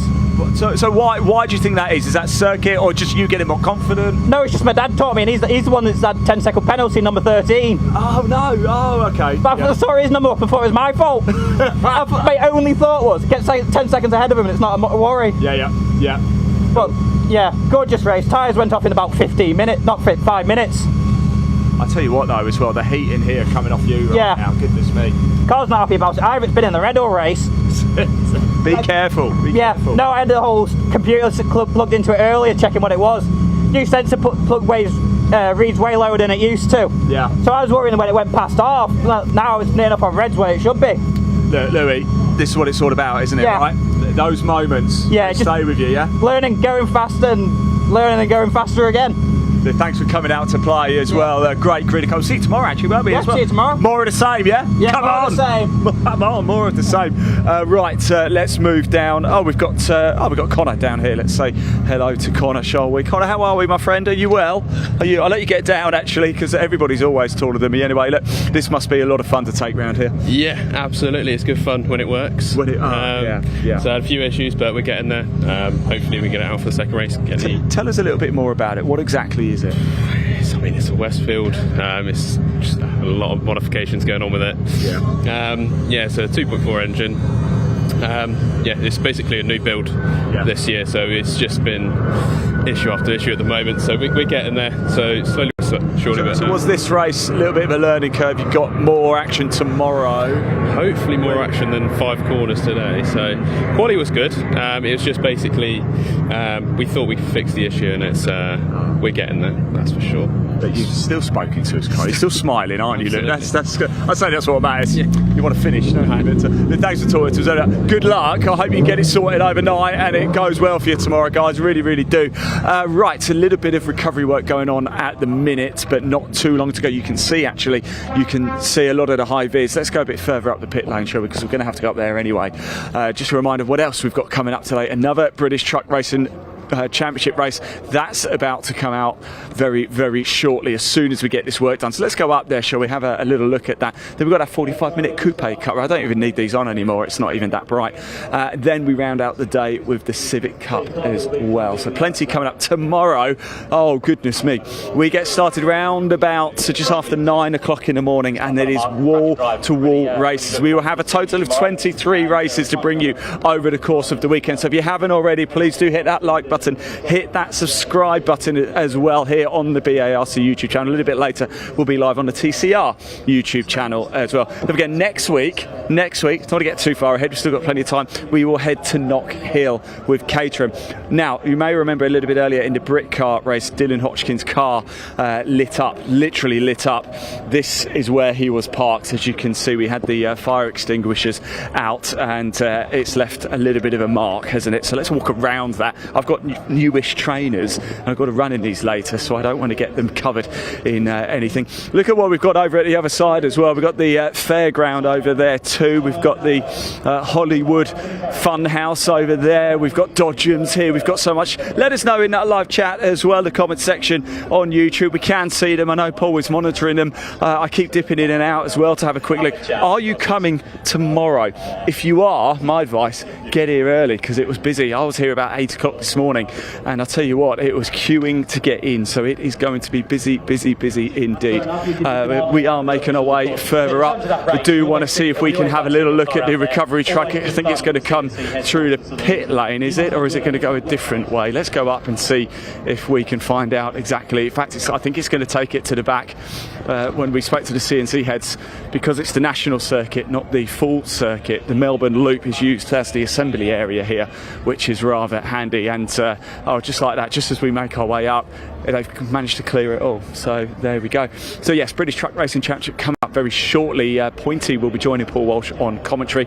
After that race, we'll get down to Parc Fermé, hear from some of the drivers, and then we go into that 45-minute Coupe Cup race. That is going to be brilliant. Tom and I will be in the pit lane bringing you live driver reaction, just like we did for the Britcar race as well, and we round out the day with the Civics. So right, as you can see, track almost clear, almost time to go racing. So let's hand over to your commentators, Paul Walsh, and hopefully Pointy is up there now as well. Take it away, boys.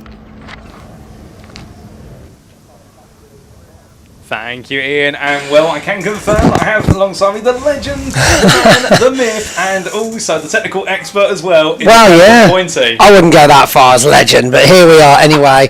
All turns out that apparently plumbers are actually good at wiring, audio stuff up as well. So here we are anyway.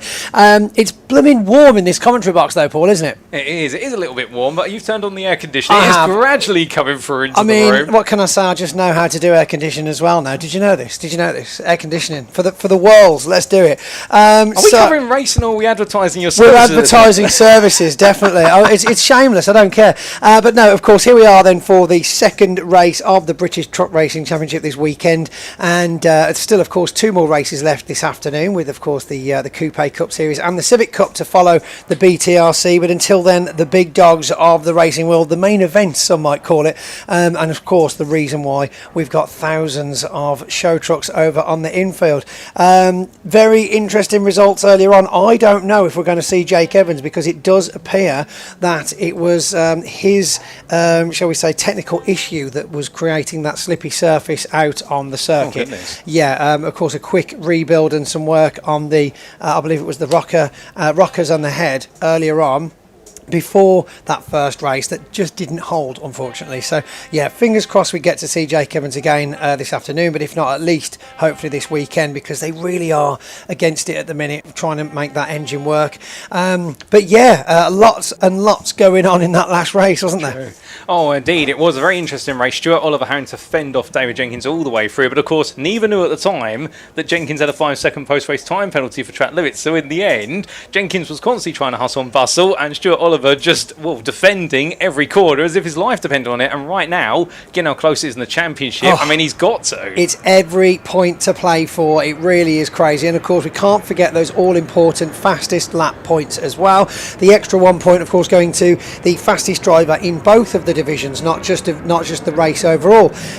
So there is still, of course, points to be won. And actually, at the end of that race, even though we saw the first checkered flag on TSL come across as Dave Jenkins moving down to third, Craig Reed then had a time penalty after the race that then put Dave Jenkins back into second. So who knows at this moment? They are certainly spending a lot of rubber on the rumble strips this weekend. I mean, I actually saw an internal message Thursday, when they were on here on practice on Thursday, and track limits was certainly across the board for pretty much every driver here. So definitely better than it was, but they are really on it this weekend, I believe, with watching those tyres and where they're going on the track.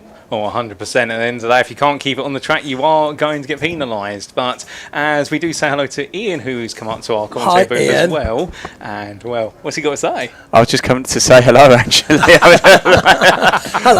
Hello. Right, I think the track is almost clear, so we're almost about to get going. I just wanted to say, Pointy. Yes. I will meet you at Parc Fermé. The actual Parc Fermé. Not where we went last time. Yeah, wherever. Where are we going? Well, it's behind Reedy's tent apparently now. Okay. So yeah, even though it's the very kind of back alley car park out the way, that's exactly where it is. Okay, I'll do that. Sorry, everybody, just admin to sort out. Yeah, brilliant. Right, okay. Yeah, well, there we go. That was that. I mean, we did have that issue, to be fair. If you were following the stream earlier on, you'll see we did end up in the wrong place. But Paul, why don't you run us through the grid for the next race of the day? More than happy to, Pointy. So without further ado, ladies and gentlemen, this is how all of your drivers will line up for the second of the 5 rounds of the British Truck Racing Championship here at Donington Park. Round number 22, and it sees Stephen Powell start in pole position overall and in Division 1. Joined on the front row by Stuart Oliver. And then we will see on row number 2, David Jenkins and Nathan Smith, with row number 3 going to John Bowler and also Craig Reed. Then row number 4, you've got Michael Oliver and Neil Yates, and that is going to complete your top 8, all Division 1 starters. And very shortly you'll be seeing some of our rows further on down, as we do come to row number 5, and it is going to be Simon Reed just ahead of Terry Gibbon, and then we see Tom O'Rourke completing those of Division 1 in 11th place. Starting 12th, it's going to be your Division 2 pole sitter, that is Jake Evans ahead of Bradley Harvey and John Powell, but of course there is the question mark of whether we will see Jake Evans out there given his difficulties in race number 1. And then on row number 8 behind Harvey and Powell, it'll be Warren Harvey and Callum Eason, and Eason, understanding the man who's now got 6 wins in a row, we're hoping for even more, and completing your 18 truck starting order, it's Archie Handy and Simon Cole. So that's how they all start. As I look at my content booth window, they are all on the start finish straight at the moment, albeit all the drivers absolutely set to go what will be onto their green flag lap in due course behind the safety truck. And well, everyone absolutely itching. We're all excited for it as we all stand and take a look. And well, Pointy right now, right over the top of my shoulders, what can you see? Well, I can see a pretty cool Coulson recycling pace truck over here. Yeah, beautiful bullnose Scania. We've got some very nice pace trucks this week, and you might notice some guests on the grid there, so make sure you take a shot of those if you are here, or of course just to head over to their social media pages and have a look at what they're into. So thank you to all of the pace truck sponsors this weekend, and very looking forward to seeing the 3 that we've got tomorrow. But as we can see now, back down onto the circuit, the trucks are indeed under green light orders, which means they're on their way out now on the outlap, with Archie Handy and Simon Cole just coming past the window of the commentary box, ready to go for their second race, or last truck race of the Saturday. Well, indeed, and the way the grid lines up here, set based on what was their second fastest qualifying times, and tomorrow we do it all based on with the results of previous races. We invert it, so that's where it starts to get really complicated. Indeed, we keep it simple, at least for the first 2 races today. Yeah, this is it. I mean, believe it or not, once upon a time we'd do first race Saturday, then reverse the top 8 for second race Saturday. Wow. But of course, then there started to be a lot of questions, decisions, and things taking a little bit longer to find out any investigations and so on. So this is where we came about with the second fastest lap process with the qualifying times. So race 1 Sunday is a reverse of the top 8 overall, I might add, of race 1 Saturday, and then of course race 2 Sunday is reverse of race 2 Saturday. But then Sunday race 3 is a reverse of Sunday race 1, because we've had chance for things to sort themselves out then, but it's going to be an interesting one tomorrow, because we've got back-to-back trucks, then pickup trucks Sunday morning, and that will be super tight. I don't know whether to stay here for the whole thing and send Ian to do the pit lane interviews, or whether I should run and then come back. It's up to you. I still remember when we were here a couple of years ago, and literally you had to run from one end of the paddock back to the commentary booth, and every time you come to me, I was sort of, are you okay? Breathing heavily, of course, because you've just done an Olympic sprint. Panting away. Yeah, there's still content and footage somewhere of me, probably on 24/7's files, of me sprinting across the Parc Fermé to the very far end of the old loop there, and it was hard work. It was hard work, but that is a sight we don't see very often around the Donington circuit. Is one of those super high topped bullnose Scanias making its way around the track, and it's lovely to see a very reasonably full pack out on the grid. What have we got comments wise there, Paul? Anybody saying hello on the stream? Of course, we do try and read some of your messages over on the BTRC and BARC streams. We've got some of the DAF group, John Powell, Greenhouse, Adams Morey team, shout out Pointy. Thank you very much to Chris Pritchard. There we go. Hello, Chris. And we've got quite a few viewers as well staying up very late in Australia for this. I think it's about 2 o'clock in the morning for them in Brisbane, and they're enjoying themselves. We see you out there, and what we see right now is that our truck's about to go green because, Poity, in goes our pace truck. It's time for round number 22. Absolutely, onto the home straight then. We're waiting for the lights to go out. We can see them, they're just in the corner of your screen. The Coulson pace truck pulls out. It's Steve Thomas and Stuart Oliver Steve Powell and Stuart Oliver. The lights go out and they're off. A huge plume of greyish white smoke pushes out between. We've got Neil Yates coming looking for the outside line as they go into Redgate though. It's Dave Jenkins right up the tail of Steve Powell, but Steve Powell not asleep at the wheel this time, manages to make it stick as they all come round. Will they all make it cleanly? We've got Division 2 with Callum Eason coming across the front of 97 to close that door, but it looks like a nice pull away there for the number 3, Steve Powell. Dave Jenkins into second, and Stuart Oliver, no, it's John Bowler looking for the inside, just manages to nip past him there to make that third, but there's contact. It's contact further back as well with the number 11, Nathan. Oh my goodness, it's all going on, and all this time we've got Dave Jenkins and Steve Powell getting very comfortable ahead of the pack. Oh indeed, they're being given plenty of space to just be able to gradually get the rest of the field as nobody wants to settle down at the front in Division 1. Division 2 right now, it's also getting a bit testy out there. We'll keep an eye on that as we do see too wide. They're going up towards Coppice. It's not the place you will go too wide at the start, but they're going to go for it. And right now the Team Oliver racing machine there, Michael Oliver, trying to hold some ground as they roar the way now onto the back stretch. But now the fighting settles, well, to be fair, Michael Oliver's done a really good start out of this. He's already up in the 5th. Well, is he up in the 5th? Because that's going to be your number 11 and Nathan Smith wanting one. Nathan and Michael look like they're doing a roadblock on Reedy there. It's like, you're not getting past us, but into the chicane, and Michael just pips Nathan to the post, but Reedy's not going to let them have that at all. Back in Division 2 though, we've got the number 6 John Powell doing very well ahead of the group, under pressure of course from one of the Bradley drivers, one of the Harvey drivers. What's going on now background? It looks like they've all settled down now a little bit, but it's still the number 96 looking for a space past John Powell, and as we get the first lot of times in, Jenkins 0.74 behind Steve Powell, and then John Bowler dropping back 1.27, but just behind him though is Stuart Oliver in the number 7, very very close, nipping at the heels some might say. Division 2, there is a good half a second between those drivers as we drop further back. Eason 1.04 off the pace. Oh indeed, a bit of a slow start for Eastnev versus Harvey and John Powell, but we'll have to see whether they can get back in there. We know he's one of those truckers who definitely builds up speed over time. Easton being a very talented individual. I know we've got quite a few fans cheering him on today, looking to see where he can continue to close that gap to the very top of the standings. And well, we've only had 3 different winners in Division 2 so far this season, 10 of which Callum Eason, 8 for Jay Evans and 2 for John Powell, but Evans leading coming into this weekend because he's just been the more consistent, whereas Callum Easton's had a bit more perhaps the bad luck by comparison, but that's why you have 35 rounds over the season. But this is it with Division 2. I mean, we've seen drivers over the years manage to come away with championship trophies and they've never actually won a race. It's incredible to see, but it is all about consistency and reliability.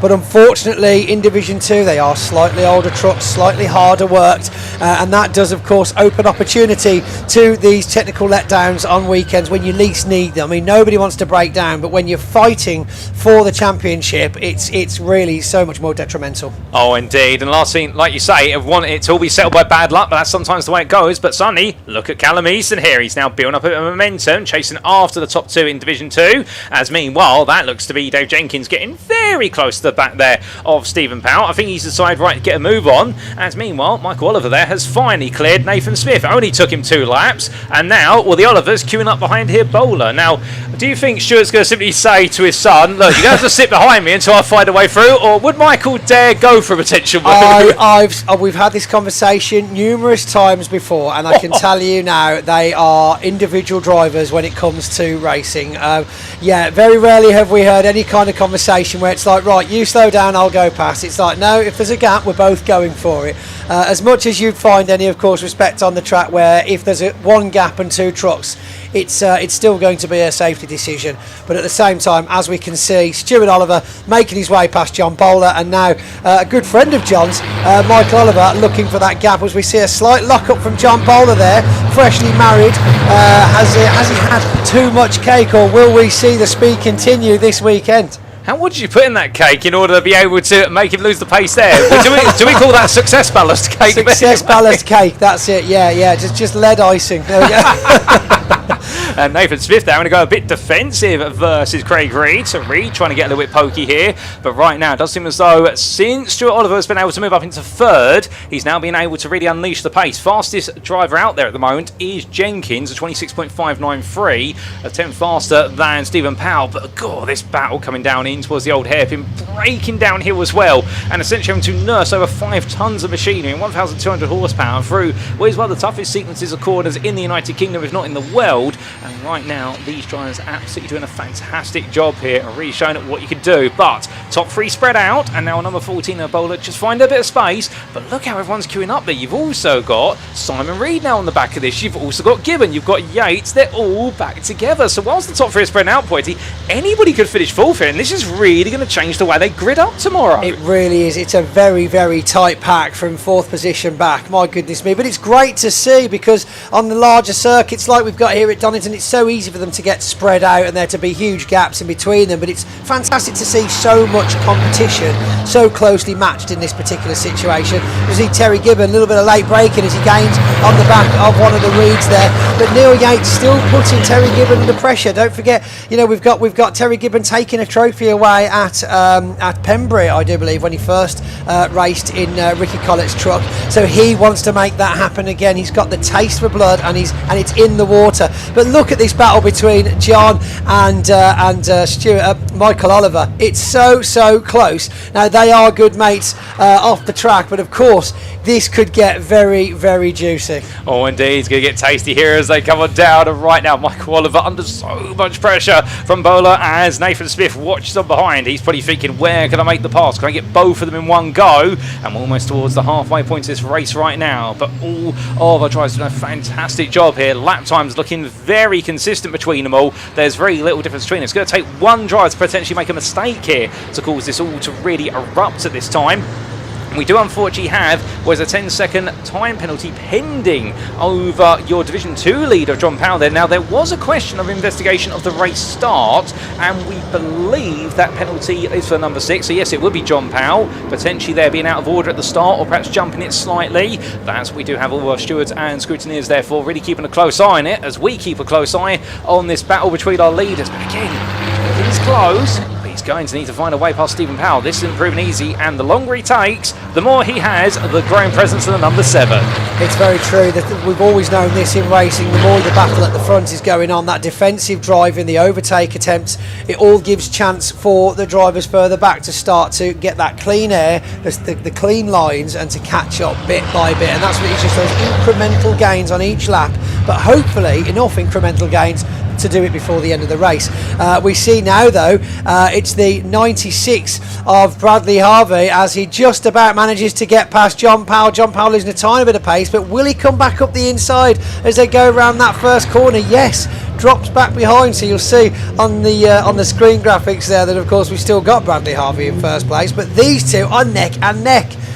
Back down there with number 14, Division 1, Paul. Oh, indeed. Fantastic fight in Division 2, and now looking to Division 1. And, well, we come back to the Division 2 just like that. And, well, there's your confirmation there. We've got Bradley Harvey taking over at the front. Ooh, goes wide and following him off there is Powell as well. And here comes Callum Eason. Of course, he starts building momentum here as he goes past the old ruins of Starkeys. And, well, by the time they get up towards what will be McLean's, we'll have to see what it's going to be. We'll come to that shortly. But as we do see there, the run now of a number 12, Michael Oliver. He's finally got clear. Wipers on there for a number 68 of Craig Reed. I think trying to get some of the dust off the windscreen there, give himself some better visibility. I don't think we're going to be seeing rain here for at least another couple of months, the way the weather's going at the moment. And meanwhile, making it rain at the front still, the lap times. It's still Powell leading, but Stuart Oliver closing. In fact, I want to say with regards to lap times here, everybody behind the leaders is going quicker at the moment. They're all coming together. They are certainly getting very, very close. They're just beating their last laps. I mean, we're talking whole seconds for some of them. So yeah, that battle at the front is really slowing those leaders down.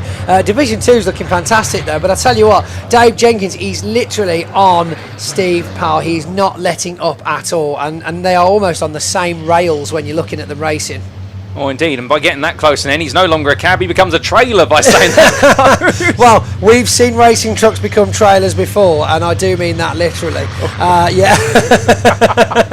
As we do see our yellow rudder there just going a little bit poorly out of the old hairpin, does seem to get it back together, and once it just causes a small split in the field, that's going to be given there under a bit of pressure now from O'Rourke and Yates. They fight over 9th. And keep in mind, of course, top 8 inversion for the purposes of the races tomorrow, so they all want to try and take that 8th place if they can. But still, Terry Gibbon and his Man TGX for Richard Collett Truck Racing doing a fantastic job. And there's a battle side by side. And, well, number 86 there trying to make a bit of progress, Tom O'Rourke. But does he make it work? The answer is no. He has to keep Yates behind him instead. 5 minutes to go. Final third of this race. And there we can see Jenkins and Stuart Oliver Dow. Less than 1.5 seconds between them as all the rest of the field then weaves its way through Roberts. Oh, that's a bit of a cut the inside of O'Rourke, but in the end just about gets it stopped. My goodness, just over 4 minutes left of the race, so about 5 laps remaining, and we can start to see those gaps forming now. But further back we've got Nathan Smith and John Bowler neck and neck with each other. These two are a pair to watch. But look at this final 3 in Division 1. Neil Yates putting loads of pressure as he goes up the inside. We've got contact there as his back end comes out a little bit too close to Tom O'Rourke there. Good to see Tom O'Rourke on the track, of course, as he drops back ever so slightly. And now Terry Gibbon under pressure as we've lost the front bumper now off Neil Yates as well, as he must have found contact with the back of Terry Gibbon as well. This, of course, is probably going to fly off, and they are travelling very quick, but he's still looking for that space through. It's very high octane as we follow them round. Can we see them at the back there? Yes, as we follow them through. Now we're almost about to lose that front bumper off Neil Yates at 33, and Terry Gibbon is doing a fantastic job of just keeping his arms as wide as he can around this track. Neil Yates almost following the exact same line, really. But are we going to lose that? And is Tom O'Rourke going to manage to dodge the bumper when it does inevitably fly off? Well, we'll have to wait and see there where it does come completely loose. But meanwhile, Battle's just up the road there in number 68 trying to go for it. Craig Reed can't quite do it on the number 11 of Nathan Smith at the moment. And then we do have 9 and 10 together. Meanwhile, off camera, what we have had is a change in Division 2 leader to update you on. That's Callum Easton now ahead of Bradley Harvey. So he has made that happen. But what's happening on screen at the moment there?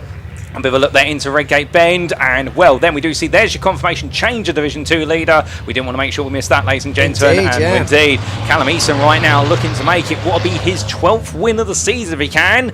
And then back to the front, Dave Jenkins right now trying to find his 3rd win of the season. My goodness me, we are all over the shop today with this. We can just about keeping track of all the drivers. We've had a track limits penalty for Archie Handy and another for Terry Gibbon, I do believe, during that race as well. So luckily they're quite far back, so that won't make too much issue with the front 3 of both divisions. But yeah, Callum Easton, of course, almost like a late bloomer in these races. It's like he seems to start a little bit further back, all of a sudden finds some pace, finds his feet. The other drivers seem to back off ever so slightly. Maybe the stamina isn't there with the other drivers, and then Callum takes his opportunity, pulls ahead, makes it stick. And look at this gap now. I mean, he's absolutely firing ahead of Bradley, but Bradley now, you can see the fire in his belly. He's not having this. He's getting back in there, back into Division 1 there. We see John Bowler with Nathan Smith still just off his right hand side. Lots of fiberglass damage there on John Bowler, and that's probably from earlier on.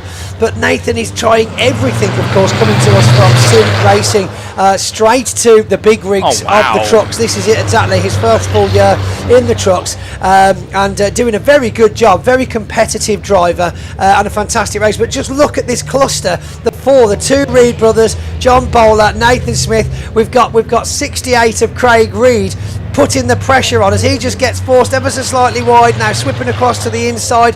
Will he manage to get past Nathan? Simon, of course, waiting in the wings for an overtake from possibly Craig and Nathan, but John possibly looking in his mirrors at all 3 of them going, what on earth is going on? If he even sneezes, he's going to have 3 trucks come straight past him. Oh, indeed, he can't afford to make a single mistake right now, and that's the hard part. That's when that pressure comes on, and it's not just the physical stamina of being able to drive while these trucks at such speed and all the gear change and that, but also, of course, that mental stamina, because when you're constantly looking in your rearview mirrors, you're naturally not focused on your lines. You start to drive slow, you're at risk of missing gear shifts and other aspects. So right now, really is just as much a mental game as it is a physical one out there, and I would not want to be in Bolo's shoes at the moment, because that is definitely a long conga line that nobody wants to be part of. As meanwhile, back to the front we go. Going on to the final lap, it is still Powell leading ahead of Jenkins right now. I do believe that would be a 4th win of the season for Stephen Powell if he does bring this home, but one more lap between it, and suddenly emerging into the picture, only about a second behind, is Stuart Oliver. Got 1 lap to go, Pointy. 1 lap to go, that is it, 15 seconds on the clock, and it is very, very, very close, ladies and gentlemen. Down then, we've only got a 0.89 second gap between Jenkins and Steve, and then another 0.1 there behind Jenkins is Stuart Oliver. The top 3 seem to be unfazed, but Jenkins currently taking the fastest lap with a 1:26.59, so he will get the extra point, effectively only losing 1 point away from Steve Powell in this particular race. So yeah, still a very good drive, and again a very good season for Dave Jenkins. Indeed, and still a bit more to go here as they head up the rise in towards what will be Schwann's Curve and McLean's, but right now everyone here pushing to the limit. Further back, still that battle for 9th place. Terry Gibbon there. It's a bit of a mistake for the 33 Yates, but in the end O'Rourke just carries too much speed, clips the rear, and has to back off there, otherwise both of them would have been going more sideways than straight. And I know we do have some drift trucks here today, but they're doing that here off the circuit, not on the circuit. And meanwhile, here come our leaders down the back stretch at the moment, and well, equally spaced out at the moment, as we can see Stuart Oliver there looking to the inside, but I think that's more trying to find a way to intimidate the make a move on Dave Jenkins, unless he goes to the mother of all sins, but that's not going to work there, even if it was DHL first class. And coming up towards the timeline, it is going to be a 4th win of the season for Stephen Powell. He comes on through and he'll seize the checker flag. Run up is going to be Dave Jenkins, and then Stuart Oliver completes it, the race in 3rd. Michael Oliver first off the podium in 4th, and then we're going to see the 14 of Bowler just hold on there, ahead of Nathan Smith and Craig Reed,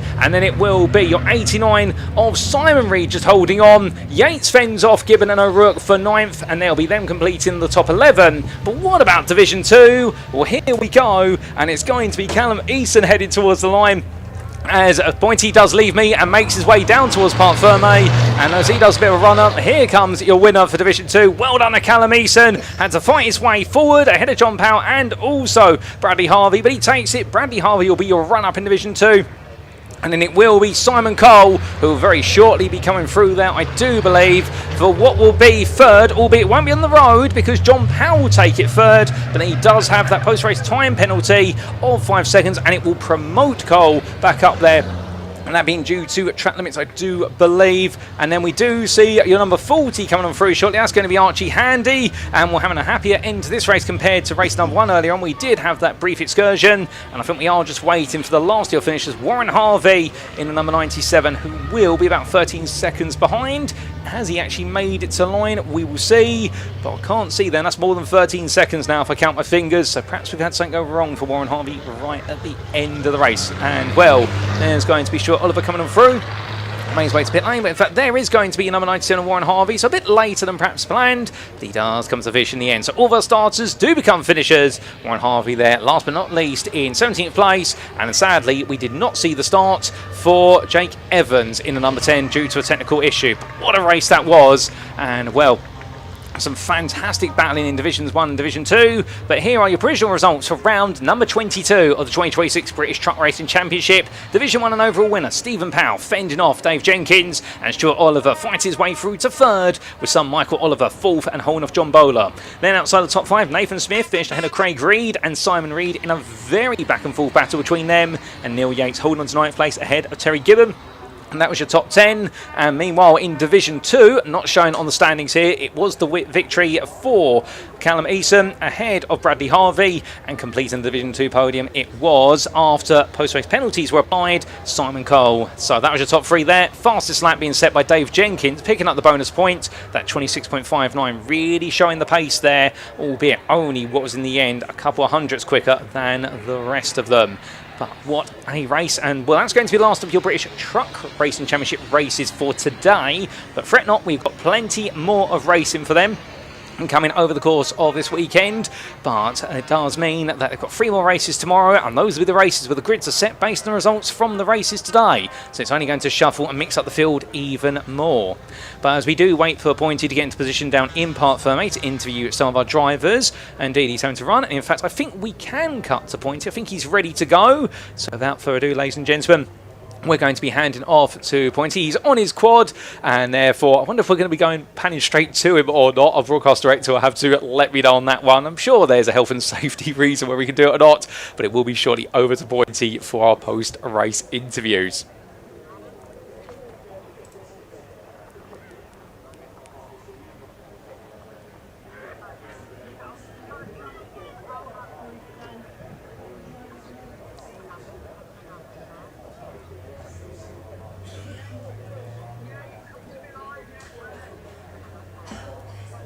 And it's over to Pointy, ladies and gentlemen, for our post-race interviews.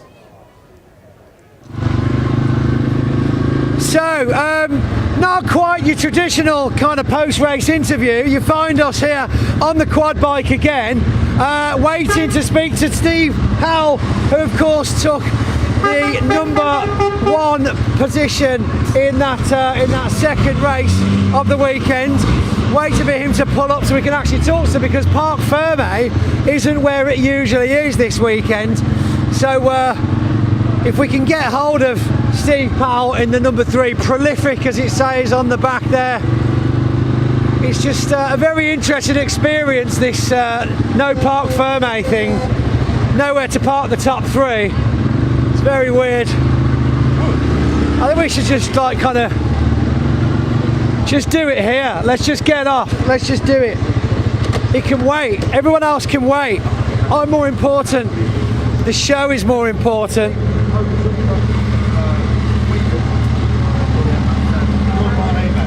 Let's have a quick chat then. Hello.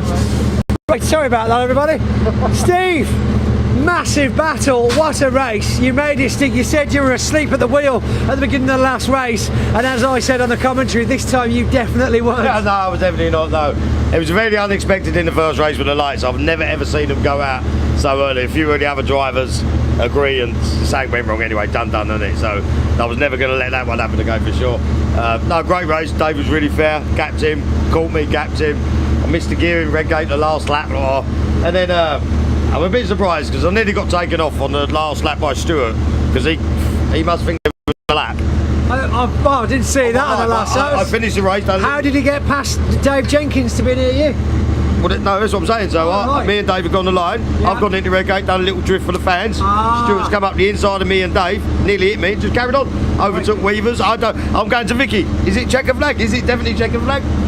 I'm thinking this is going to be my luck. I don't know what happened, so I hope it was checkered flag. I think it was checkered flag. I'm not sure what they'll say about you doing drifting out on the track. You're allowed to drift in front of the fan. Anyway, okay. I would just like to say, brilliant day today. We had amazing pace at Snetterton on a Sunday, and we was really hoping that we brought it here, and we haven't. So looking forward to the rest of the year. You and Dave looked like you were on the same rails out there at one point. It was incredible. I mean, you couldn't put your hand between the two trucks. No, to be fair, Ryan gave me a really good bit of advice. That's quite, what's the word? Obvious. Yeah. Anyway, and then the boys, we changed some massive setups at Snetterton, and on the Sunday it was phenomenal. And we was hoping and really praying that we brought the pace with us, and we haven't. I've never ever qualified pole in Division 1. My highest was 4th before. Yeah, I messed up the first one, but there you go. But it's getting used to it. I was a virgin, so no, just great. It's brilliant for the team. It's so good for the team and the sponsors, and looking forward to the next 3 rounds. Hopefully, I've got a bit of an appeal going on for the decision at Snetterton with MSU Gage. So you're never happy, you truck drivers, are you? My God. Nah, we've got to have a speed in one race. But look, if it is what it is, we have the evidence to say no. If we lose, we lose. But if I wasn't anywhere in the championship, I wouldn't bother. Of course, fair enough. It's worth the fight. We'll have a go. Exactly. Well done, Steve. A great way to end Saturday. Good job, buddy. Yeah, I mean, I'll probably move my quad bike because it's blocking you in at the minute. Yeah, a little bit. Only a little bit, though. Only a little bit. Right, we're pretty much back-to-back race at the minute, and I do believe we've got some more racing going on. I believe Ian had a chance to go and speak to some of the coupe drivers earlier on. No, Civic drivers. Civics? Ian, who are you talking to?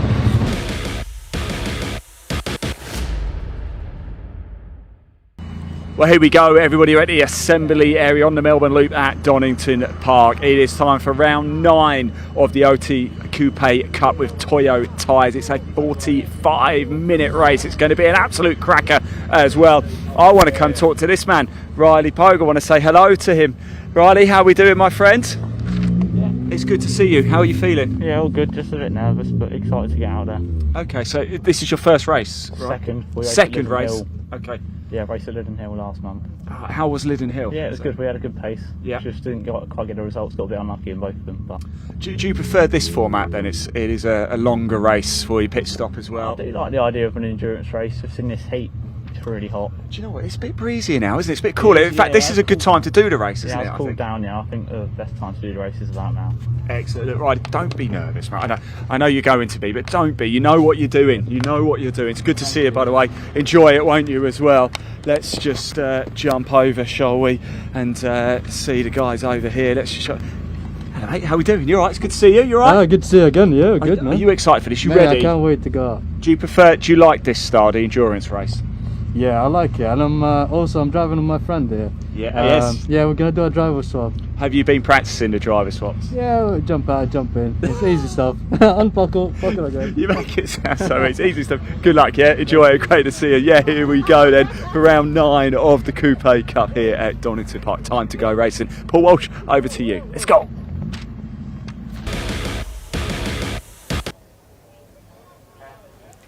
And well, there was Ian, ladies and gentlemen, catching up with our OT Publishing Coupe Cup with Toyo Tyres drivers in preparation for the endurance race of this weekend. Indeed, they only have one race on the schedule. They're normally used to having two 20-minute races, but instead this is their annual endurance, and they were here last year at Donington Park for a 45-minute showdown, and how was it? A great race, no doubt about it. And well, we're expecting an even more intense one this year. Now, keep in mind, this is a series, not a championship, so therefore the winner at the end of the season is the one with the most drivers, but you will see some driver partnerships here today rather than individual drivers. Speaking of which, starting on pole position together, it's going to be Paul Lowry and Sam Maher-Lohan, and then we do see line up alongside them.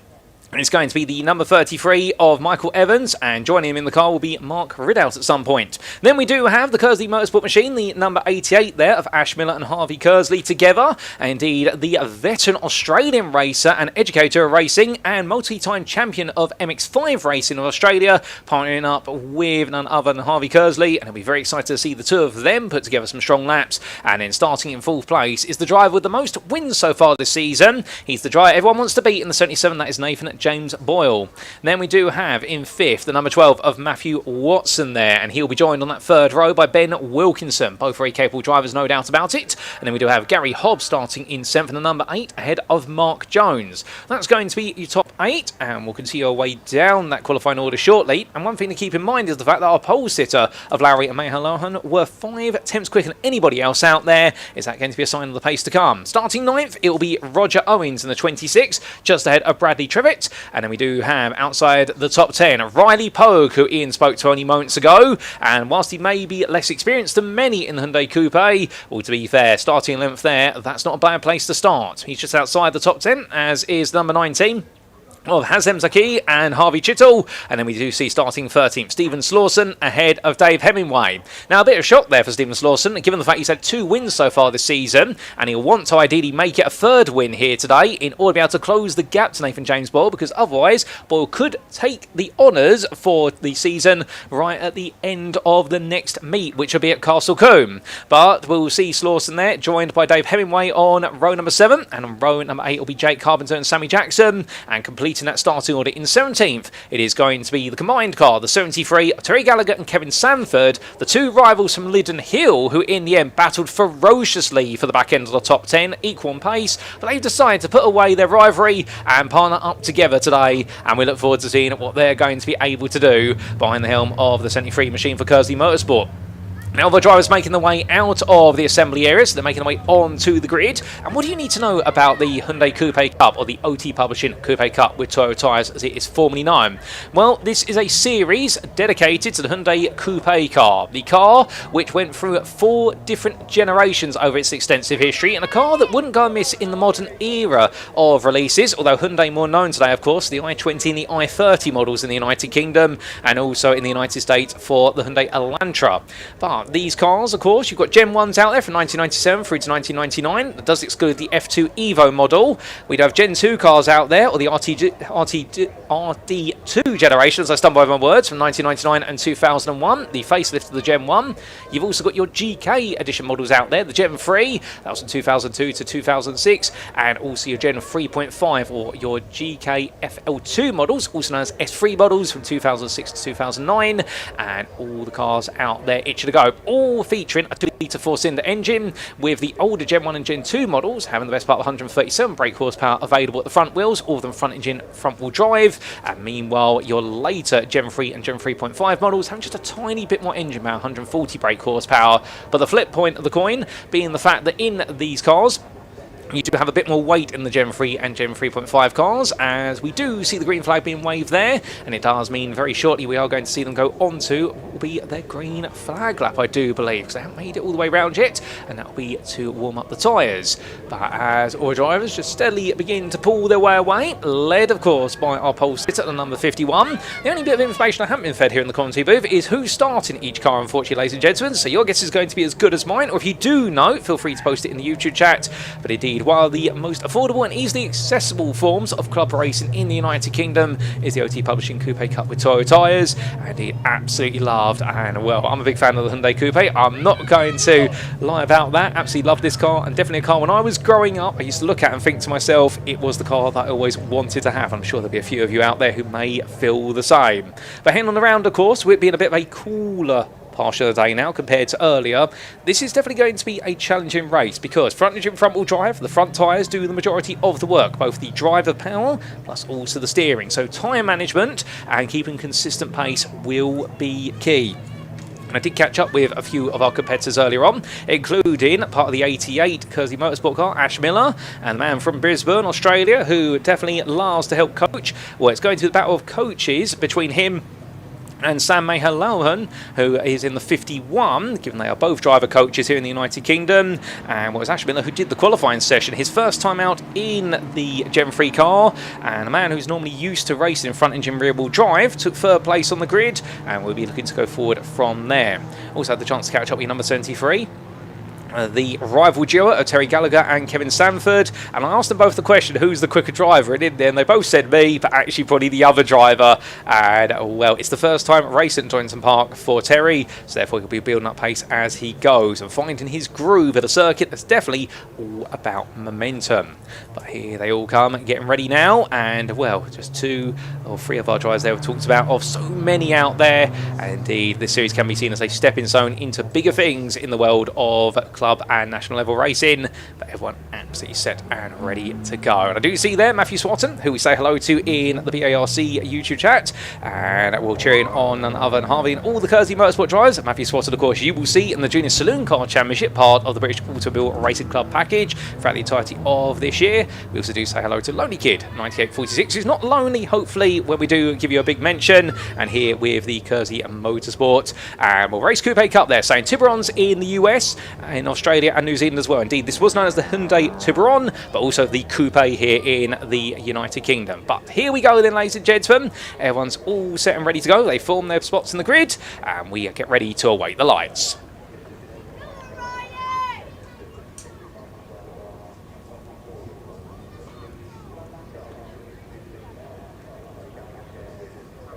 And so the last of our cars takes their position, and as they all get set for round number 9 of the 2026 OT Publishing Cup Coupe Cup with Toyo tyres, the lights to what will be the driver's left are right. We're about to go on, and the revs will rise.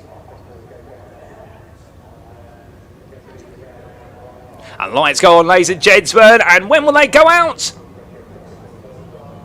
There they go, and off we go for 45 minutes of racing in the Hyundai Coupes. It's a good start there for the man who started second. Your 33 of Michael Evans and Mark Ridout making an early move there to take the lead. But look at the Kersey Motorsport car going right into the middle. It's going to be 3, almost 4, 5 wide. And right now, will the machine of Miller and also what will be there, Harvey Kersley, making some great progress. But are they going to take the lead here as they come down through Hollywood for the first time? Now, understandably, you push the tyres early on, but doing that now may come back to haunt you a little bit later as all the field comes on down. 3 wide further there in the mid-pack. And plenty of batting between them all. And goodness me, incredible fighting as they roll their way into the corners. But who's going to be leading out that in the mid-pack? That's the question we want the answer to. And I do believe Riley Pogue, they're being shuffled down a little bit. But as things begin to settle down, look at that battle. Meanwhile, 2 wide there between 3rd and 4th as they head up the hill. And I think that is going to be there. And Boyle trying to get into the mix, trying to go around the outside there to potentially take what will be 3rd place. Does he manage to do so? The answer is going to be yes, he does. So making his way on past there, and up another position goes Boyle. And right now Nathan James Boyle looking to chase down the top 2 if he can. A bit further back there. It has been number 31 of Jake Carpenter being shuffled down for Revolution Racing. So our Gen 2 driver there's got some work to do. As meanwhile, towards the very back, we do see the 73 there still following the pack. And it's always good to follow a couple other drivers. You can always pick up some lines there as it's battling further down. Wonderful panning shot there gives you the idea of the scale of the field. A bit of a lock up there for one of our runners. I think that is going to be the number 32 of Mark Jones in the Revolution Racing car. And well, coming all the way down towards turn 1 once again. After 1 lap of racing, it's as follows. It's the 33 of Ridout and Evans ahead of the Kersey Miller 88, but will it be for long? Here they go 2 wide from Redgate, and right now I can tell you one thing, something tells me that might be Ash Miller in that car, and very eager to get ahead given his pace he's got before he hands the car over to Harvey Kersley a little bit later on. That's not to be unfair to Harvey Kersley, but Ash Miller caught up to him. One of the things he did said was he was going to go hunting as quickly as he could, and well, hits the curb there, accidentally pushes an indicator on as a result, and I think that's his indicator also going on to say I want to make an overtake on the right side. That's not going to work out. Big lock up there, and that's why the drives. I think that was number 8 of Gary Hobbs there, taking a bit of a slide, and well, he's going to get himself back together. That's going to cost him so much momentum up the rise. But your top 4, look at this group right now, so close together here. A small lock up there for Boyle, and well, he's got to be careful of that. Those little micro lockups and skid on the tyres, of course, is only going to put more heat into the brakes and the tyres, and that heat will come back to haunt you later on. 45 minutes of racing, we're not expecting any tyre changes or refuelling. It will just be a driver swap if you do need to swap drivers, or if not, if you're a single driver entry, you have to get out the car, close the car door, and then get back in the car, and your end-to-end pit time must be 90 seconds from pit entry line to pit exit line. But here comes Nathan James Boyle, covering off what is the number 12 there of Matthew Watson. And Watson poking and prodding there and really trying to be a bit of a nuisance as he tries to take 3rd place back. That's not going to work, and I think our top 4 now settling down. But there we look back to the battle for 5th, 6th and 7th. And as they come on, Wilkins here looking for a move on the outside. The lorry isn't going to work. Our pole sitter, of course, not having the best of starts there, losing the lead into turn 1 in the open lap. And that's going to be a move made by Wilkins there. Lovely move from Bennett Wilkinson. And well, just like that, getting on through. But what's going to be next? They all cover through. We do see there a bit of 2 wide. Oh, that's going very wide there for your 32 of Mark Jones. I think that's going to be a track limit infringement there, given he dipped all 4 tyres beyond the white line. So he's going to be careful of that. The first time you do it, it's noted. The second time you get a black and white flag. The third time you get a 5-second post-race time penalty. Do it 4 and 5 times, and that's only going to be added to. All these drivers are really pushing on right now, but these are not easy conditions for them, even though we are currently at 5:30 in the afternoon. You would think that this circuit will cool down, but given the exposure to the sun and the lack of cloud over the circuit, this tarmac right now is definitely going to be boiling hot still as they all come up through Schwans and in towards McLean's. A bit further back there, more fighting to come, and we do see our number 26 of Roger Owens there. He's had a decent run so far in 9th, and given the fact he started there, well, he's not lost any ground, he's not made any ground, but that's all part of the game plan. He might be weighted for later on. But we come back to your top 4. Is that going to be a change there? Is that going to be Watson trying to look around the outside? Well, it's going to be the inside, in fact, but he doesn't quite make it work. And your number 88 there, the Kersey machine holding its ground as they head across that timing line.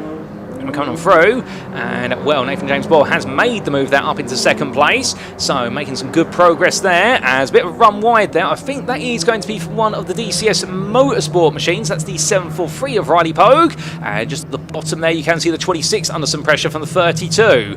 Indeed, so many fights going on. Now, how do you tell a Gen 2 car apart from the rest of the field? Well, the best way to do so, look at the front and you'll see that all of the front lights are separate from each other. They're not as part of a single moulded light section. That's how you tell the Gen 2s apart, the easiest one to discern. And then those of you with more eagle eyes will be able to tell the Gen 3s as having the sleeker front ends to the Gen 2s and the Gen 1s. But we're not going to forget about the history lesson right now with the Hyundai Coupe or Tiburon, as we do see there your 52 of Slawson trying to find his way past Owens, but he's not quite able to make it. Slawson right now definitely not in a happy place. But there's such a very different race compared to what they used to, of course. Going from 20-minute races to 45-minute race. But again, this will be a race of stamina and car management. the field comes on through, and well, some fantastic driving for anybody involved. I do see there Joseph Wright TV in the BARC YouTube chat cheering on Riley Pogue by looks of things, and well, so many of you enjoyed seeing all the racing here from these cars. All the field setting down at this point. Now, one of the things, of course, that you can do at this moment when you are just running in the pack is you can start to think a little bit more strategically about the race, start thinking a little bit long term, albeit not so if you are currently other than what we Paul Lorry there in that 51. But meanwhile at the front, well, the man who's taken the most wins this season, he's trying to make a point, which is he's going for first, as John Clenland once said. Looking around the outside there versus Ridout, but that's not going to work. And Nathan James Boyle made to wait a little bit longer, but he's definitely in a hurry right now to get this move on. Coming winding on down through the corners.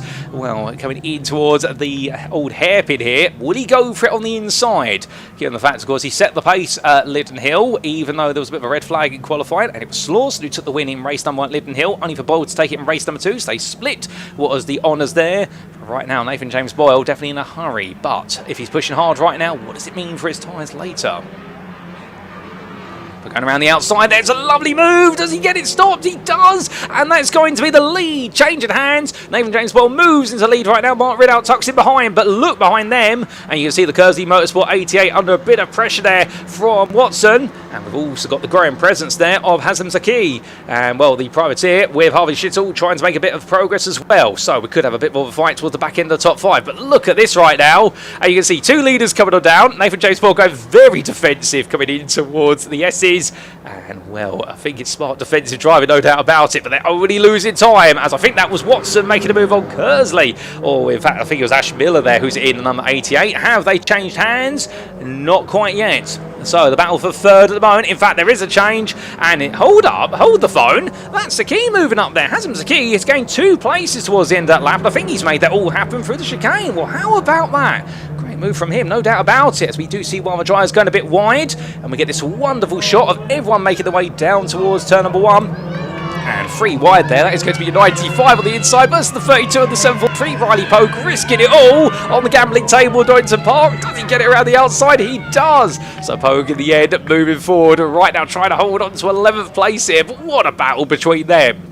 As they come down the hill. Ooh, that's very wide there. And that's going to be the Kersey Motorsport 88. Taking a bit of a run out the old hairpin. Taking a rally cross. And as it does so, rear bumper hanging loose on that car. And something tells me that is going to be a car that potentially will be having to make a visit to the pit lane at some point. Not just for the driver swap, but also depends on where it's felt as though the bodywork hanging is unsafe. If so, then we will see, of course, what will be the orange and black flag. Known as the meatball flag, because it's the orange meatball on a black background. We'll have to wait and see. But as meanwhile, your 2 leaders carry on. And right now, Boyle and Ridout absolutely nose to tail. Fantastic between them. And Zaki and Watson carry on there. And then we do have the Miller Kersley machine just following on there with some damage. Further back, we do see our 52 there. That's Slauson. Well, he definitely didn't have the qualifying session he wanted, but he's on the back of the number 8 of Hobbs. So can he find a way to get close to Gary Hobbs and look for a move? Slauson has really taken his time to get involved in this. Also, we should point out we do already have some time penalties that have been assigned to drivers for track limit, including a potential 10-second post-race time penalty for Hobbs. So where he finishes, should that penalty stand? And in fact, it's not for track limits. Let me correct myself there. It is for a full start and also for your 32 there of Jones. So both drivers there incurring the wrath of what is the stewards, alternatively the clerk of the course, and therefore it's now going to be a situation for them whereby they've just got to carry on whether they know about it or not. Wonderful Tiger livery on number 8 for Gary Hobbs right now. Well, definitely there, that 10-second time penalty. He won't be thinking about that. He'll just want to enjoy the racing. But not a good run there coming out of the old hairpin. A much better run here from Slauson. Slauson on the inside, going from Starkeys up towards Schwann's. Can he hold it all the way to the outside of McLean's? The answer's going to be yes, he does. Smooth move as he scoops it around the outside. But now can he keep it there as he uses all the road plus the added curb? We call that value-added tarmac or VAT. And, well, rolling his way out towards Coppins right now. I do think Slauson here has got a bit of a hurry up. He definitely wants to move forward. And given he started all the way down in 13th place based on qualified, so therefore he's having to make some headway. the field gradually spanning out here now as we get closer towards the end of the 15 minutes, but here comes Hobbs back at Slawson. So it's not all done yet, and the battle of the Gen 2 machines, and it is going to be Hobbs squeeze his way back and past number 8. Lovely move from him, and Slawson's now going to have to try and get a really good run. Can Stephen Slawson do so here? He's going to look one way then the other. This is definitely getting a little bit personal between these two. It's only bringing that 51 there of Paul Laurie and Sam Helonen into the battle, and the two of them from OT Publishing Limited, of course, the title sponsor for this series. Coming a bit further back there, you see on number 95 as well, Bradley Trevitt, still enjoying a good run in 12 with Jones behind him. But all these drivers right now have been trying to get the gauge of the next one in terms of pace.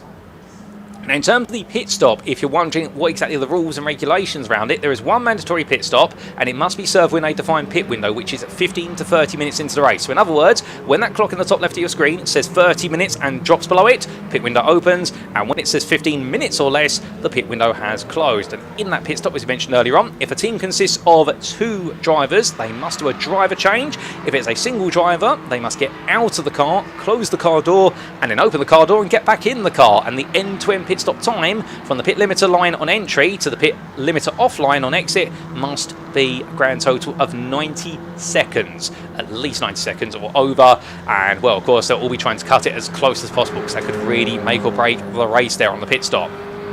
But we won't think of that strategy right now. 3 minutes to the pit window, and Slawson and Hobbs right now, well, they're definitely enjoying what is an absolute hoo-ha back and forth.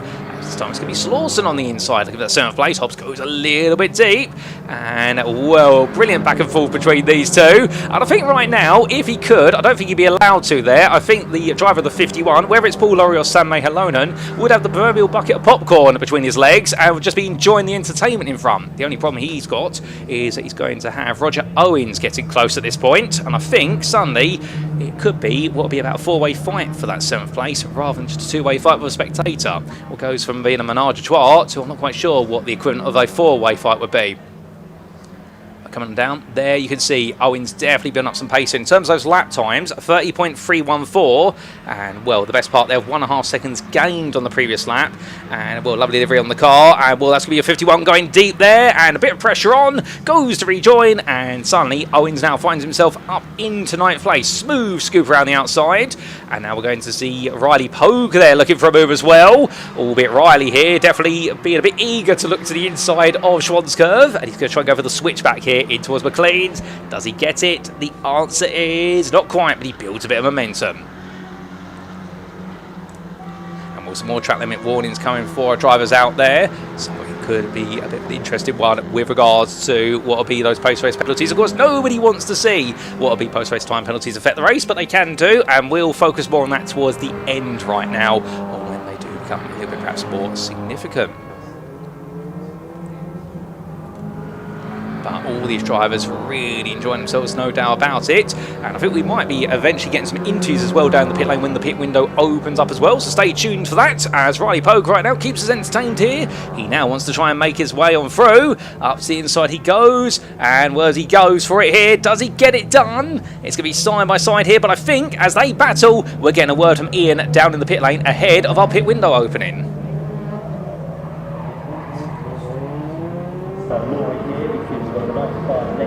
Hey, welcome down to the pit lane, everybody. How's it going? I'm here with Ash. G'day, Ash. How are you, mate? Good, mate. Yeah, Bonza, mate. Awesome. Bonza, you're from Brisbane, aren't you? Lovely city. I've been rained the whole time I was there, though. Oh, it's pretty on character, isn't it? Yeah. No, this heat doesn't do Aussie any good, does it? No, I'm actually looking forward to getting in the car. I'm a bit cold out here. Look, let's talk about the race so far. Harvey Kersley, of course, is out in it at the minute. It looks like the back bumper's hanging off a bit. Right? Yeah, you know, we're just trying to shed as much weight as we can. You know, lighten up the car. Fair enough. Yeah, making sure we got the biggest advantage we can. Yeah. In all seriousness, this is a nicer time to go out, isn't it? A little bit cooler now. Is that going to suit the tyres and everything? I think so. The weather suits the tyres. I don't know if Harvey suits the tyres. He's very good at pushing very hard very early on. So we'll have to see what the tyres are doing when we get back in. One exciting thing for your driver changes. Harvey, we know Harvey very well. He's about a foot taller than both you and I, isn't he? So he's out first. He's going to get out, and you've got to have a load of foam padding put in the seat. I've got so much room for activities in there. Honestly, the first time time I sat in the car, I couldn't reach anything. So yeah, it's going to be interesting to see how the foam will, folds around us again. But I mean, even in qualifying today, it's the first time I'd ever driven this car in quali. So I was having to kind of figure out where I'm sitting, in the seat as well. So, but I shall be fine. We'll be all right. Ash, thank you for talking to us. Best of luck and enjoy it, won't you, mate? No really, worries, really mate. good to see you. Really You is. too, man. Really is. Pleasure. Here we go, Paul. Back to you. Oh, thank you, Ian. And well, that actually confirms who's in the 88. That is Harvey Kersley and not Ash Miller, who I said earlier on. So sorry for the misinformation there. And Harvey, to be fair to him, whilst he may not have the pace of Ash, he is doing very well right now to be running in 5th place and getting those scraps early on. So when Ash Miller jumps in the car, we definitely have plenty of fun. Harvey will be leaving it in a good place, albeit with that rear bumper hanging off the rear at the moment. That's going to be causing a bit of drag and, well, hopefully not pulling the car back. And I can see many of you there really enjoying yourself in the respective YouTube chats with regards to this race. And all giving your thoughts on the Hyundai Coupe. Some of you remarking about the fact perhaps not as popular car compared to some of the other cars in your local domain. But either way, enjoyed seeing the racing out there. And your number 52 there carrying on, that's Slawson. As we do see a bit of bodywork there hanging off of our 2nd place runner as well. So whether that is Michael Evans or Mark Ridout in the number 33 for exit 13, or definitely some bodywork there trying to make an exit off the car. Albeit, will it be making an emergency exit or will it gradually fall off? We will see. As we do see number 19 there of Hazem Zaki and Harvey Chittle doing a really good job. They're going to be a dark horse in this race, we get the feeling, given the pace they're demonstrating so far. So never count them out. Now we do have our first pitter coming in there, and that, in fact, we've got 2 cars in and cars coming out of the pit lane as well. And I think we might be coming down to our pit camera there to see what's going on. There's your 51 making its way on through, and well, there is going to be the 743 weaving its way to a stop here. And to give you an idea of pit stop, so Riley Pogue brings the car in. Of course, he will have to come to his pit stall, and as he does so, now car stays stationary. And at this point, he has to unfast himself. He's got to do this himself. He can't be helped. He can be helped with the door being held open there. Gets out the car, and well, as he does so there, they can make some adjustments to the interior seat, but Riley gets out the car. Door is shut, and well, it can then be reopened. At this point, the team can work on the car, and he can get back into the car there. But he has to essentially unstrap himself from the machine, and then he gets back in. It's all part of the mandatory 90-second long pit stop. And well, now getting back in, they are making some more tweaks, I think, to his seating position, which is all a big part, of course, of being in the car, and also just checking some things over there, making sure he's all nice and secure. We've got even more drivers coming in. That is going to be your bright yellow machine coming on down road as well. That's your 73 there of Terry Gallagher and Kevin Sanford coming on down, albeit who's in the car, we will see. Well, I think we are perhaps going to get a bit of a word from Ian with one of our drivers. So it's over to Ian, ladies and gentlemen, for a bit of insight from the pit lane. Yeah, welcome down to the pits, everybody. This is Riley Pogue right now. Just finished his stop. So I told me at the start of the race he was a little bit nervous, wasn't he? But he's now completed his pit stop. We've got Terry Gallagher here. He's getting out of the car. It's going to be Kevin Sanford who's going to jump in. We'll grab a word with Terry very shortly. We'll just let him get out of the car, get this pit stop done. Alongside, we've got Bradley Trevitt in the pits as well. In fact, Bradley Trevitt is just heading back out on to the track. I wonder if I can just very quickly go say hello to Terry and find out how to... Terry, how was that? You're always smiling, you are, aren't you? Smiling, yeah. You enjoyed yourself? It's the first time at the track. Yeah. Not the quickest, no, but I'm having fun and I'm getting used to it. I was going to say, it must be nice, like in the UK, so many iconic tracks. Donington Park is certainly one of them, isn't it? Exactly. I've got people back at home that would be very envious of me right now. So, yeah, no, it was good. I enjoyed it. I'm not surprised. Kevin, the car now, what do you reckon he can do? Oh, I mean, we're great competitors. We enjoy driving against each other. So I think he'll be on for a good result. Excellent. Go relax. Have some water. I'm sorry to have disturbed you. Come on. Thank you. Lovely to see you, Terry. It really is.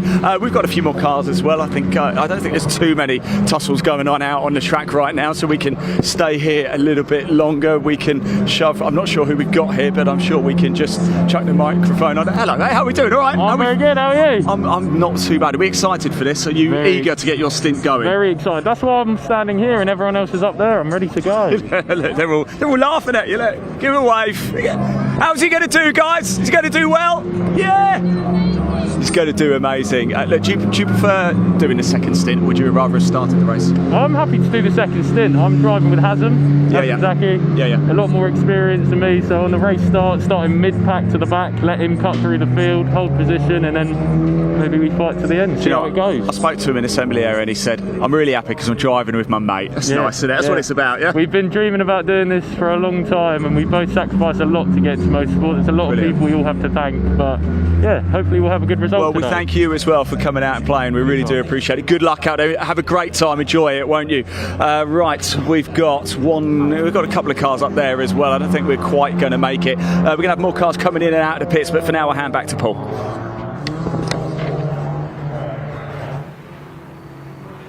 Well, thank you, Ian. Well, as we do leave the pit lane for a brief moment, more pit stops are due to come, of course. Well, one dives into the pits just like that.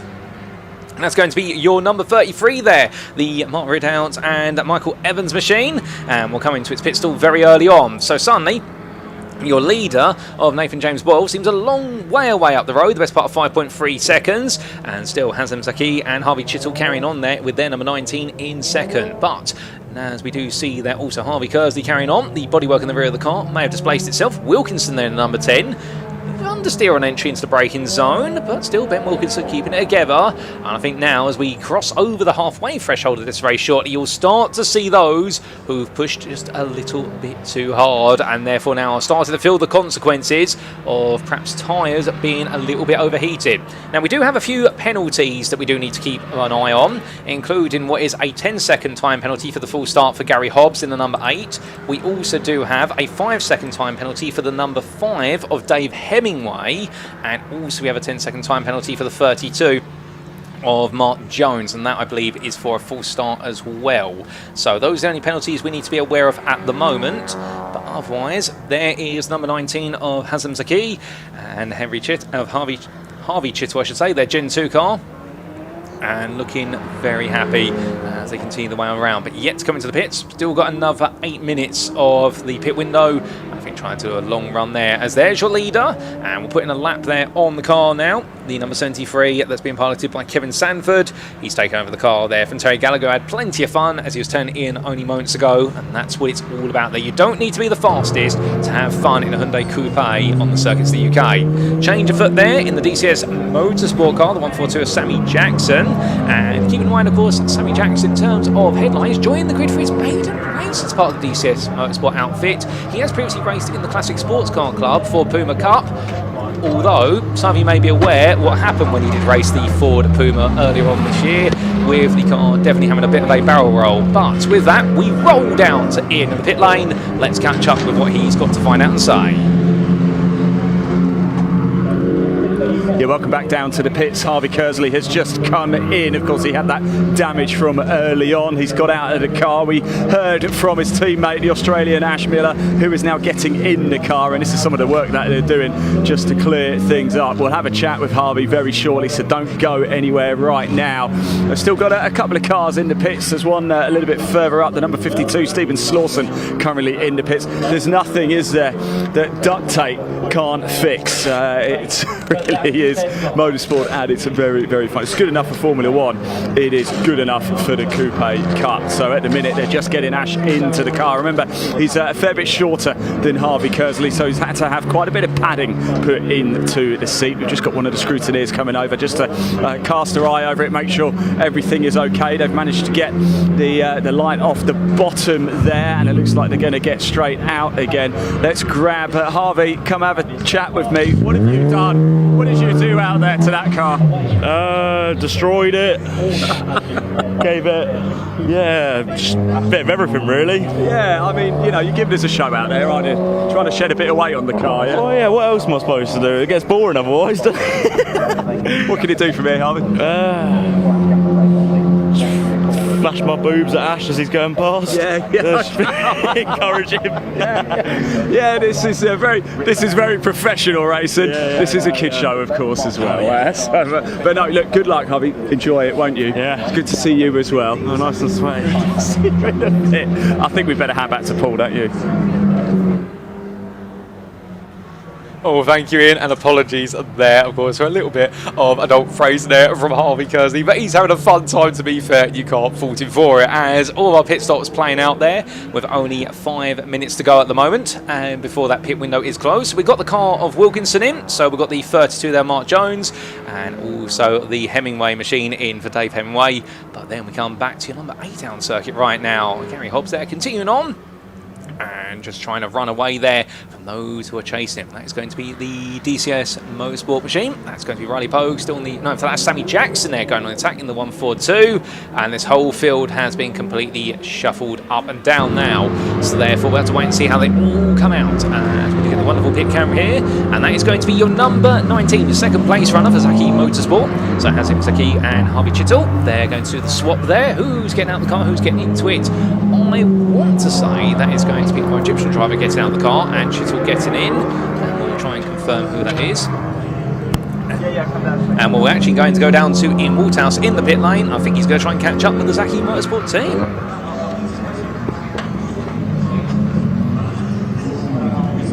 Yeah, here we are down in the pits. Look at the smoke coming off as well off of the brakes here. Hakim Zaki's just got out of the car. We'll grab a quick chat with him very, very shortly. He's just got to finish off this pit stop. We don't want to get in the way whilst they're doing all of that hard work. In fact, he's now doing the timing as well to make sure they don't get a penalty. A little bit like the Britcar Endurance race we saw a little bit earlier. You have to be stationary in the pits for a certain period of time.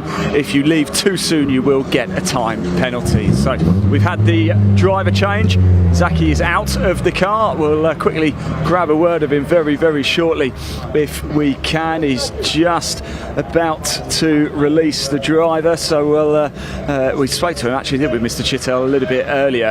In fact, there is a car steaming down the pits now. Let's grab Hakim very quickly. How was that, Hakim? I know you probably want some water, but how was it out there? Mate, it was good. It was good. Found a lot of pace. Yeah. Got to grips with the car. Yeah, I was chatting to him before actually, and he said, "Look, you're a very, very fast driver." I tried my best, man. I gave it all. I know it's his first race. I hope he stays safe out there, and I hope he has a lot of fun. I'm sure you're smiling. It's first of many. I'll tell you something, right? Turn around a sec. Look at that. That is how hot it is out there. That is pure sweat. We need this. We need air conditioning, these guys. Open a window. Hakim, lovely to see you, mate. Best of luck for the rest of the race. Another car in the pits, actually. Let's stay with it a sec, shall we? And this is Nathan James Boyle, a serial race winner is Nathan James, and he'll be I think he was in first place actually when he came into the pits, wasn't he? So he will be challenging at the sharp end right at the end of this race. And just checking over the car, I think it's all okay. And then once Nathan has done his time, he'll be able to get back out on to the track. And then we've still got another car in the pits. In fact, I think it is at the 90. I think it's the 95 up there. Bradley Travitt's still in the pits.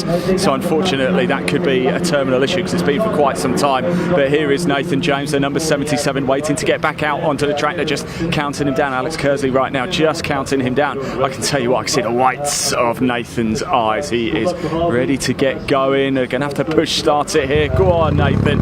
And off he goes. So that could well be, yeah, I bet we've got the number 52 car coming past us right now. That is Stephen Slawson. And I think, where's he going? Is he going to get back out or is he going straight into Parc Ferme? Stephen Slawson, unfortunately, into Parc Ferme and out of the race. I don't think there's going to be much more action here in the pits, so we'll be heading up to Parc Ferme for the end of this race very, very soon. Paul, back to you. Well, thank you, Ian, and well, Ian catching up with a few of our drivers there, including, of course, Hazem Zaki, part of the two-driver team for Zaki Motorsport with Harvey Chittle. And well, with the pit window now coming to a close, the only driver in the pit lane now, beyond, of course, our leader. And we'll hold up a second, and well, this is a big moment here, and that was Hobbs getting very wrong there under braking in towards the Roberts S's, and well, the car completely going around, and for Gary Hobbs, well, moving the tyre barrier to a degree, but I think we are still racing, and well, as we do see him make his way along now, and we're coming on down. He has got a bit of body damage on the car, but beyond that, Well, it does seem as though he's happily moving, and he is now running in 14th place. And the car definitely looking not in 100% health compared to how it once was, but we did see several cars in the pit lane having smoking front brakes as well. So therefore, understandably, I think a lot of drivers right now will be feeling some very hot brakes, and knowing those braking zones are going to need to massage the brakes, or they're going to be going very deep into some of the corners. Oh, that's a very smoky back end, but I think that's going to be where the bodywork on that side of the car, so on the left-hand side car for the driver, has essentially been pushed over onto the wheel, and that's going to be a rub there of bodywork against the tyres. So that's why you're seeing that smoke come off, and well, Hobbs will have to see whether that's going to hurt his progress in the race. I suspect that's not going to help him on the straights, or indeed any right-hand corner. But where is all the order then? After all the pit stops have essentially concluded, we are beyond the pit window now. So we do have the number 12 of Watson, I believe, leading. But then again, that could all change given the pit stop recently. So we will update you when they all come through. There is your number 5 of Hemingway heading on. Being chased there by number 8. Oh, we've got some yellow flags in the rear of the picture being waved there. Not quite sure what for. We'll try and get an update on that when we can. Something's gone wrong at Coppice Bend for somebody, it would seem. There's our number 19, now being run by Harvey Chittle. Well, he's got the pressure there of Nathan James Boyle behind. So Nathan James Boyle has lost out in the pit lane. And, well, something tells me that right now it's going to be the number 19 of Chittle that leads this race. Nathan James Boyle is chasing. And then it is going to be the number 33 there of either Michael Evans or Mark Ridout, who is the third place runner all on the back of Boyle. Yellow flag there all the way down towards what will be the braking zone there for the S's. There is your leader according to the time attack. In fact, I think this is actually our leader now. I've corrected myself twice, so I'm going to correct myself a third time here, now that everyone has come into sequence, and we can fill you in. So here is your top 4. So in the end, Matthew Watson has undercut the field, and coming into the pits there. So our 4-time winner, Nathan James Boyle, is in. There's got to be an issue with the car of some description, because he's running momentum. We've also got another car coming in there a bit further back. Trying to see who that was. Was that the 31 of Carpenter coming down pit road? No, it was not. It was the number 10 there, Ben Wilkinson. We've already got the 31 of Carpenter in the pits. Slauson in the pits as well. And, well, things not working out for several drivers here. Do we have any information to explain? No, we do not. So, therefore, cars coming on in. And, well, the only other thing could be, would it be for a pit stop? But if so, well, with the situation at the moment, I'd say that because the pit window is complete, that is an extra pit stop that's going to be for a look at the car. I don't think there's going to be any more driver change or anything like that all the way to the very end here, unless there's an issue with driver in said car. But still, let's focus on what's happening on the road. So after what has been almost a grand total of 35 minutes of racing, we now have your number 12 of Watson leading for a very powerful undercutting strategy. Then we've seen the Zaki Motorsport machine being run by Harvey Chittle at the moment in second, and then it's your 33 of Ridout and also Evans running in third place, but all quite close together. But meanwhile, as we continue to look at our runners coming down the hill here, that's your number 5. That's going to be Hemingway here. He does have a post-race time penalty pending on him, but still chasing after the man in front of him. And that's going to be your 32 of Jones, trying to keep as close as possible. They're bringing Owens and Pogue into the mix as well. So it is all change of foot here, and they're all going to be moving up the order with the trips to the pits of Boyle and Wilkinson. Definitely a few changes between all the drivers, and well, I do see many of you there in the YouTube chat enjoying yourselves, as we do say hello to a few more of you in the BARC YouTube chat, including none other than Karen Heddle, who is cheering on none other, I do believe, cheering on Michael Evans, although I might be wrong on that, to be fair. Feel free to correct me. But drivers coming down here towards the Roberts S's, and right now still the fight going on there, and this is the effective fight for what now translates into 6th place as we understand it.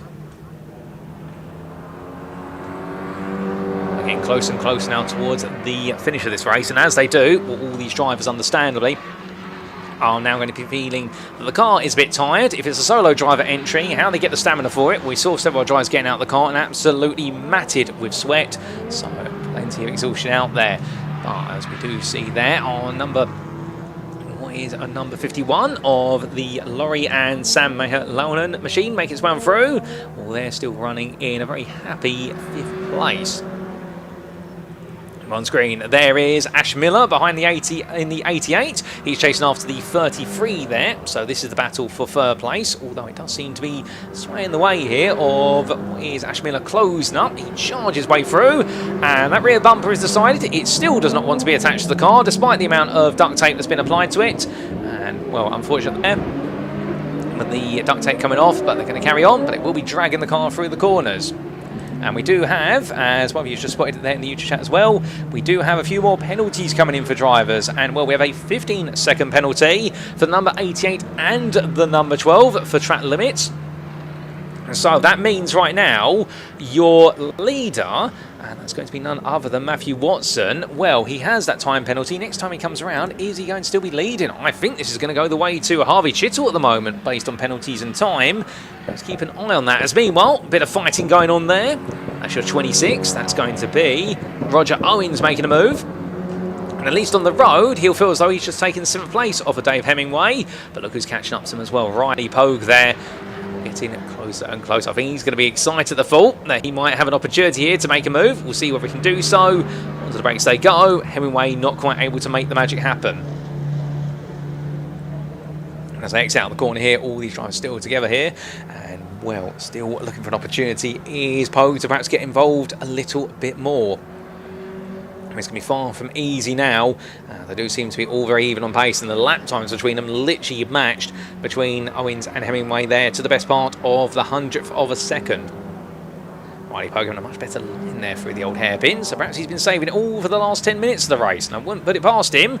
And indeed, as he's been building in confidence, I think now he's got more of a car that he can exploit, and he's got it around the outside here going through Schwans to get the inside of McLean's. Can he get it done? Not quite there on the brakes. He does have to wait just a little bit longer, but is definitely showing signs of wanting that move. And, well, I think the magic is going to happen sooner rather than later. It's a question of when, not if he can make the move happen.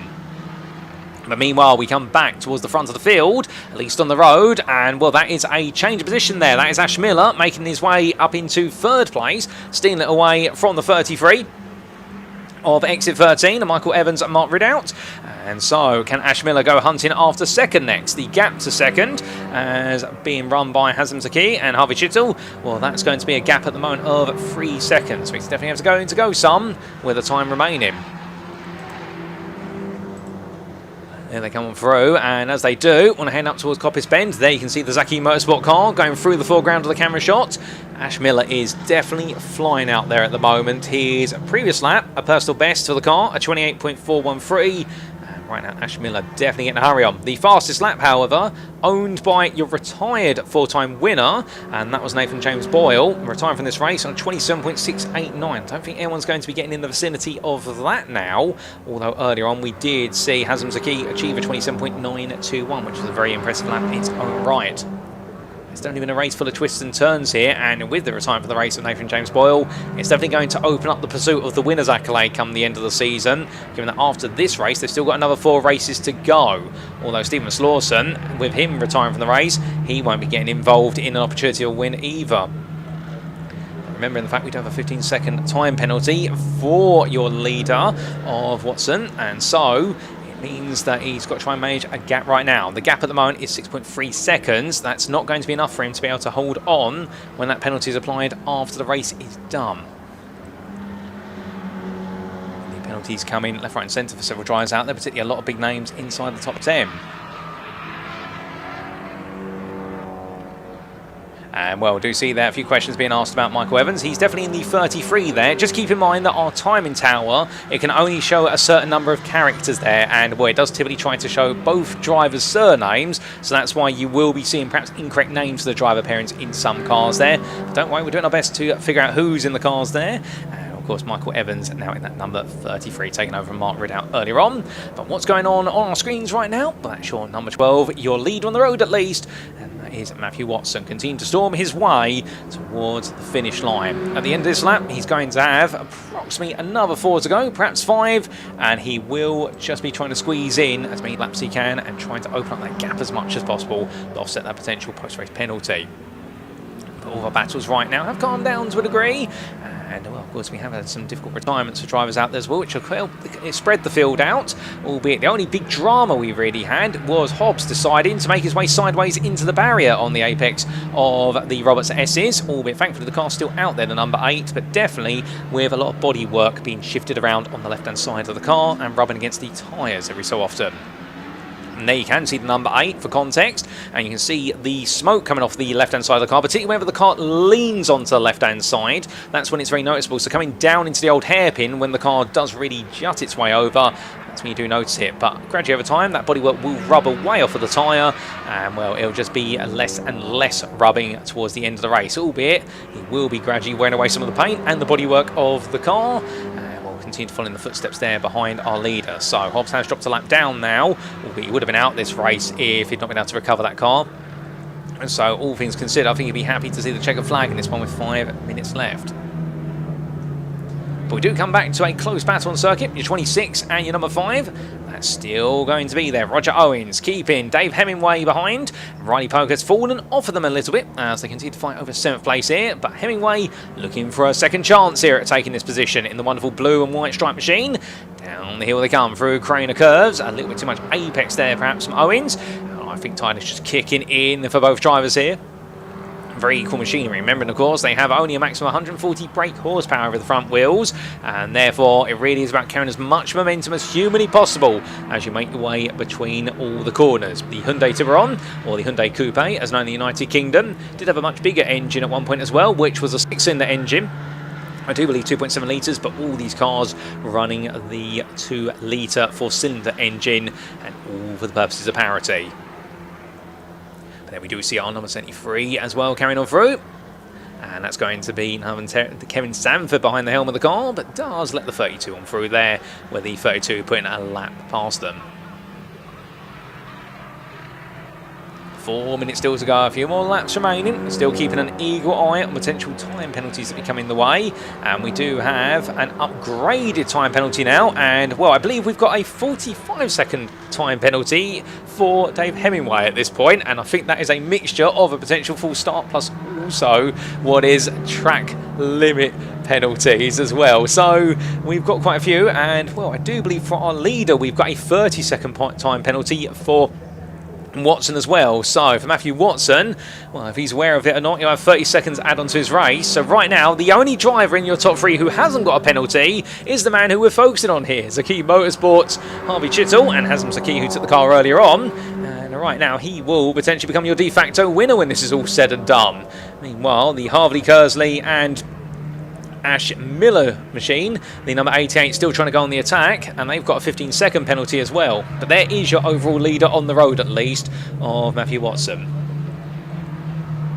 And look at this battle here. So the fight for second now makes its way in towards Hollywood. Will Ash Miller a penalty or not? He's going to have some fun here out on circuit. They do touch for a brief moment. Down the hill they come in towards Craner. And right now, all Chittle needs to do is maintain momentum on the outside line. He might have a smooth run, but Miller goes all on the brakes. A little bit of run between the two of them. Brilliant racing between them. And Ash Miller there, showing his experience in racing in Australia. And well, makes that place. Takes second on the road at least. But look who this brings right back into it. Suddenly, the 33 of Michael Evans glued to the back now, and we have a freeway fight for second on the road. And you know, let's put the penalties aside, we can worry about those later. Let's enjoy the spectacle they're putting on right at the end here. Worn tyres, hot brakes, they're having fun. And here comes Michael Evans looking for a move, can't make it happen at the moment, switches it back to the racing line, trying to build some momentum as they come through, and we're going to have a really good run here down the back straight.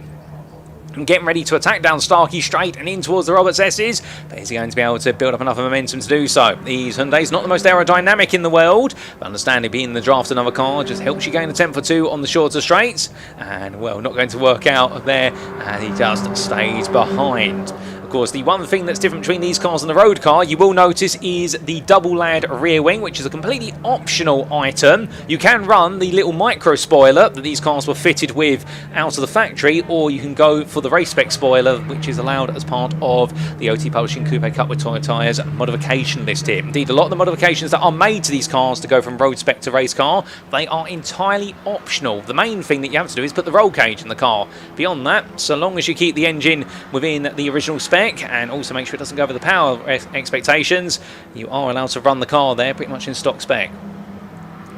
R33 runner there of Michael Evans, definitely trying to make his way onwards. And also keep in mind that he does not have a penalty there. So at the moment, at least, we would expect that Evans is really chasing second place at the moment on the road. And well, a bit further back is the Laurie Mahan-Lohan machine. Although you can see that the bright red car running 5th on the road, they may yet be on course for a podium here as everyone's really coming together. We've got a runaway leader. The 2nd, 3rd, 4th and 5th all on screen together right now with 30 seconds left to go. And so they will get one more lap as we will have our leader going on to their final lap very shortly. But this is going to be the battle for 2nd, which will be sans penalties, if you will, as they come on down. And well, I can definitely see that for you if you're talking about with the track limit penalties and us talking about it. They're definitely adding up there. And sorry for repeating to talk about those, but it's definitely one of the big themes of this race. As onto the final lap our drivers go, the board is out. And this battle for 2nd right now. Is anybody going to make a move here on the final lap of the 2026 endurance race for the OT Publishing Coupe Cup with Toyo tyres? Let's see. A run wide there as well from Laurie. And we've got to be careful of that as well. He doesn't want to suddenly pick up what would be a bit of a warning about running too wide right towards the very end. These drivers coming down the hill here and looking for a move. The 51 goes all in. And, well, it's going to be a sweeping move out the inside, taking on Michael Evans. And, well, lovely move being made there by the OT Publishing Limited car. Last lap moves, to be fair, always special. And takes that 4th place there. Now, can he go hunting after 3rd right at the end? I think he's going to run out of tarmac before he's able to do so. And, well, very shortly, I think we will be looking forward to our leader, who's almost at the finish line now. But there we can see 2nd, 3rd, 4th and 5th all coming through. But as they come on through, Coppice Bend and onto that back straight. Well, meanwhile, for the traffic in front of them, I think they're not going to catch it in time. I think things are going to finish pretty statically at this point, unless we see any last moves or any last-minute mistakes. There is your lead on the road. So taking the checker flag on the road, it is going to be Matthew Watson. However, that's the win on the road. 2nd is going to come through, and it will be the Kersey Motorsport machine. But in 3rd, to take the effective win for Zaki Motorsport, it'll be Harvey Chittle there, 3rd on the road, but winner with the penalties. And then we will see a bit of a shuffle there. We will find out that Paul Laurie and Sam Mahan-Lohan will finish 2nd, even though they finished 4th on the road. And Michael Evans brings home his car in 5th, but he will be promoted to 3rd, as will Mark Ridout there with all of the time penalties added onto the racing. We've still got a few more drivers to get to the finish. I think the next driver we'll see will be Riley Pogue, albeit right now he's enjoying a bit of a scrap here. I believe that is with Bradley Trevitt, unless I'm mistaken, although I do think they are a bit further back. We'll have to wait and see what's happening between them shortly. I think we do have the last runners. We have had Gary Hobbs come across the finish line, albeit a lap down in 11th place in the number 8. Good to see him reach the finish, but here's our next battle, and in fact, as they come through the corners then, it's going to be a 26 holding off the number 5 to the line. And, well, it's going to be a brilliant defensive drive there from Owens holding on, but as they all come through, it's all shuffled the timing tower, and so, in reality, 6th place is going to Riley Pogue, and then it will be Bradley Trevitt in 7th place, and then we will see Owens, Jones and Hemingway, the man who took victory on the tarmac, being demoted back to 11th place. As Jones comes across the line, Sammy Jones on his debut race, he will pick up 10th instead, and then we do see Hobbs coming through a bit further behind, and also what will be there, the car of Kevin Sanford and Terry Gallagher. Well, goodness me, what a load of action on the road, but also, of course, a lot of redistributed of the places with post-race penalties.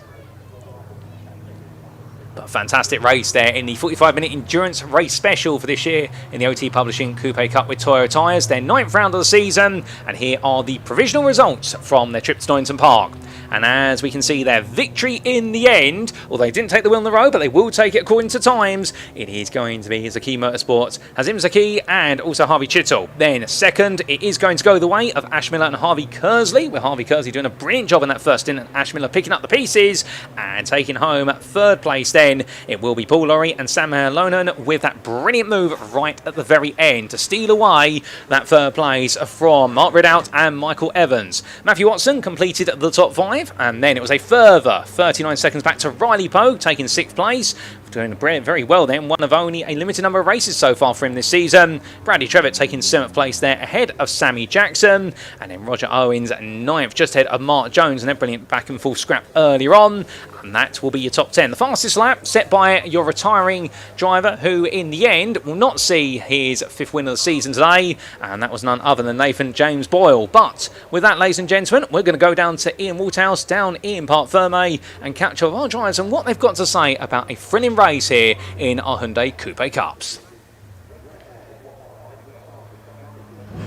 Well, welcome down everybody to the pit lane, and we are just trying to make sense of exactly what's happened. I believe you might have actually finished 3rd there. So I have no idea. No, I'm not totally sure. The amount of penalties and things that we've seen, I think it's because it changed just as you came over the line. So I snapshotted it, and I've got it down to 2nd. Second? Is that for real? Yeah. Well, this is, I screenshotted that. Right. Not so long, literally about 2 minutes after the checkered flag. So I have no idea. Not a clue. We'll see what happened. But fun race anyway. Well done, man. Well done, guys. I'll let you crack on. Well done. You weren't second, you won. Yes! Due to penalties for other drivers, you've come home in 1st place. Congratulations. Oh my, no, sorry. Yeah, go. This is exactly what motorsport is all about. 2 best mates, and look at what this means. This is such an emotional moment to see. Great stuff indeed. There is Harvey as well. There is family. It means so much to them. Go on, Harvey, go on. How's your feeling?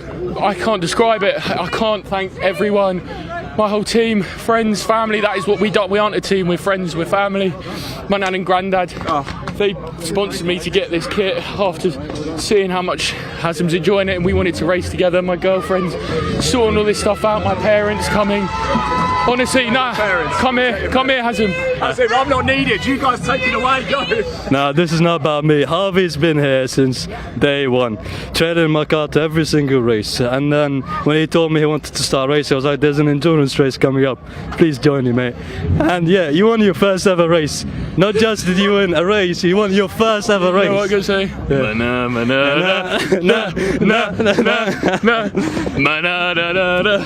Thank you. Hey, Mama, how you doing? Here you go, your microphone. Thank you, guys. Go celebrate. Harvey, you know you've never ever lost a race. How cool was that, by the way? My 1st race on the top step, what can I say? Hey, you see me back. Where are we going? Le Mans, baby. We're going to Le Mans, baby! There you go, your 2027 Le Mans 24-hour winners. There they are. This is exactly what it means. We've got family here.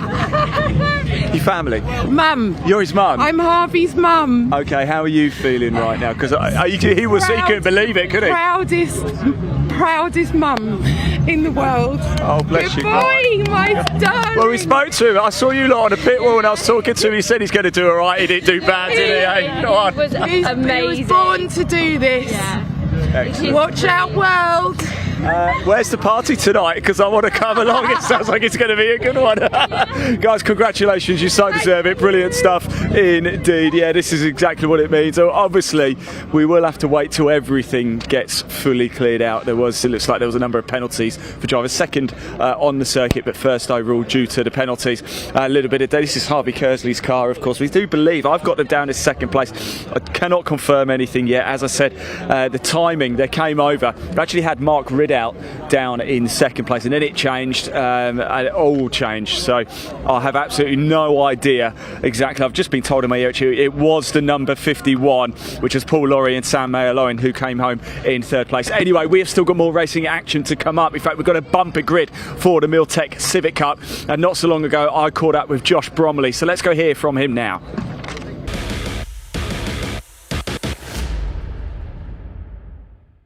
Right, for the final time today, we are up at the assembly area. It's time for our final race of the day. Don't worry, we're back tomorrow, so much more coming up. But for today, it's the Civic Cup who has the honour of going out last.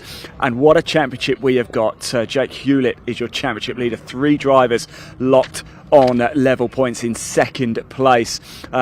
Josh Bromley isn't one of those, but Josh Bromley is somebody who... Hello, Josh. Call me off guard then, you're right. I'm very well. Listen, Donington Park, it seems to suit you here. Yeah, local track. I'm literally 10 minutes away from here. Are so. you? Yeah, I've done a few laps around here, and the box construction Civic was feeling quite good this morning. So expectation high for you then? Yeah, it is. I mean, I left Cadwell Park at 5:30 this morning.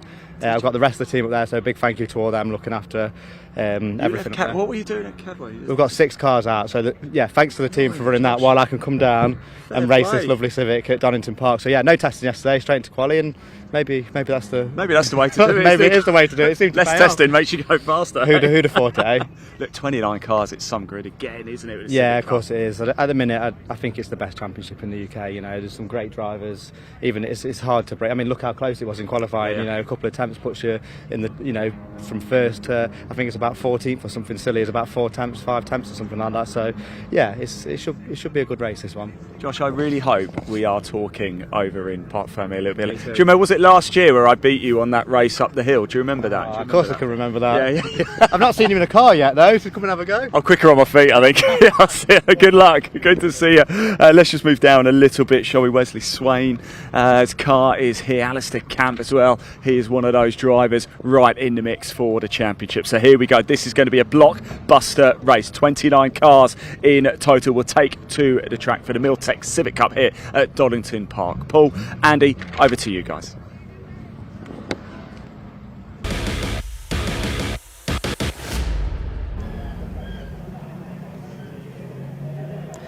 Thank you very much, Ian. Yes, we have got cars out on the grid then, ready to go racing, and Sean McGovern set the fastest time in qualifying earlier on today. Josh Bromley, who we just heard from, starts alongside him, with double winners so far this season, Dave Marshall and Matt Wilkins together on row 2. Wilf Butler and Wes Swain share the third row ahead of Spencer Stevenson and Joseph Dalgarno. I think that's his best qualifying effort so far this season, starting from 8th on the grid.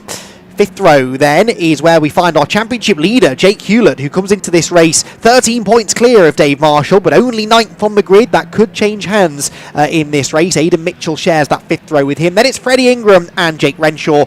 Alistair Camp, 13th, but 4th in the championship. A really mixed up grid. He's got Charlie Constable for company on row 7, whilst the 8th row is shared by Charlie Bird and Jamie Petters. Row 9 then is where we'll find Daniel Petters, Jamie's brother, who got his maiden victory last time out at Snetterton, and a very popular victory that was. Francisco Howitt next, ahead of Luke Sargent, who returns to the championship that he last raced in a few years ago. Jack Riddell completes the top 20. Louis Austin, Harry England, Graham Ross and Mark Hughes are next, and then towards the back of the grid, the last couple of rows shared by Adam Jackson and Ben Bateman ahead of Will Butt, the Welshman. Adam Parker again out of position after a disappointing qualifying session, and Anthony Gannon, great to have Anthony back in the championship, and he will be bolstering the Goodyear Diamond Award grid. He will be starting 29th on this mammoth grid of Civics. If you've stuck around to the end of the day to watch this final race, it's been well worth the wait. The Civic Cup never ever disappoints, although it was a disappointing qualifying session for this man. The championship leader, Jake Hewlett, as I said, arrives here with that now 13-point cushion, but Dave Marshall, who's qualified 3rd on the grid, scored 4 championship points as a result of that. You score points from finishing or from qualifying in the top 6, and so Dave Marshall's closed that gap now from 17 to 13 points, and he is becoming, I think, one of the big championship contenders. So, as we prepare then to go racing, Sean McGovern on pole, Jake Hewlett there, look, taking the opportunity to just waft the driver's door, get a bit of cooler air in. It's a 15-minute race. It will feel like about 5 hours, I suspect, in these very warm and muggy conditions. Who is going to get the win? 2 drivers on the front row searching for a first ever victory in the Civic Cup. What is going to happen? The red light's on, the red lights go out. Now we're away and racing at Donington Park, and it's a good start made by both of the front row men. McGovern slightly quicker away, I think, will hold on to the advantage heading into Redgate Corner, and the grey FN2, the newer shaped car of Dave Marshall, is challenging for second look up the inside of Josh Bromley into Redgate. There's the championship leader Hewlett on the outside line at turn 1. Do they all make it through the first corner in one piece? It looks as though they have, at least at the front of the pack, with McGovern hanging on to that early advantage. Down through the craners for the first time then. The battle really is for second, isn't it, there, as Bromley in the blue car tries to keep Dave Marshall at bay. A big moment further back. That's Francisco Howitt, I think, coming back onto the road. Just about gets the car slowed down. There's further contact further back. Will Butt tangling with Ben Bateman, and Ben Bateman's number 93 car is deposited in the gravel trap at the old hairpin, and he is going no further. Ben Bateman's car then stuck at the side of the road, and I wonder whether that might require a safety car. Meanwhile, at the front of the field, there's been a moment, I think, for the leader, Sean McGovern, because Josh Bromley and Dave Marshall were right with him. Look, they're side by side for second position, but somewhere Sean McGovern has lost that little cushion that he had part way round the opening lap, and it's now 3 abreast. Look for second place. Matt Wilkins is up the inside. Bromley backs out of it, and Wilkins goes from 4th to 2nd. Fantastic stuff from Matt Wilkins, who lost a whole heap of ground in the championship after a penalty last time out at Snetterton, and he is on a mission. He's up into second position, having started 4th on the grid. So McGovern leads then, Wilkins second, Marshall is third. He is there, you just can't see him, he's so close behind the 84 car. As further back, look, Jake Hewlett tries to make some progress. He's up 1 position from 9th on the grid to 8th. Alistair Camp's gone from 13th to 11th. So 2 of our championship contenders who were out of position on the grid have made a little bit of forward progress. So down the hill we come, and Matt Wilkins, for my money, looks quite likely to have a go at Sean McGovern for the lead here. He's closing in on the Irishman out in front. Harry England there in his grey and green FN2 on the outside line. They go past the Ben Bateman car, which is still stuck in the gravel. Possible that they can use a live snatch vehicle to get that out of the way. That was Marshall and Bromley tangling nearly for 3rd position, and they're still tangling on the exit of the corner. Dave Marshall gets roughed up a little bit there, out onto the dirt. Josh Bromley gives as good as he gets, and he is not going to let Dave Marshall through. That opens the door for Wilf Butler, and that is significant. Wilf Butler is 3rd in the championship, only 2 points behind Marshall at this stage, and we are getting down to the nitty-gritty now in the season. Only 3 events to go. Every point is crucial, and Dave Marshall knows that, but he's out of control. Oh, Dave Marshall locks the rear, breaks into the chicane, skates through the gravel trap. Disaster for Dave Marshall, who's really been putting together a good, strong summer in 2026, and he's going to plummet down the order behind Alistair Camp, so he's outside of the top 10. Dirt all over the tyres, and Dave Marshall will be kicking himself for that. It looked as though maybe the brake bias was wound a bit too far to the rear, and he had to stamp on the brakes to avoid the slow car ahead of, or the early braking car anyway, of Josh Bromley, and off into the gravel trap he went. Well, we promised you drama, and as we get now closer to the end of the season, that drama takes on an extra little bit of importance with the championship situation so finely poised. And this race, I don't think, is quite finished dishing up the drama yet either. They are, as I suggested might be the case, they are moving Ben Bateman's car out of the way with the live snatch vehicle, so that's good news. No need for a safety car. Interesting battle brewing here. Look, Jake Hewlett up into 7th place now, although he's under some threat from the 57 car of Freddie Ingram. In fact, Freddie Ingram's going through, and that might open the door for Alistair Camp. Alistair Camp, who started 13th position. He was 4 places behind Jake Hewlett on the grid. He came into this race, did Alistair Camp, 4th in the championship, 17 points behind Hewlett, the championship leader, but they're together on track now. The blue and green car number 17 is Hewlett, the black and pink with the green highlights is Camp, and behind them it's an absolute melee into the chicane. They're surely not going to make this one work. Somehow they have. One of the Petters gets squeezed a bit wide. Charlie Budd's over the curb. As usual in Civic Cup racing, you just don't know where to look. Wherever you look, there is action, including Alistair Camp, who lunges to the inside of Jake Hewlett and goes through. Alistair Camp on a mission from 13th to 8th. There's going to be inevitable contact further back. 3 abreast through Redgate Corner just wasn't going to work. They all still keep going. That was Joe Dalgarno who got nerfed sideways, but this is important. This is a really important battle, and Jake Hewlett is slipping backwards. Look, through now has gone Mitchell and Dave Marshall coming up to challenge as well. Aidan Mitchell then gets past the slowing Hewlett, who hopefully doesn't have a drama. I think he just got sort of forced out of line there. You lose so much momentum when that happens around here, and it's really, really hard to get that momentum back. He's lost a couple of places in the last few laps though, and a lot of that early progress made by Jake Hewlett has been undone. In fact, all of it has been undone. He's down to 9th now, in fact down to 10th, which is a place lower than where he started, I believe, with Dave Marshall, a fired-up Dave Marshall, chewing on his rear bumper coming out of Coppice Corner. In fact, Marshall, with a much tighter exit look, gets to the inside line. So top 2 drivers in the championship, and they're battling for 10th position here, a third of the way through this first race of the weekend. Marshall does go through at the place where it all went wrong a few laps ago, and he brings with him Charlie Bird, who is making some really nice progress through the order from 15th on the grid. At the front of the field, deep breath Andy, is Sean McGovern. One of the Petters is into the pit lane. Didn't quite spot who that was. Is it Jamie or Daniel? I daren't take my eyes off the screen, really. It was Daniel Petters. That's a shame for the Snetterton race winner. As that was going on, I think Alistair Camp was doing something. I think he was overtaking Freddie Ingram for 7th position. Yes, he was. There is Camp, and he's up ahead of the 57 car now. So Alistair Camp then, what a meteoric rise through the order this has been. I spoke to him briefly after qualifying. He actually didn't let on how badly the qualifying session had gone, but seeing him line up 13th was a real shock to the system. But he didn't stay down there for long. He's up to 7th, and I don't think that will be the last of the progress made by Alistair Camp in this race. So McGovern leads, Wilkins second, they're nose to tail. Bromley, Butler, Swain and Stevens are battling over 3rd, and then this is the battle for 7th position. Camp into his newly acquired P7 in the Area Motorsport car. And as you can see, he's got some clean air now to, he hopes, drive off into in order to catch the next group in front of him. Behind him then is the 57 of Freddie Ingram, Aidan Mitchell as well. Those two are teammates. Oh, Joe Dalgarno's off. That's at McLean's, I think, the number 39 car. And that's a shame after Joe Dalgarno had that really strong qualifying effort. This meanwhile for the race lead. Matt Wilkins looked to the outside of McGovern into Redgate Corner, but he's going to try and get the switch back on corner exit. Can he get the move made? I think he will. And he's got the inside line for Hollywood as well. Yes, Matt Wilkins to the lead of the race then from 4th on the grid.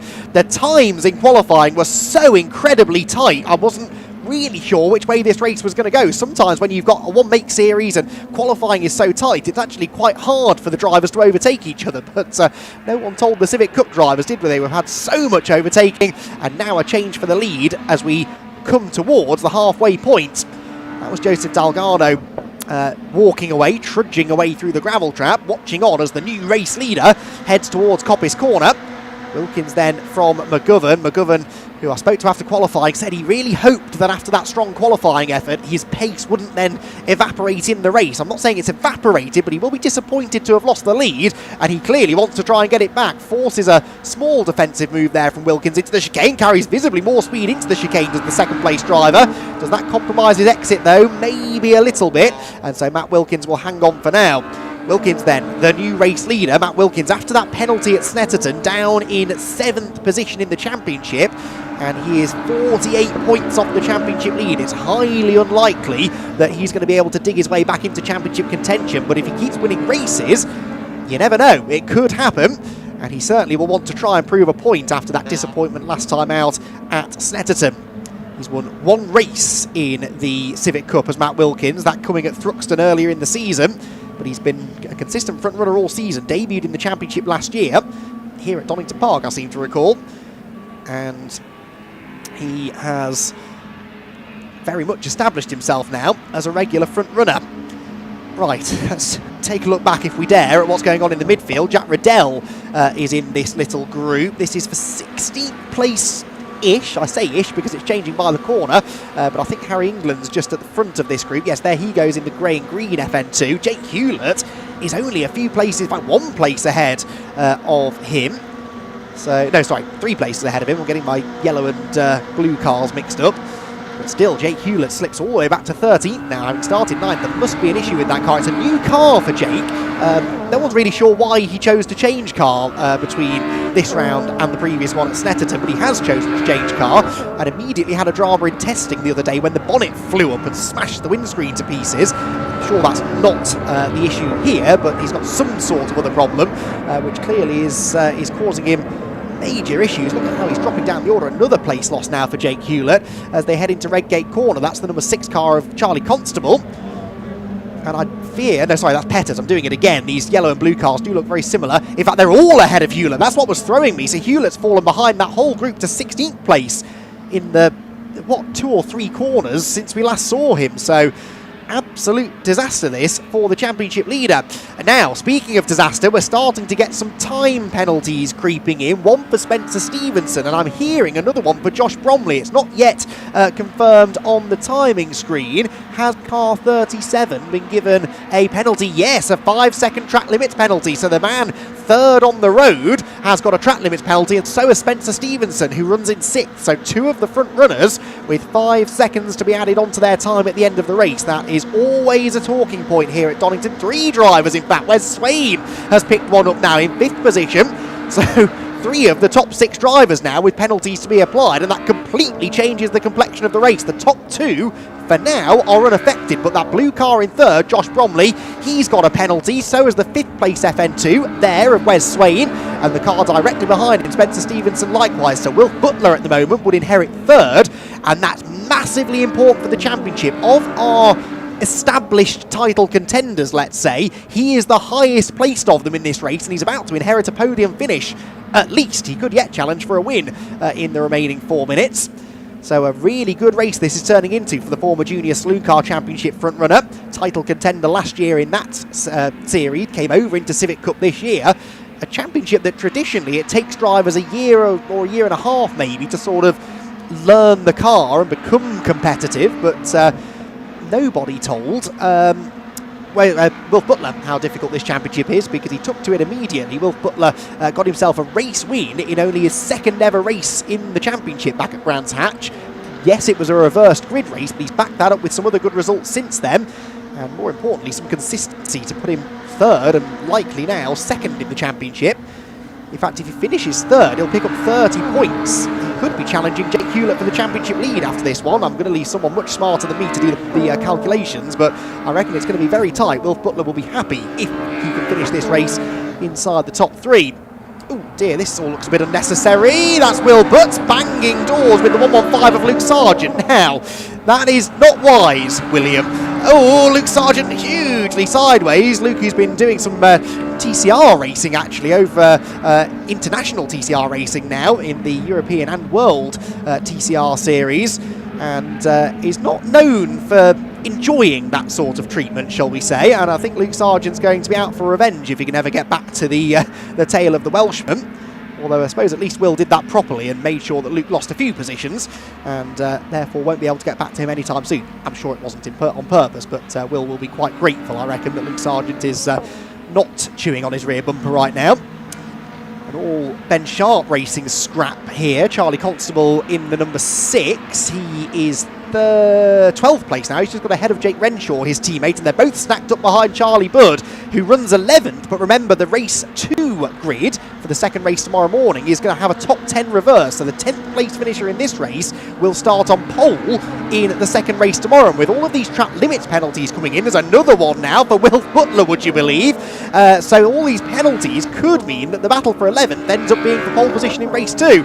And this is the battle for 11th at the moment. Constable to the outside, absolutely sends it on Charlie Budd, nearly loses a position to Jake Renshaw, who had to back out of that one. Ben Sharp will be having kittens watching this on the pit wall. 2 of his drivers going toe-to-toe, and both desperately trying to find a way past the Area Motorsport car ahead, which doesn't seem as quick as these 2. But Charlie Budd, with years of one-mate racing experience in various things, Ginettas I seem to recall at one point, Minis definitely. Charlie is not an easy man to overtake, and as he defends, this is bringing another driver into the battle. That's the number 26 car of Louis Austin, the black and green machine. So, to recap, before this inevitably kicks off, the 3rd, 4th, 5th and 6th place drivers on that timing tower all have 5-second penalties to be applied as Renshaw finds a gap up the inside through Starkey's corner and takes 11th place away from Charlie Budd in a really committed move heading up the hill. Finally breaks through the defences of the number 44 driver. But can he now stay in front to the flag? They'll have one more lap after this one, I reckon. So one more lap of this to survive. It's been a bruising race, another typically exciting Civic Cup race, and Charlie Budd is not backing out of this. Look, has a much better exit from Coppice corner, gets to the inside line heading down the exhibition straight, flashes the lights, nearly gets into the back of Jake Renshaw's car, and he still might come up the inside into the chicane. He's late on the brakes. This has got disaster written all over it. How did they not make contact? Well, that's how, because Jake Renshaw didn't bother with the corner, goes absolutely skittering over the gravel trap and comes out 2 or 3 car lengths ahead. Budd is now trying to defend from both drivers behind him. That is Renshaw to the inside. It's Austin to the outside. I think Austin might get 2 places out of this. Can he sweep through? No, didn't quite have the momentum. He might clear Renshaw, but Charlie Budd is proving to be a very tough man to overtake. As I said a lap ago, he would be. Well, that was pretty spirited stuff through that final chicane. We are going to have to take our eyes off this in a moment because the checkered flag is coming out at the end of this lap, but what a great advert for Civic Cup racing this has been. Whether you're at the front, the back or the middle, you will always have someone to battle with, and none of them pull any punches. This is proper, hard-fought, door-to-door one-mate racing. It's what makes the Civic Cup the most popular one-make series in the country, I would say, certainly one of them. And Matt Wilkins is about to claim a second victory in the championship. Sean McGovern has thrown everything at this. To their credit, neither of them have yet picked up a track limits penalty. Everyone behind them has, but it is going to be a slightly better performance from Matt Wilkins, who comes from 4th on the grid to claim the victory in the first Civic Cup race of the weekend at Donington Park. Sean McGovern can't quite convert pole into a win, but it's a solid second place finish. And Alistair Camp is 3rd. Alistair Camp, after all of the time penalties are applied, having started 13th on the grid, is going to get a podium out of all of that. That is absolutely astonishing. Alistair Camp, my word, he will be very relieved at that result. Josh Bromley still ends up 4th because, of course, all of the drivers behind him had penalties as well. But that is the big headline for me. Alistair Camp, if he wins the championship this year, he will look back on this race and think, yeah, that's the day that I saved my championship campaign. That could so easily have been an 8th or a 9th place finish, and he's ended up in a podium place. He made a lot of overtakes in the early stages. Yes, he inherited 4 positions with the penalties, but my word, that was an absolutely fantastic race. I've forgotten I'm supposed to be interviewing these drivers now, so I'm going to hand you over now to Paul, who's going to go through the results after a breathless race. Oh, indeed. Thank you, Andy. And well, as Andy tries to gather his breath back whilst running all the way down to Parc Fermé to present the interviews with our top 3, indeed any of the drivers he may be able to find in Parc Fermé for a thrilling race here in the Civic Cup at Donington Park. Remember, of course, they've got multiple races this weekend. This being the first of 3 for them. Well, there are your provisional results. Your winner, Matt Wilkins, taking his 2nd win of the season and his career, had Sean McGovern and Alistair Camp. So, and somehow making his way all the way from 13th to 3rd there. A phenomenal run for the 45 driver with those penalties assist him as well. And then we did see Josh Bromley, despite him picking up a post-race time penalty, the 4 drivers behind him, Wolf Butler, Wesley Swain and Aidan Mitchell, all doing the same, and so they were finished as they were running on the road. It was over 2 seconds back to Dave Marshall, 8th place, ahead of Spencer Stevenson, and then we did see Freddie Ingram rounding off the top 10. Fastest lap wins to Alistair Camp in the number 45 at 1 minute 18.30. A very impressive lap from Alistair, no doubt about it, and showing that the fight in his championship charge has not quite run out of fire just yet, even if he had to recover from a tough qualifying session and ride his luck with regards to time penalties for so many drivers. But still, ladies and gentlemen, that really has been a huge advert, as Andy was saying only moments ago, for why the Civic Cup is one of the finest single-make series in the United Kingdom, because of the fact simply everywhere you look, there was battles at the front, the middle, the rear.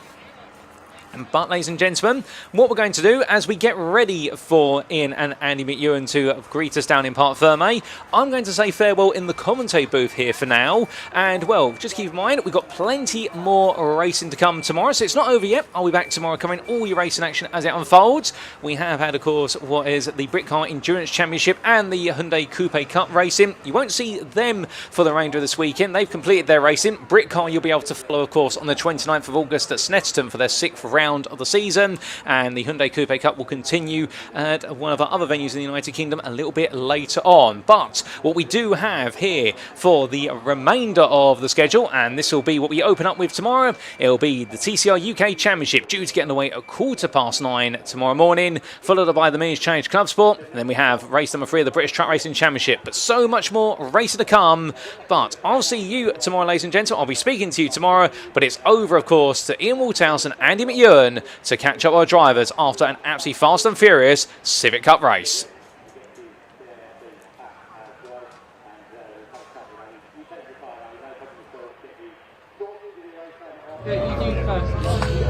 Wow, what a race. I've sprinted down to the Parc Fermé area because I really wanted to get the thoughts of our winning driver, Matt Wilkins, who gets a 2nd career victory in the Civic Cup. But what a battle. I mean, just your race alone, forget what was going on behind you, your race alone was entertaining enough. 4th on the grid to the win. Did you think that was on? I was up for a podium, that was my plan. The window opened there into the Robert chicane. I think it was lap 2 or 3. I had to take it. Luckily Dave Marshall let me through there. So yeah, no, I enjoyed it. Car was a bit hot towards the end, a bit tricky to manage. McGovern was right on me, but yeah, no, happy with that, really happy. At what point did you sort of realise it might be on, because you broke through into second all of a sudden, and then did you instantly know you had the pace to go for the win?